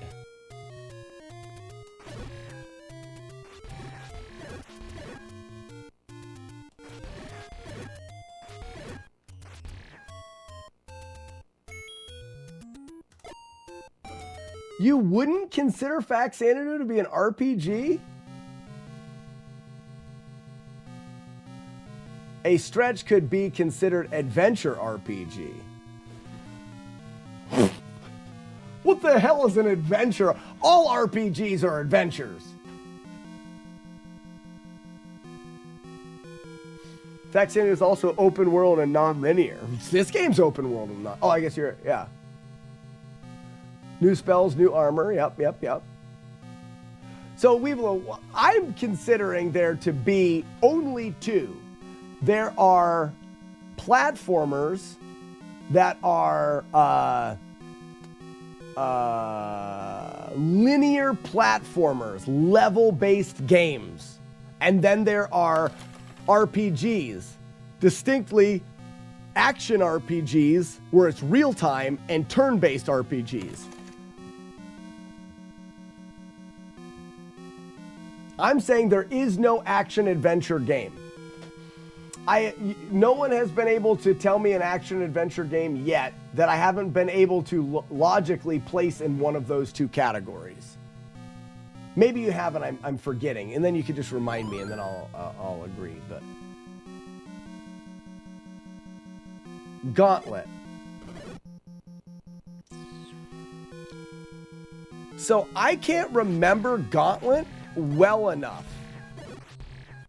You have multiple characters that you can choose from. Now, the Gauntlet that was on the Nintendo 64, you could absolutely upgrade your character. I don't know if you can upgrade your character on the NES Gauntlet. You get, like, you can shoot farther? You can shoot farther in Gauntlet, right?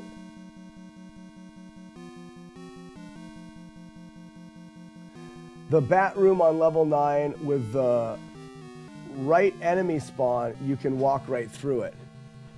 I don't think that's a thing, EP. I'll explain when we get there. It has to do with bats can move any direction when they spawn in, and they can start moving at a different delay when they spawn in. You could have definitely found one that was very consistent when you went through it, but I don't believe you can get a guaranteed spawn. I've never played Gunstar Hero.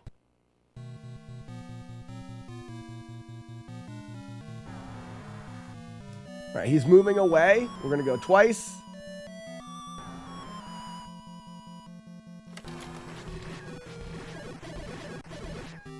And then just wreck his bees.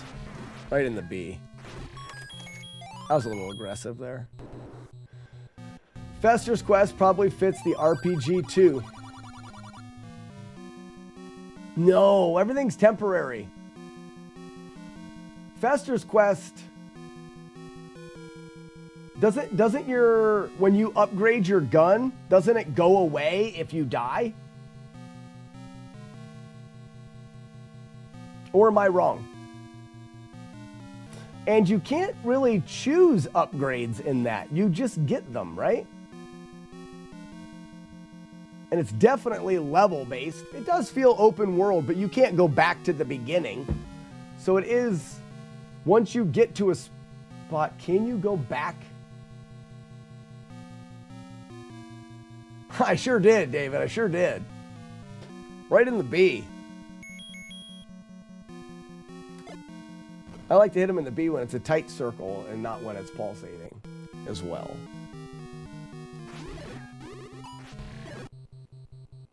How many bombs do I have? Pfft, plenty.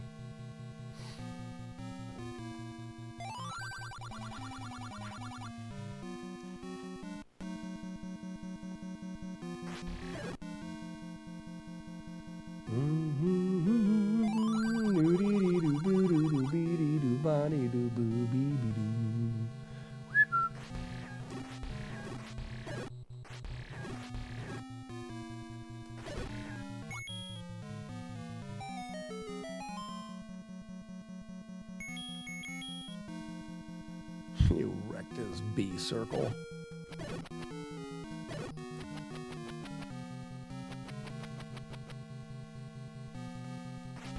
I know bats can move right. Well, this is what I'm going to say. Here's the bat room. If we leave some of these guys alive, we can try all of them. But this is spawn here.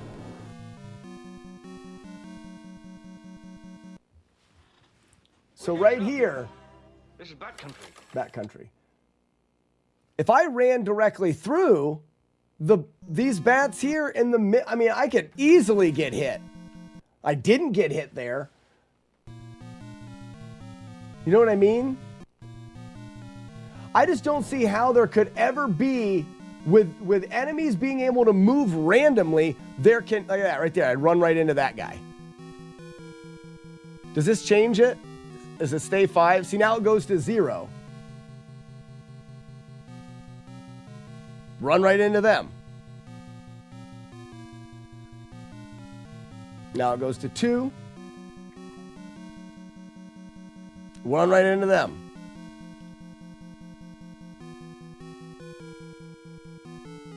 Now we're at 4, spawn, right in the middle. Run right into that guy. There are some that work very consistently. You know, you'd stab first or something like that. Right there. Oh, almost made it through.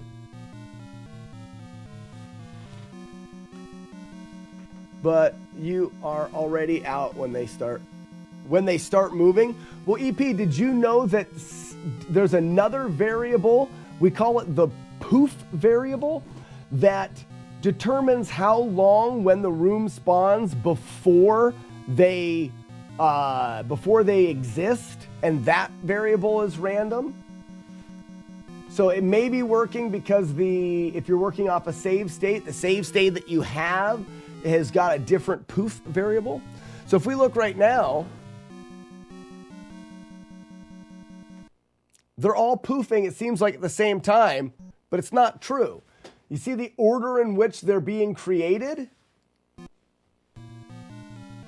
I don't know if that changes now.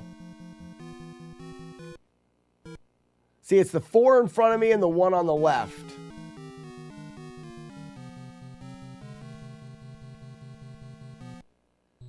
Now it's the ones in the back.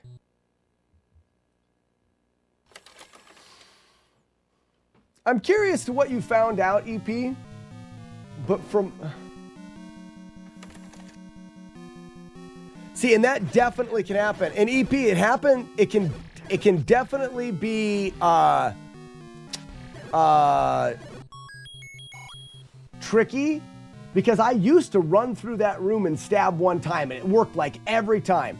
I'd run through, I'd stab the guys that were in the middle, and nothing could hit me. And I would do it, I mean, that was my strategy. Let's see if it'll just work here. I would just run in, and if any of them got in front of me, I would stab and go through. I did that all of the time. And then there's some rare cases where the spawn works out in just a way where you get hit. Oops. I wonder if you could, like, stab, throw boomerangs, like that guy doesn't hit you. There could be a way.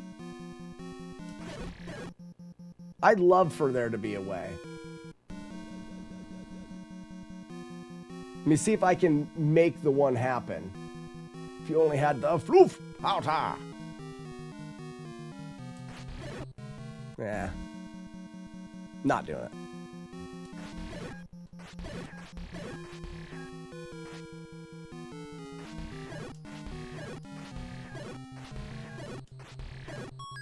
Take your time.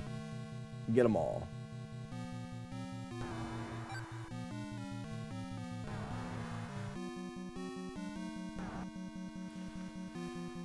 What's the link?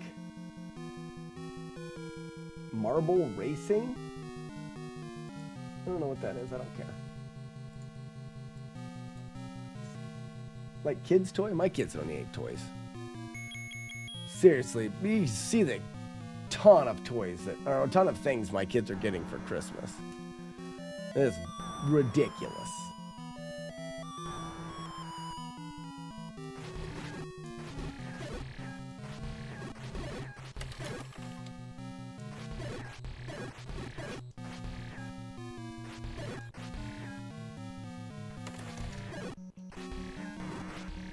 I forgot you're a Grinch.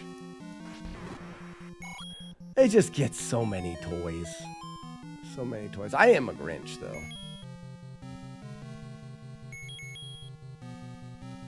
You want to hear how bad it is?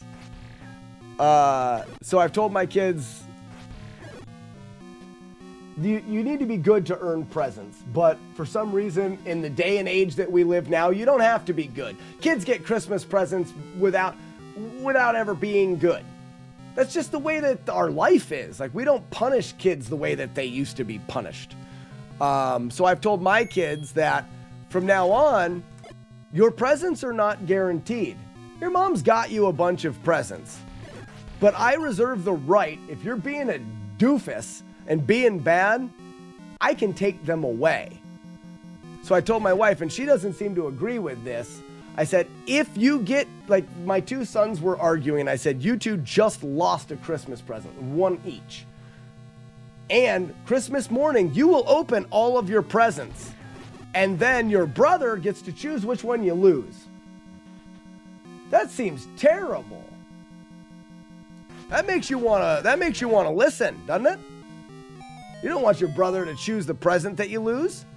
You're not gonna be a jerk. My wife did not allow this to happen, just so you know. But I think that's a good thing. Punishment should be great enough that the crime is not worth it, right?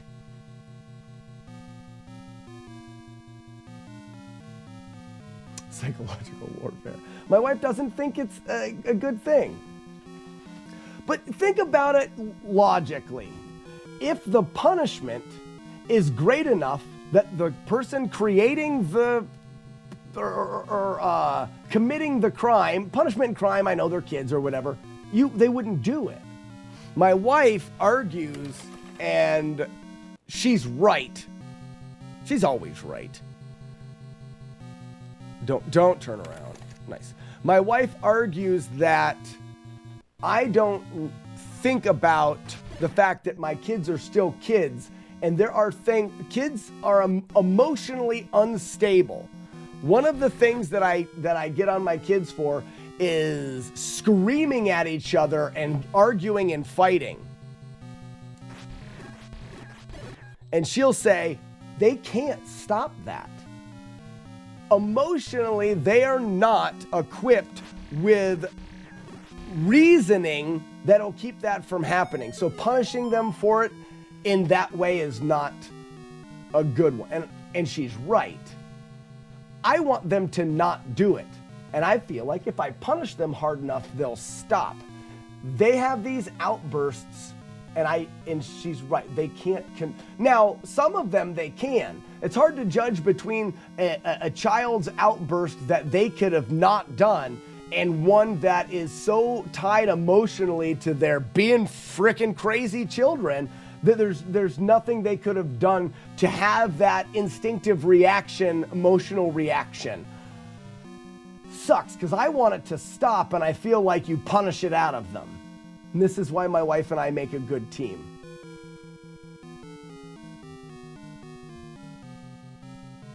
It could be televised and people would watch it.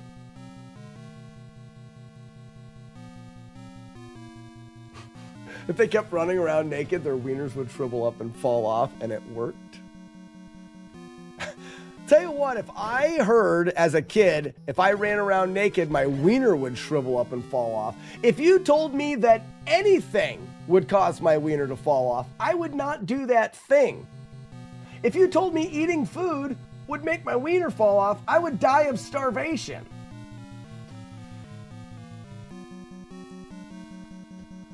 It's amazing how ill-equipped human children are for the world. It takes 18 years to get there. Horses are horses like the first day.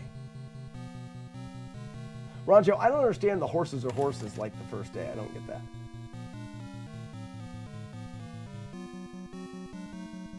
I'm still upset at my aunt for putting me in timeout for expressing my feelings with yelling as a kid. And I wish we blow, and I think that, who makes the wolf owl? Well, Chief. Good luck on the Z1. Chief Austin, thank you so much for the Twitch Prime sub. And I need to be better at accepting when children are being children. I hate happiness. Like when my kids are playing and they're playing loudly with joy, I want them to stop because the irrational thing in my brain says that they're being loud and destructive, and they're not. I can't hear children playing loudly and realize that they're children playing loudly. And I understand that. It's a shortcoming of me as a father.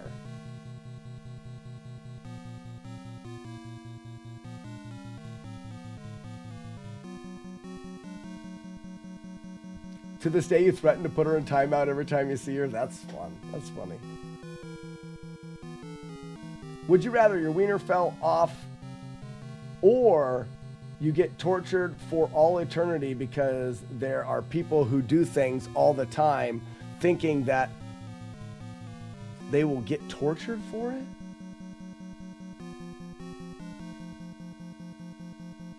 Oh, okay, I got you. So like the whole going to hell thing and for sins and people still sin. I got you. I'll take anything that's not my wiener falling off for 500, Alex. That's what I'm doing.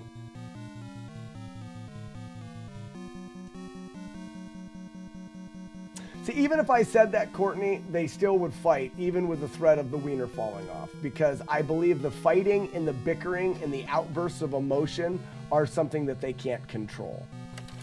Kind of like how I can't control how much I hate it.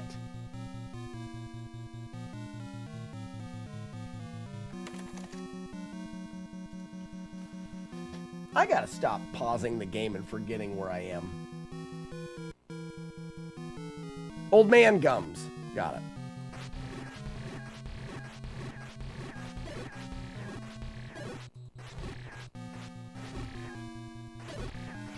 I really think I should sit in the doorway and just pound.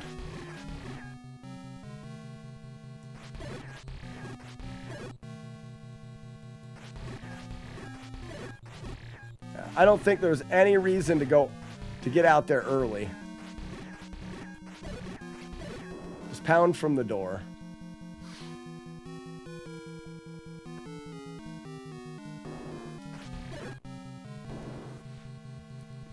I know. So, Courtney, the challenging part as a parent is they don't have the skills to regulate and to do that. So, ooh, nice clock. So when is the appropriate time to punish them for doing things that they shouldn't be doing when they don't have control? It's hard. Being a parent is hard.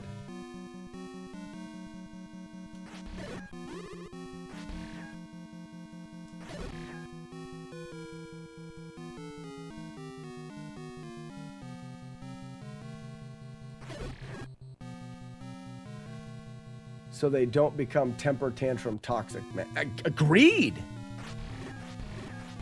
But being a parent is hard. So I was doing something a little bit different. Doing something a little bit different with, stop it! With this. So if I go in here, we've got both of the blue guys at the bottom, and I think this is the key. I should be able to... Okay, I was wondering if I could do that. Can I do it on the side? That's kind of an interesting little thing I did there.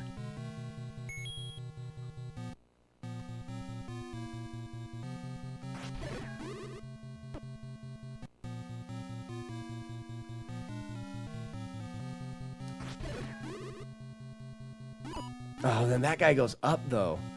I like this.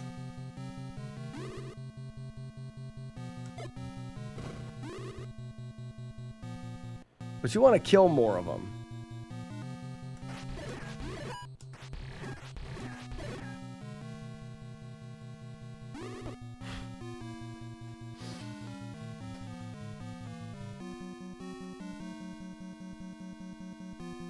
Yeah, Spiffy, sit in the doorway and pound the old man gums. Got it.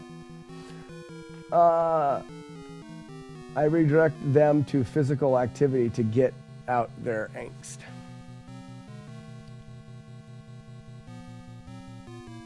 I could probably learn a bit from that, Courtney. As far as... And this is where my wife brings me down to a reasonable level because I go towards punishment. You know, that's just the way that my mind is like, I don't want you to do that. So if you do it, and don't get me wrong, it's not all that. I praise and award my children constantly.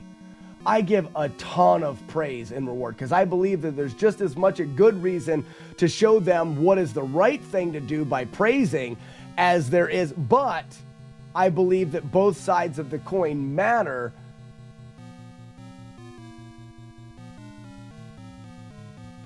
And I don't know.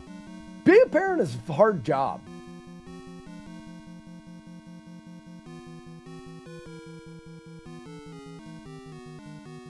Only had to punish her like twice in her life. I need to do better. I need to do better.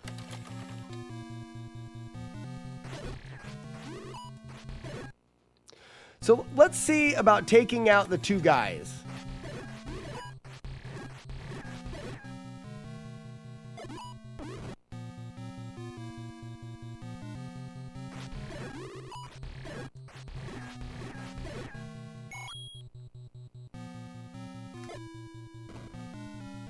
I mean, that's pretty good.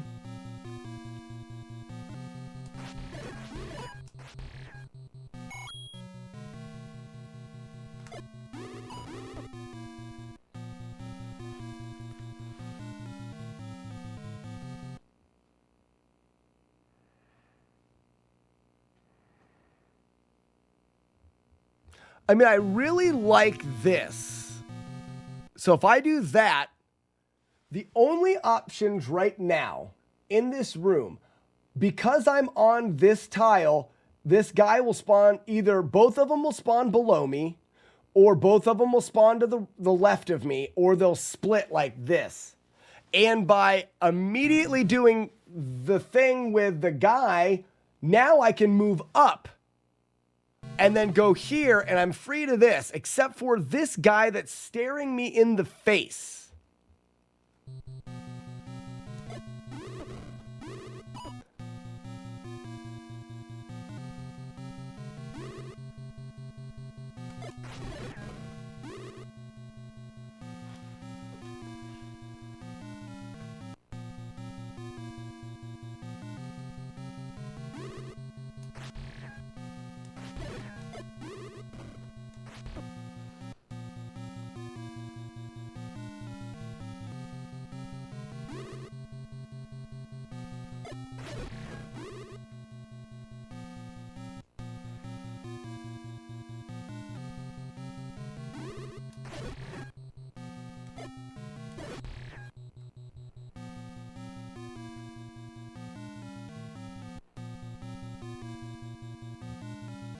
What if I place a bomb first?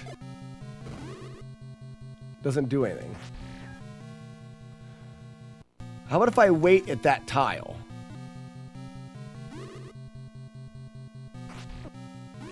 It'll put them...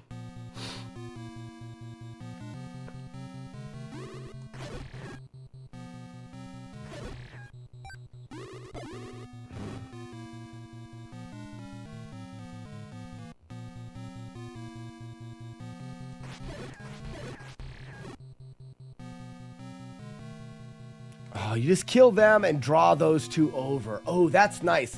So by taking these two guys out, and then you can draw these guys to the right. You see that?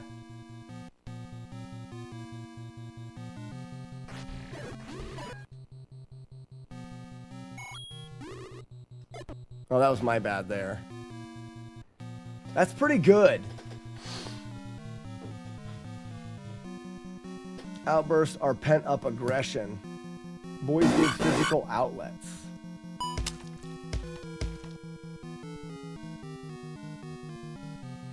If it were my kid, I would say FlawlessNES. Oh. Oh, I got you. Yeah, because she's so good.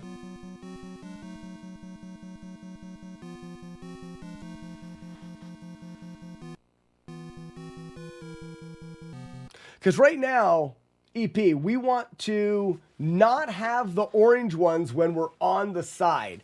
So if we stay over here, these guys are going to come into the corner and get us. They track towards us. They're going to stay around here. They kind of always move at us. So by taking a second, oops, we definitely don't want to do that. I would say you're facing down, always shoot down.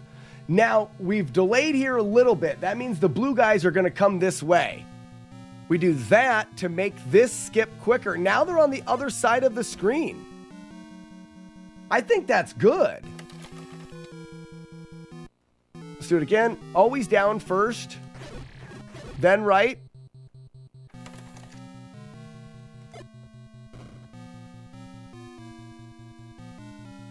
That's better than my old strategy.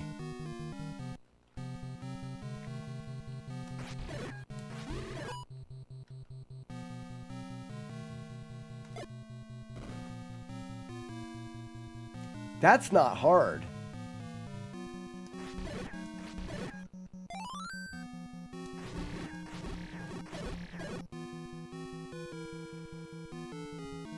I still need the right Ganon spawn.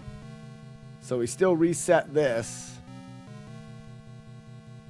from there one more time.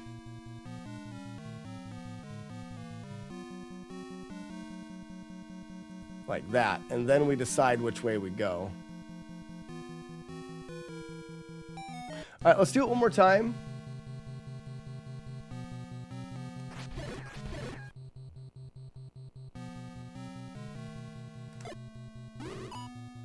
And you always, while you're waiting for the bomb, you turn around.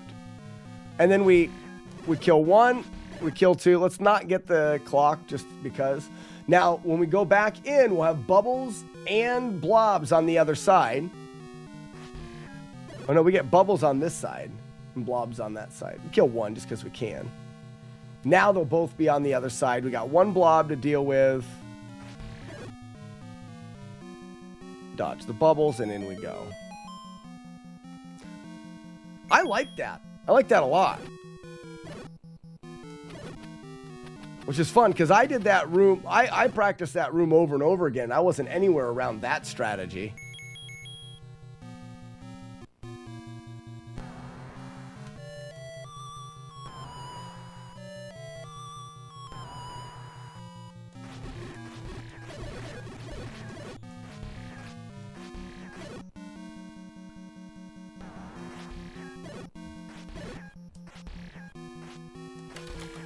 Now, EP, you said you're having a hard time with Ganon.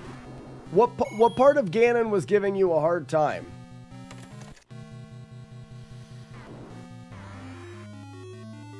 I always stagger to the right just a little bit to dodge the first fire, and then I'm looking for a strike. You'll see I'm moving in the same square, this corner, and this is keeping Ganon moving in the same pattern. But I'm not getting a strike, which is a fireball going right down the middle. So I'm going to pause and unpause the game to change the fireball locations, and now I get one right down the middle. I'm good at resetting that. Now we dodge, strike, whistle. Over. Dodge, strike, whistle.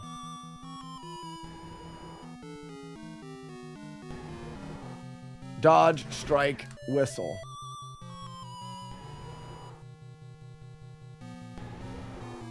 Dodge, strike.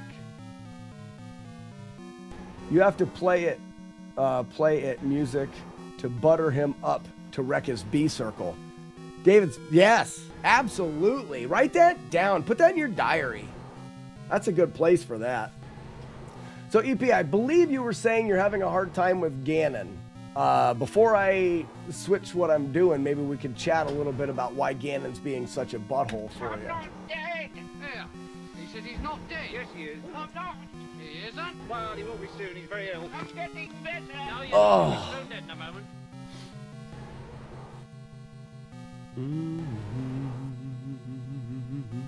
Because I'm thinking you may not fully understand the strategy. Peen shot. Shiny triangle. We can practice them again.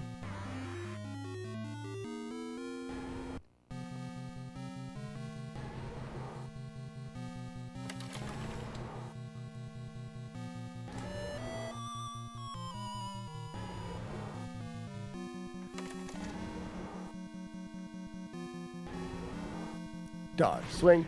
And you could use the if you didn't want to use the pause, you could use I'm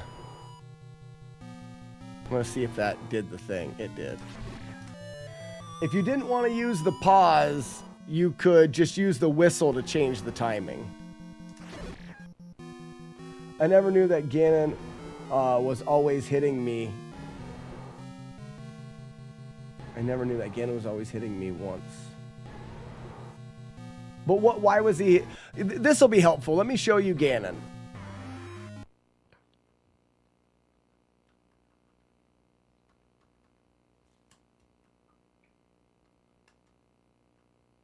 Damn it.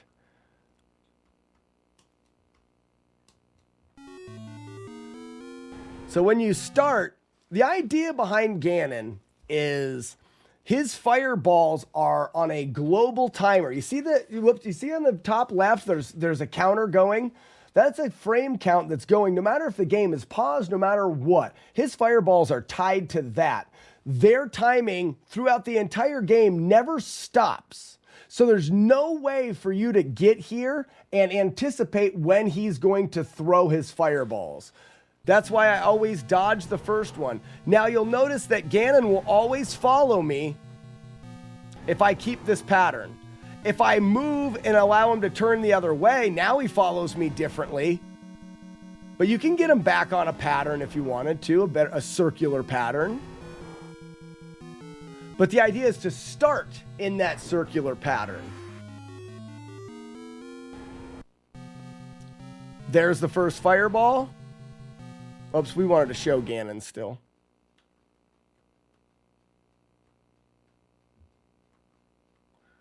Hold on, deal no damage. Where's it at? Show Ganon. So there he is. Now, his fireballs, this is the tricky part. His movement is on a timer. He's going to turn towards you on a timer. And that is that's what keeps him going in this circle, is the timer telling him to turn at the same time, and you're moving in a circle, makes him move in a circle. So that's the same. Now the fireball timer is at a similar time, which means he's going to throw his fireballs in sync with the movement. So once you get the movement down, you'll notice his fireballs are being thrown, at the same time in the corner, right there, down there, on the side, in the corner, over there. The fireballs are in the same spot, but they'll always be in the same spot. But Ganon's movement, when you pause the game or when you use the whistle, stops, but the fireball timer doesn't. So we can now change where the fireballs are in accordance to Ganon's pattern by either pausing the game or using the flute. And we do that until when he's at the top of the screen, he throws what we call a strike, which is a fireball directly down from center. When he throws that fireball directly down from center, it guarantees that we can dodge to the left. That fireball's right on the screen. He won't throw another one, and we can stab him without getting hit. It's a guarantee.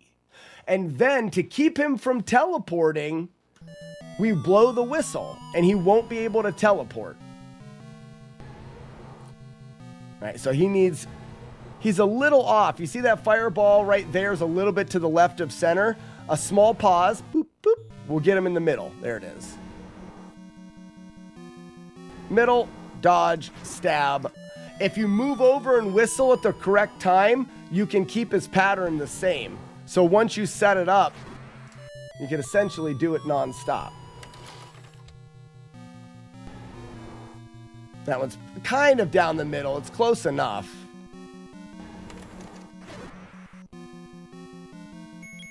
And there's subtle adjustments.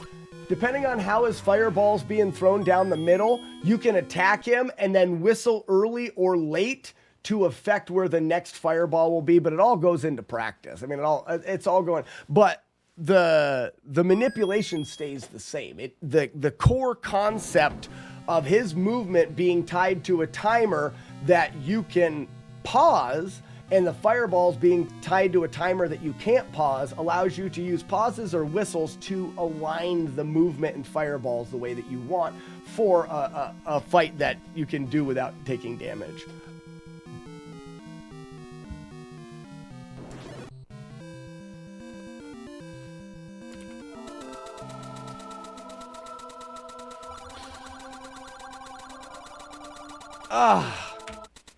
Well, I think that pretty much does it. We're not gonna have a time to do it. I could dive into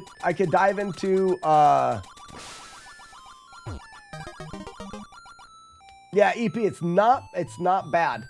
It's really not bad.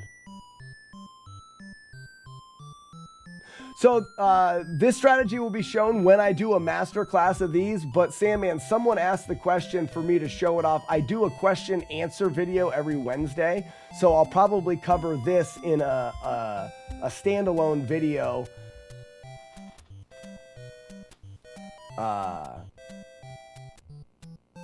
The one for this week, I showed off a little bit ago. I think I should call it something else. This is the one for this week. It's called You Can Defeat Yellow Devil. But how should I word this that's more catchy?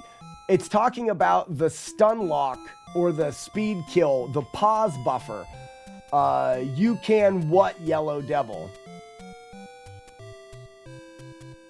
Defeat, kill, or this just doesn't, it's not as catchy, right? You should always pause before stabbing to reset. You control the devil. You can troll, like you control. You can slay.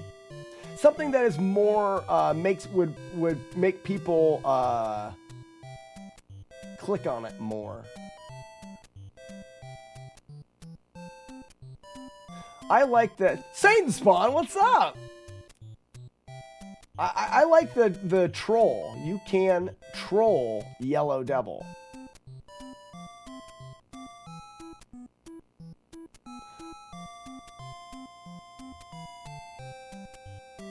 Even you can defeat Yellow Devil. You know something? Instead of you can, it can say even you can beat the... Yeah, but that's insinuating that people aren't good at games. You stream early and I sleep late, so I'm never here. That's all right. I wear my hat like this sometimes, and then I see myself in the camera, realize how stupid that looks, and I stop it. I'm doing good. It's the end of the stream.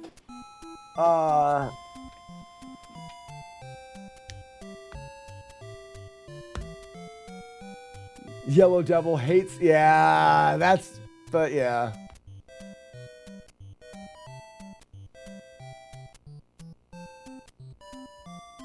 How to spank the one-eyed Yellow Devil.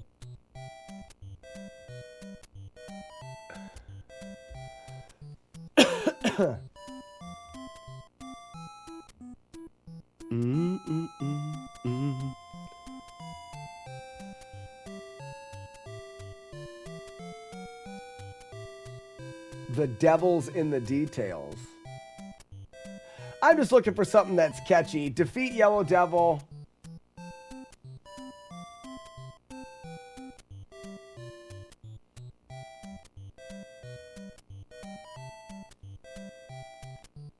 Yellow Devil done easy.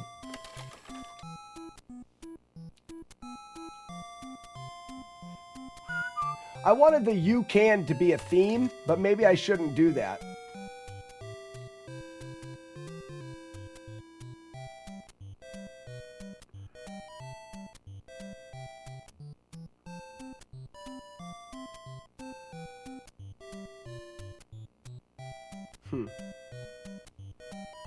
I'll think about it.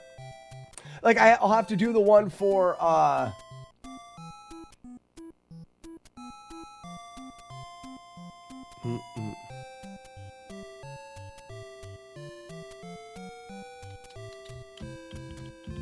The question was, what exactly was the question?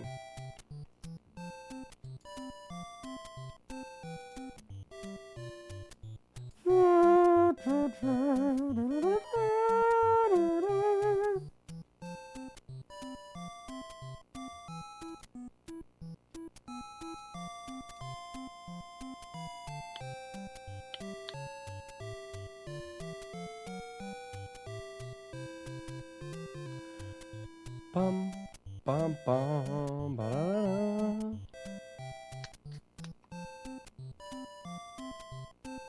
Trying to find the question.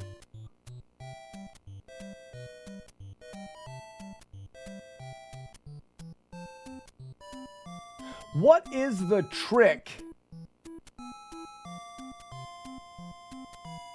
to doing that pause buffer kill? You can trick the yellow devil.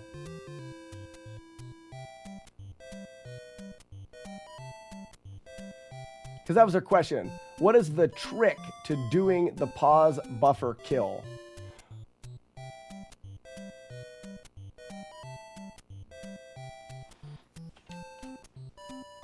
I like when things are themed. Sorry, now I gotta get back to the chat. I like when things are themed, so like keeping the title "You Can," but I don't think I have to do that "You Can." I think the title, I think the yellow bar will make people remember it's a question video.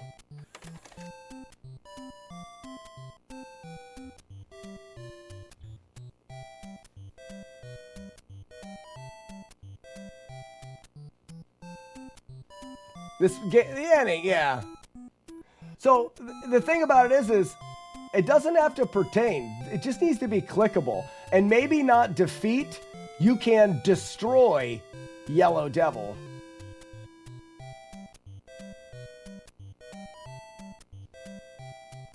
Destroy may be a little bit more clickable than defeat Yellow Devil. Doesn't really matter. I don't even care. This is perfect. Did it. Shipping it right there. Because the title of the video will answer the question. The title of the video will be, how to do the pause trick. Yeah, Gloryhawk, and I think we're all talking about different titles. Titles, I can write that kind of stuff. But just the eye-catchy in the thumbnail, you can defeat the Yellow Devil is fine. Just send it. I get too worked up or worried about it. It's just the decimate the Yellow Devil. Well, then I don't even know what that... my tongue gets twisted trying to think of it. Jodosh, you're right. Dr. Willie hates these tricks. Number 3 will shock you. I'm not that far into it yet. I haven't given up that much of my soul.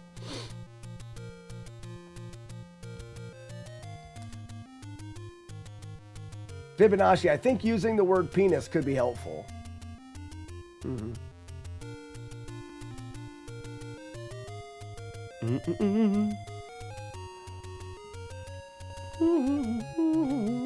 All right, I think that's it. And it's a little bit of an early end of the stream, but I think this Mega Man logo needs moved just a smidge, I think.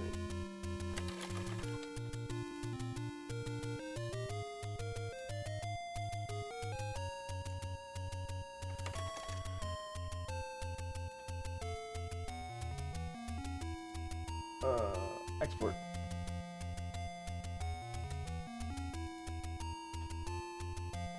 You'd think you're a dork, Chaser. Wow. I think that sometimes my brain is not as smart as it used to be. What are we talking about now? Replay stream. Replay stream. For those that like this stream, there's 2 things you can do. I'm trying to boost the YouTube channel because I want to start bringing in, I want to focus less on the Twitch stream as like, I need gift subs and stuff like that. And because I've always hated that side of it. I want to find a way to get first off, advertisers to pay for the stream. So YouTube can run off of advertisers and making money through views on YouTube. So I want to lean that way a little bit. The other way I'm leaning is towards the replay stream. I have a replay stream. We're going to raid that stream right now. The replay stream streams 24 hours a day while I'm not live. No, never mind, I changed it. The replay stream streams 24 hours a day. And I raid that stream every day at the end of this stream. And if you lurk in the replay stream, we can have a little lurk army over there that generates ad revenue so that the advertisers can pay for this stream and you guys don't have to. So if you have a tab in your browser on your computer where you can just let the replay stream lurk, it is hugely helpful for me in generating a little ad revenue that helps me stream, be a live streamer every day. Helps me do these 5-hour-long streams and can keep me doing it.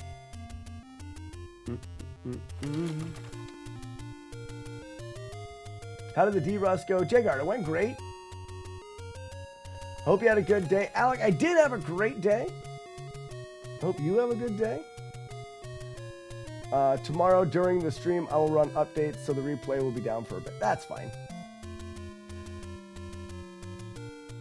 Yeah, there's also different benefits to being what we call a late night lurker. That's someone that lurks in the stream overnight. But we're going to have to talk about those on a different day. Ladies and gentlemen, thank you so much for all that you do. I love what I'm doing, and I can't wait to be back here streaming again tomorrow. Until then, have a fantastic day, and goodbye.